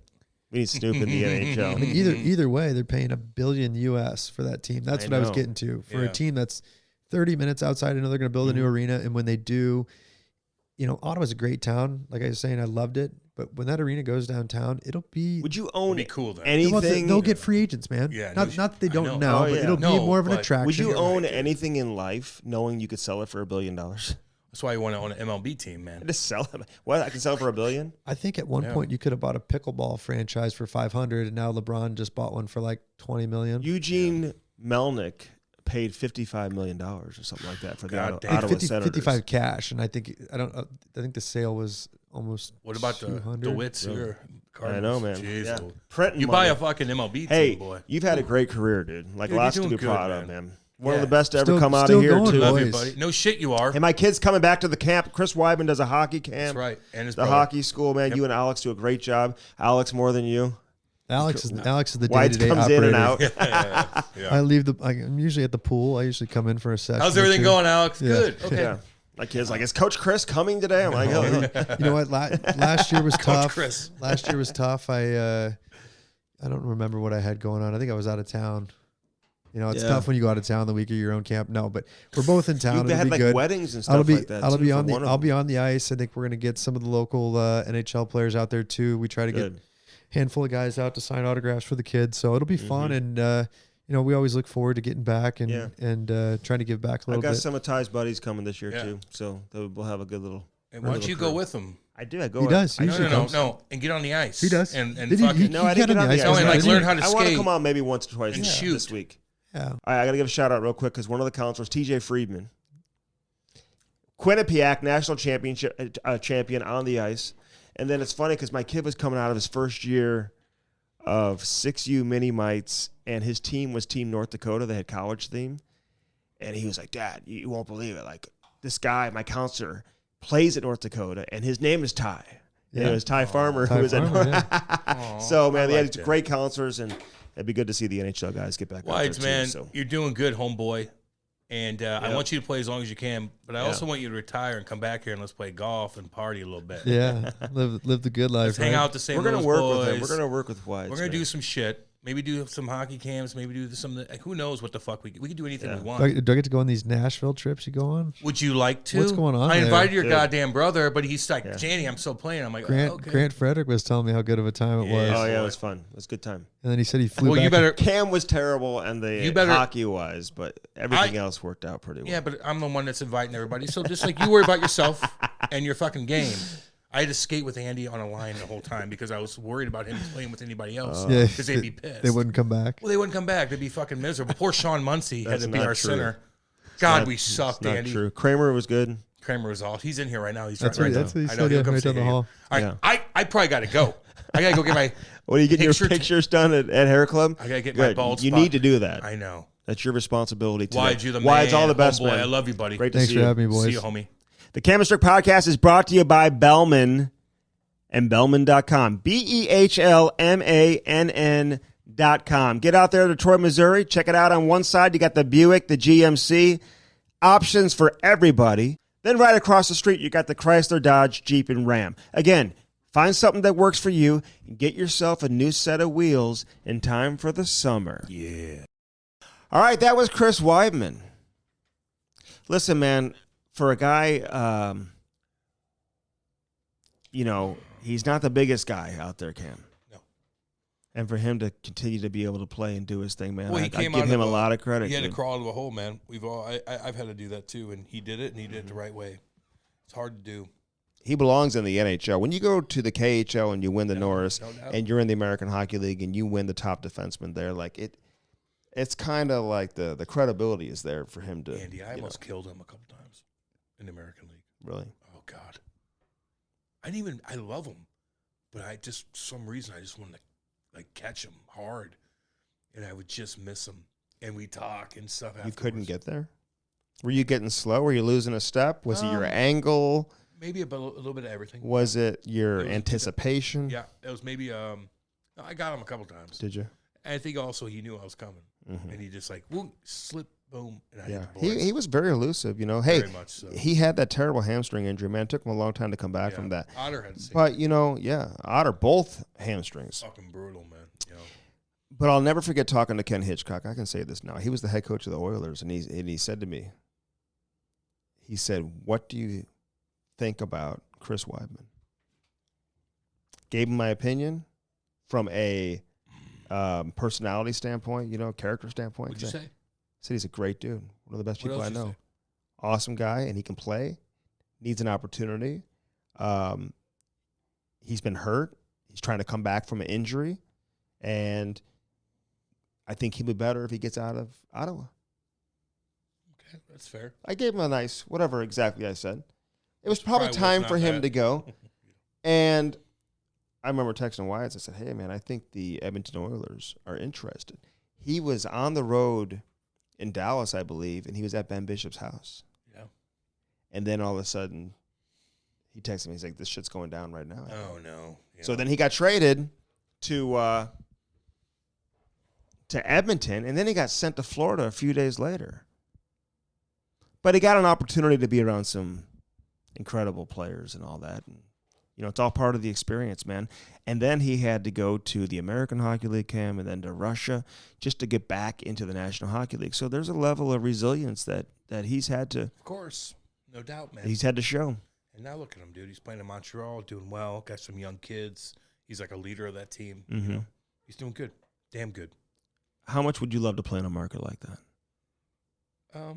Yeah. I think it'd be cool to be on an original 6 team, dude. I think you're right. I like where I played, man. No, I'm not comparing it to that. I know. I'm saying original 6 team in a historic organization like annoying. Montreal. If you're not good, it's annoying. Yeah. But what if you are good? Then you're great. When are you good, though? When you get like 10 first-round picks in 10 years in a row. So if you're really good, it's good. If you're not, unless you're Edmonton. Brutal. Edmonton got 10 first-round picks 10 years in a row, and then they didn't become good until they got rid of all of them except no shit. McDavid, although Ryan Nugent-Hopkins is there too. That series is long from over, though. I don't know. Listen, when we're recording this, it's 1-1 with Vegas, so we'll see where this goes. They looked terrible in Game 1. They looked unstoppable in Game 2. What will we get from the Edmonton Oilers moving forward? Hey, we thank Chris Wideman, though. Truly one of the best players to ever come out of his area and Our area. Yeah. He is. I have a top 50, the best top 50 players to ever come out of St. Louis. And I put together a little committee. I met with some people. Everyone was like, it was hard to kind of like nail it down, but I got the Blues interested, getting behind it. And we're still hoping to put together, Who's top 10? I've never unveiled it, and I would never. I have to go back and look. I believe you are. What's it about? Accomplishments. Okay. Because here's the deal. There's a lot of really good players. I got people coming at me who are on the committee. Well, this guy was unbelievable back in like 1973. Oh, cool. But he maybe played 20 games of college or something like that. Cool. So I started changing the criteria. You should. You had to have played you had to have played. Is it not the best player, but it's more like the most established, loudest? Don't tell me a guy. Oh, this guy was way better than Luke Cunnin. Luke Cunnin was a first-round pick, dude. Shit. He's playing in the NHL. I remember this guy from '72. Yeah, that didn't. I can't. Okay. I'm not sure I can go along with that. This guy was better than Trent Frederick. Sure. Really? Yeah, okay. I bet. And tougher. He didn't make it because he got hurt. Yeah, because he got hurt. Yeah, I know. So did I. So that sucks. We all got hurt. But that's what keeps him off the list. So then I changed it. You had to have played professional hockey. Yeah. You know what I'm saying? My top 10? I haven't told anybody where they're at. Is it more like making your mark? So then I've said maybe we don't do a top 50 because then all of a sudden once you get into the 30s and 40s, it's like what I know. You can't. It's hard. And then now you got close friends who may not be included, probably would get upset about that. I think if I narrowed it down to 25, I think that's fair. I don't think anybody could really argue with that list. Now, if I don't even call it a top 25 or top 50, but I suggested recently to, because I'd like to get the Blues behind it and stuff like that. I said, maybe we just recognize St. Louis hockey in general. Yeah. And I can put together a top 10. Now, problem is, man, you get to 11, 12, 13, 14, you get some guys that aren't on there, man. It's hard, Like, you got Paul Stastny, for example, who's from – you could argue that he and Ben Bishop are the two most accomplished players to ever come out of St. Louis, just based on their careers. But then you got Patty Maroon, who's won 3 Stanley Cups.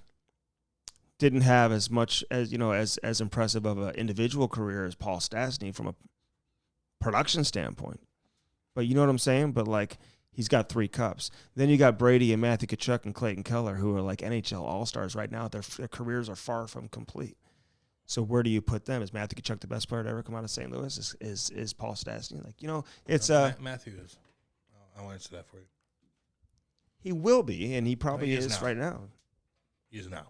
Mm-hmm. He is now. Mm-hmm. And Clayton Keller is like, He is now. Yeah. And Brady. And Brady now. Yeah. What about that guy from 72 that played a couple days in college? Is he going to be top 10? Did all the 70-year-olds at the Creve Coeur Racket Club brag to you about? This guy, man, he dominated AAA in 72 in St. Louis. Mm-hmm. Oh, cool. So, yeah, we're going to try to put this thing together and do it, man. Put the event together. It'd be a lot of fun. Am I invited to it? Yeah. Thanks, man. You probably won't show up, though. Thank you. Cam's like, I'm not leaving. Give me a my limo. house. Give me a limo. I'll go. So, like a few years back, Joe Vitale and I, a couple summers ago, emceed an event celebrating that first round, that draft class from 2016. 6 players taken, 5 in the first round. Mm-hmm. Joseph Woll was actually the 6th player taken who went in the 3rd round to Toronto. But it was an unbelievable event, and that's when I was like, let's take it. Then do it. You've been talking about this for 5 years. Do it. Do it then. I just want to do it right. Then do it then. We're doing it. Who's we? Me. Then do it. Okay. Fuck. Put me in the top 10, baby. We're good to go. You cannot. That's why I don't say. You can't, like, self-promote or campaign. I know. I'm joking, homie. It just doesn't matter. But if I am top 10, I'll help you promote it a lot more. It's all good, man. Yeah. All right. Hope you enjoyed. It was easy for me to make it. Yeah. It was easy. Just natural. Well, I'm privileged. Mm-hmm. I was privileged out in House Springs. It was an easy ride for me. Is that part of the equation? Yeah. Well, it was just, don't put me in the top because what I did, it was just the easiest thing in the world. Mm-hmm. My parents knew about hockey, of course. My dad played in the NHL. My mom played in the NHL. My cousins did. Mm-hmm. They had money. We knew what hockey was. It was in our blood. Right. So it was just, they just said, Cam. You talking about Pat Maroon? No, I'm talking about me. Oh. And, my dad played in the NHL and stuff. So my dad's like, here, go to this, go to that, go to this, go to that, and go to Canada.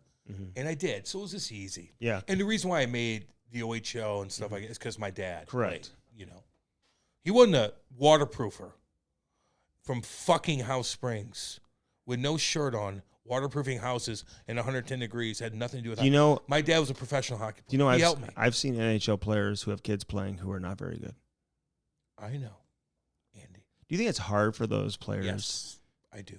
To take that, to have Andy, to watch their kid not be very good at like youth hockey? Yes, I do. And I see it.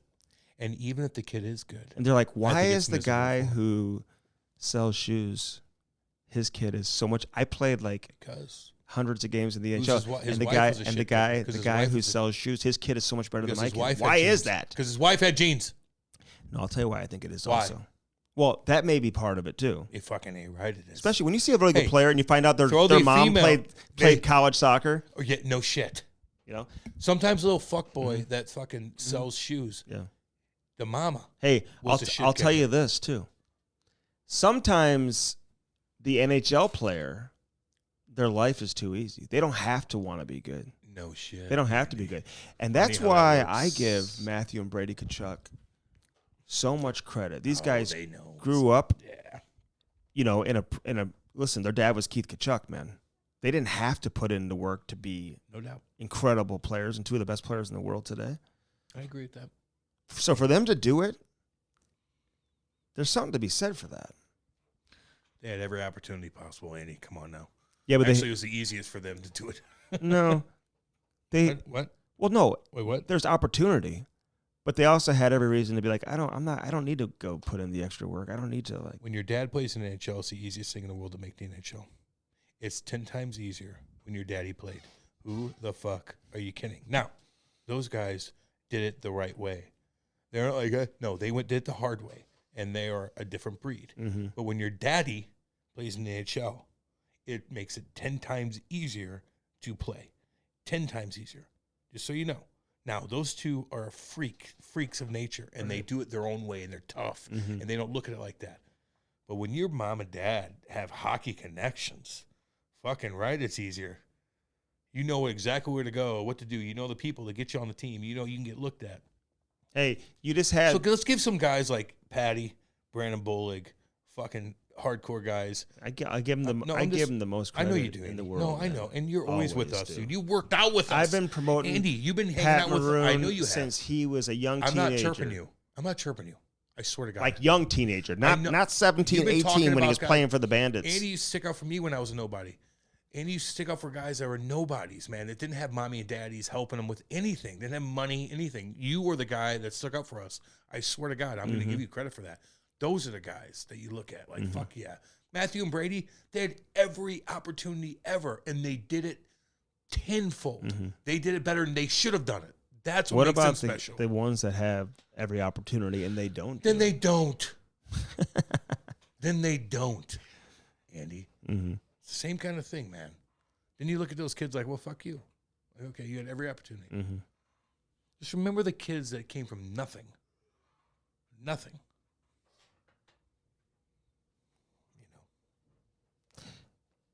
Yeah. Yeah.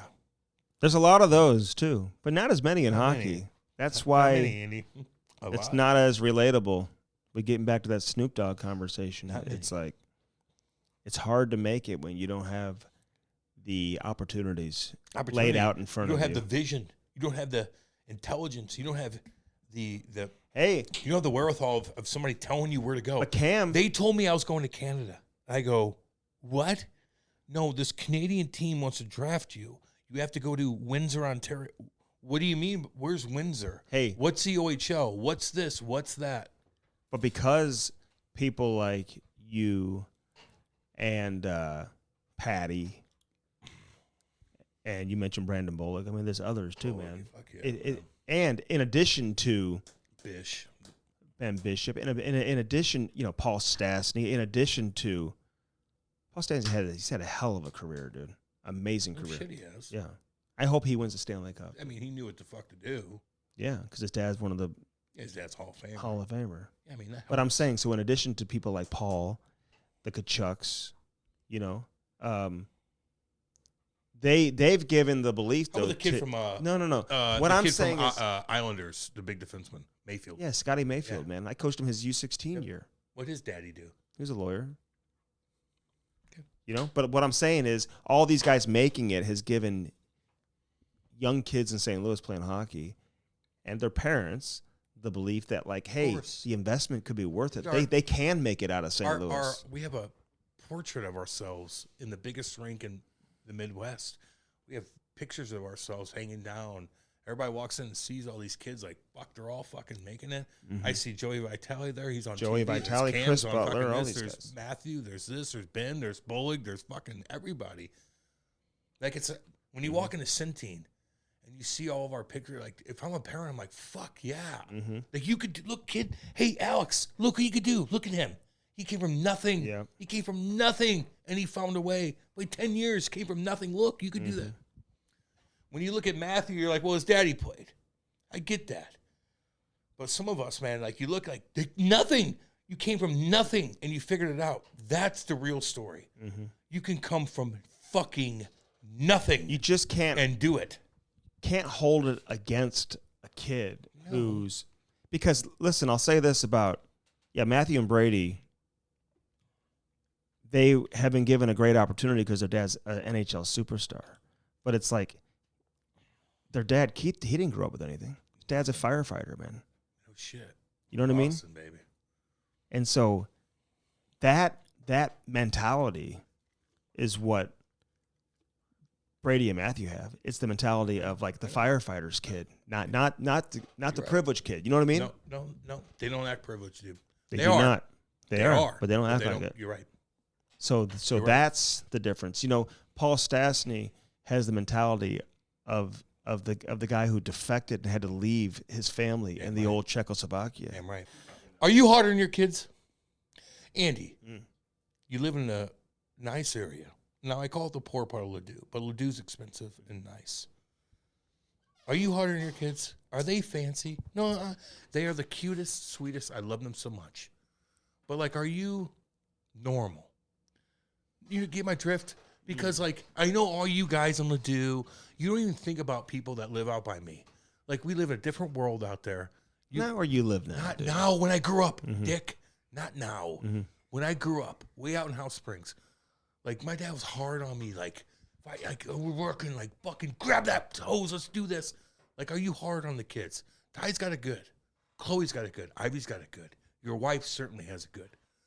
Like, there needs to be some, I don't know, there needs to be some sort of point where you're kind of hard on them. Like, I know you can't replicate them growing up in a construction worker era in House Springs. Like, I get that because you busted your ass and you live in a nice area. How do you balance that, though, with Ty? Meaning, like, you want Ty to be hardcore, like a Matthew or Brady who grew up nice. Ty grew up nice. Chloe, Ivy, they grew up nice. Like, how as a parent do you counter that so they still have that tough belief? Dude, my kids they're good kids. Motivated, dude. I know. And they're driven. Good kids. They're motivated and they're driven. I'm just asking for the people. You're not talking to me. No, You're I talking got to you. people. I got you. But You're no. talking to people. My kids are motivated and driven. I'm a pretty motivated, driven individual too, pretty focused. And I feel like my kids are pretty focused. That's all I'm asking. I'm not chirping, dude. I swear to God. I'm just saying, like, everybody's different. Am I stomping like? He's like, no, I'm not like screaming when I come in. No, I'm like, I'm chill, man. My kids they're happy when I get home. I meant, dude. like, if, like, the wife's but calling, they're like, driven. They're out of control. You know what? You think I have to tell my daughter to go out there and work? No, I don't. You think I have to tell my No, my son to go out there? No, I don't. Because I can see the way he is. I'm just curious how you balance being. You want them to be hardcore mentally, but you live a good life. How do you balance that? That's all I'm asking. Yeah. Because if I had kids now too, like, they'd be in a fucking fancy lab country club. Like, how do I get him to be me? Like, I'm a killer, dude. Like, I want to do stuff. I want to get away from this. I want to get girls. I want to have money. I want to show off. Like, I had that mentality. Just like Shane O'Brien said, like, I played hockey because I wanted to be cool and different and make money and just be a different person than you. Like, I could play. Like, honestly, it wasn't even about the game. It was more about just being different than people. How do you interact that with your kids when they already have a lot? Well, let's get into that next show, eh? I'm just asking. Yeah, no, it's good. I'm not sure. I love your kids, man. You have a good. Yeah. I love your family so much. If anything ever happened to your kids, like, I would. Except if they break their ankle, then you won't hear. You won't hear from be Cam. okay. If somebody tried to do something, I would have an army. Like, literally, like, people that want to do me favors. Just take care of it. That's all. No big deal. I'm just telling you. Yeah, that's good. It's very refreshing. I'm just wanting you to know. Yeah, because I know you don't have anybody. Yeah. It's not true, dude. Just telling you. Went to Parkway North, baby. Okay. Always remind you. I'm just asking. You wouldn't be able to handle one day in my school. You wouldn't even know what to do. Eureka got top 10 in sporting. I think top 10 in Missouri in public high school sports. Get out of here. Eureka High School, baby. Wow, What's up, baby? I love you guys. All right, let's. We appreciate Chris Wideman for joining us, man. As always, the Cam Strick Podcast is brought to you by Hair Club Cam. 800-279-7878, baby. Get that pill, ask about it, and ask about the many solutions, hundreds of them, man, that they have for you. No matter what you're dealing with, payment plans. The most important thing is that first step, which is what, Cam? Walking in a fucking Walk door. in there. God, I like walking in there just like they touch my head. Oh God. I used to love it. Even if it's a dude, I don't care. Really? Like, they touch your the head. doctor's like, Cam, I'm going to do this. And I'm like, do it. Do it. Mm-hmm. But Okay. lovely people. Well.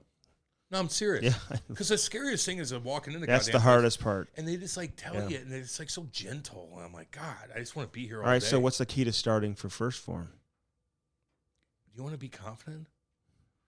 Do you want to look good when you talk to a girl? When you go to a pool party, Andy, and everybody's like cut up, and then you see Andy with his shirt on, like, hi, I'm jumping in, and his shirt's stuck to his fucking stomach when he gets out.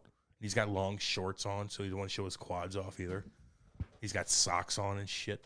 And you're like, God, this guy's a fucking joke. Don't be that way. Mm-hmm. Get cut up. Just a little bit more comfortable. And then you'll take your shirt off. And then you'll do it more. And you'll be more comfortable when you take your shirt off. So can I take it a different standpoint? Sure. I think first form, what it does, and listen to all y'all from coast to coast up in Canada, even including the shit kickers, my people. Yeah, they're your people. It's more about the mental, what it does for you mentally, to make you feel good, to make you healthy, to make sure you can live a long time and watch your kids grow up and not die at a young age because you have heart problems or you have it's all about like having it's living a long time. And that's what Kate it's worries being about. healthy, Yeah. right? Mentally and physically. First Form can do that. Get know. that app and get And it that's today. longer on when you're Yes. older, but like when you're younger, like Yeah. Well, I just had to let the people know. you want to look good. in It's front of not about the girls. pool parties. Fuck that. No, you want to look good in front of girls. You want to be confident. You want to be. That's part of it. Yeah, no, it's a big part. The beginning part. Get And that then peanut butter when lovers you get older and you find your bar. lovely wife that loves you organically, then you want to stay. We're gonna have healthy. Brody put up my what's in my First Form cart. Okay, Yeah, I'll show you mine. I'll too. show you mine, and I'll let you Kate know. just goes, "Are you guys interviewing somebody?" I go, "No." Andy keeps talking. Jesus. Okay, Christ. It's been What is she- 5 hours, dude, What's she waiting for? to get fucking beat up. Oh my man. God! I'm just saying. You Sexually, really said that about your I wife? think she wants to get going. Okay, she's waiting for you.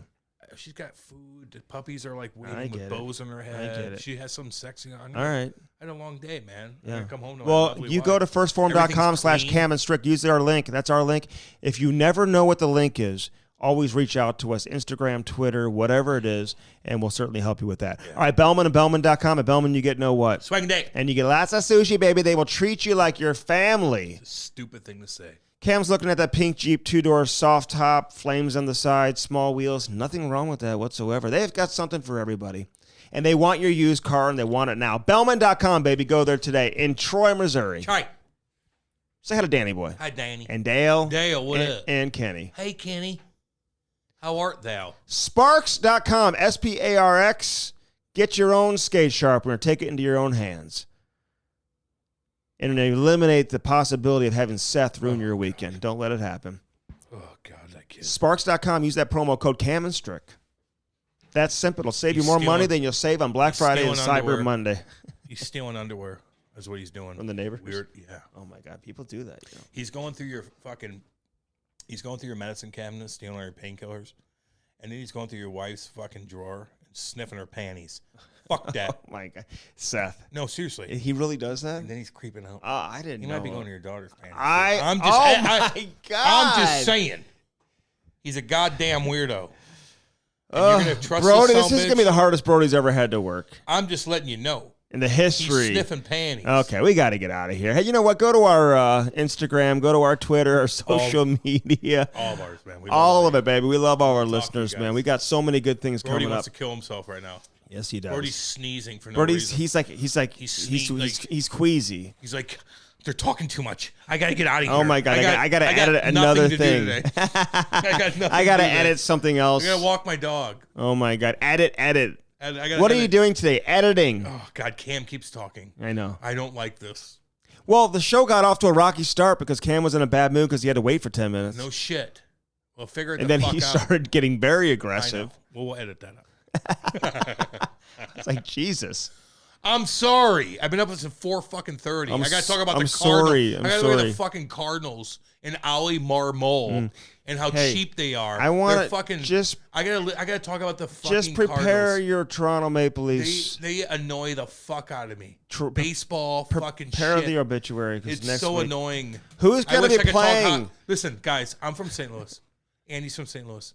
We got to talk baseball. I don't. This fucking team is goofy as shit. They're terrible. And I got to talk about them for 5 hours a fucking day. No wonder I'm fucking suey watch when Andy comes in 20 minutes late. I want to kill him because of this fucking But team. I was here. I was just on the phone. I got to talk about a baseball team. Yes. That sucks. They don't spend money.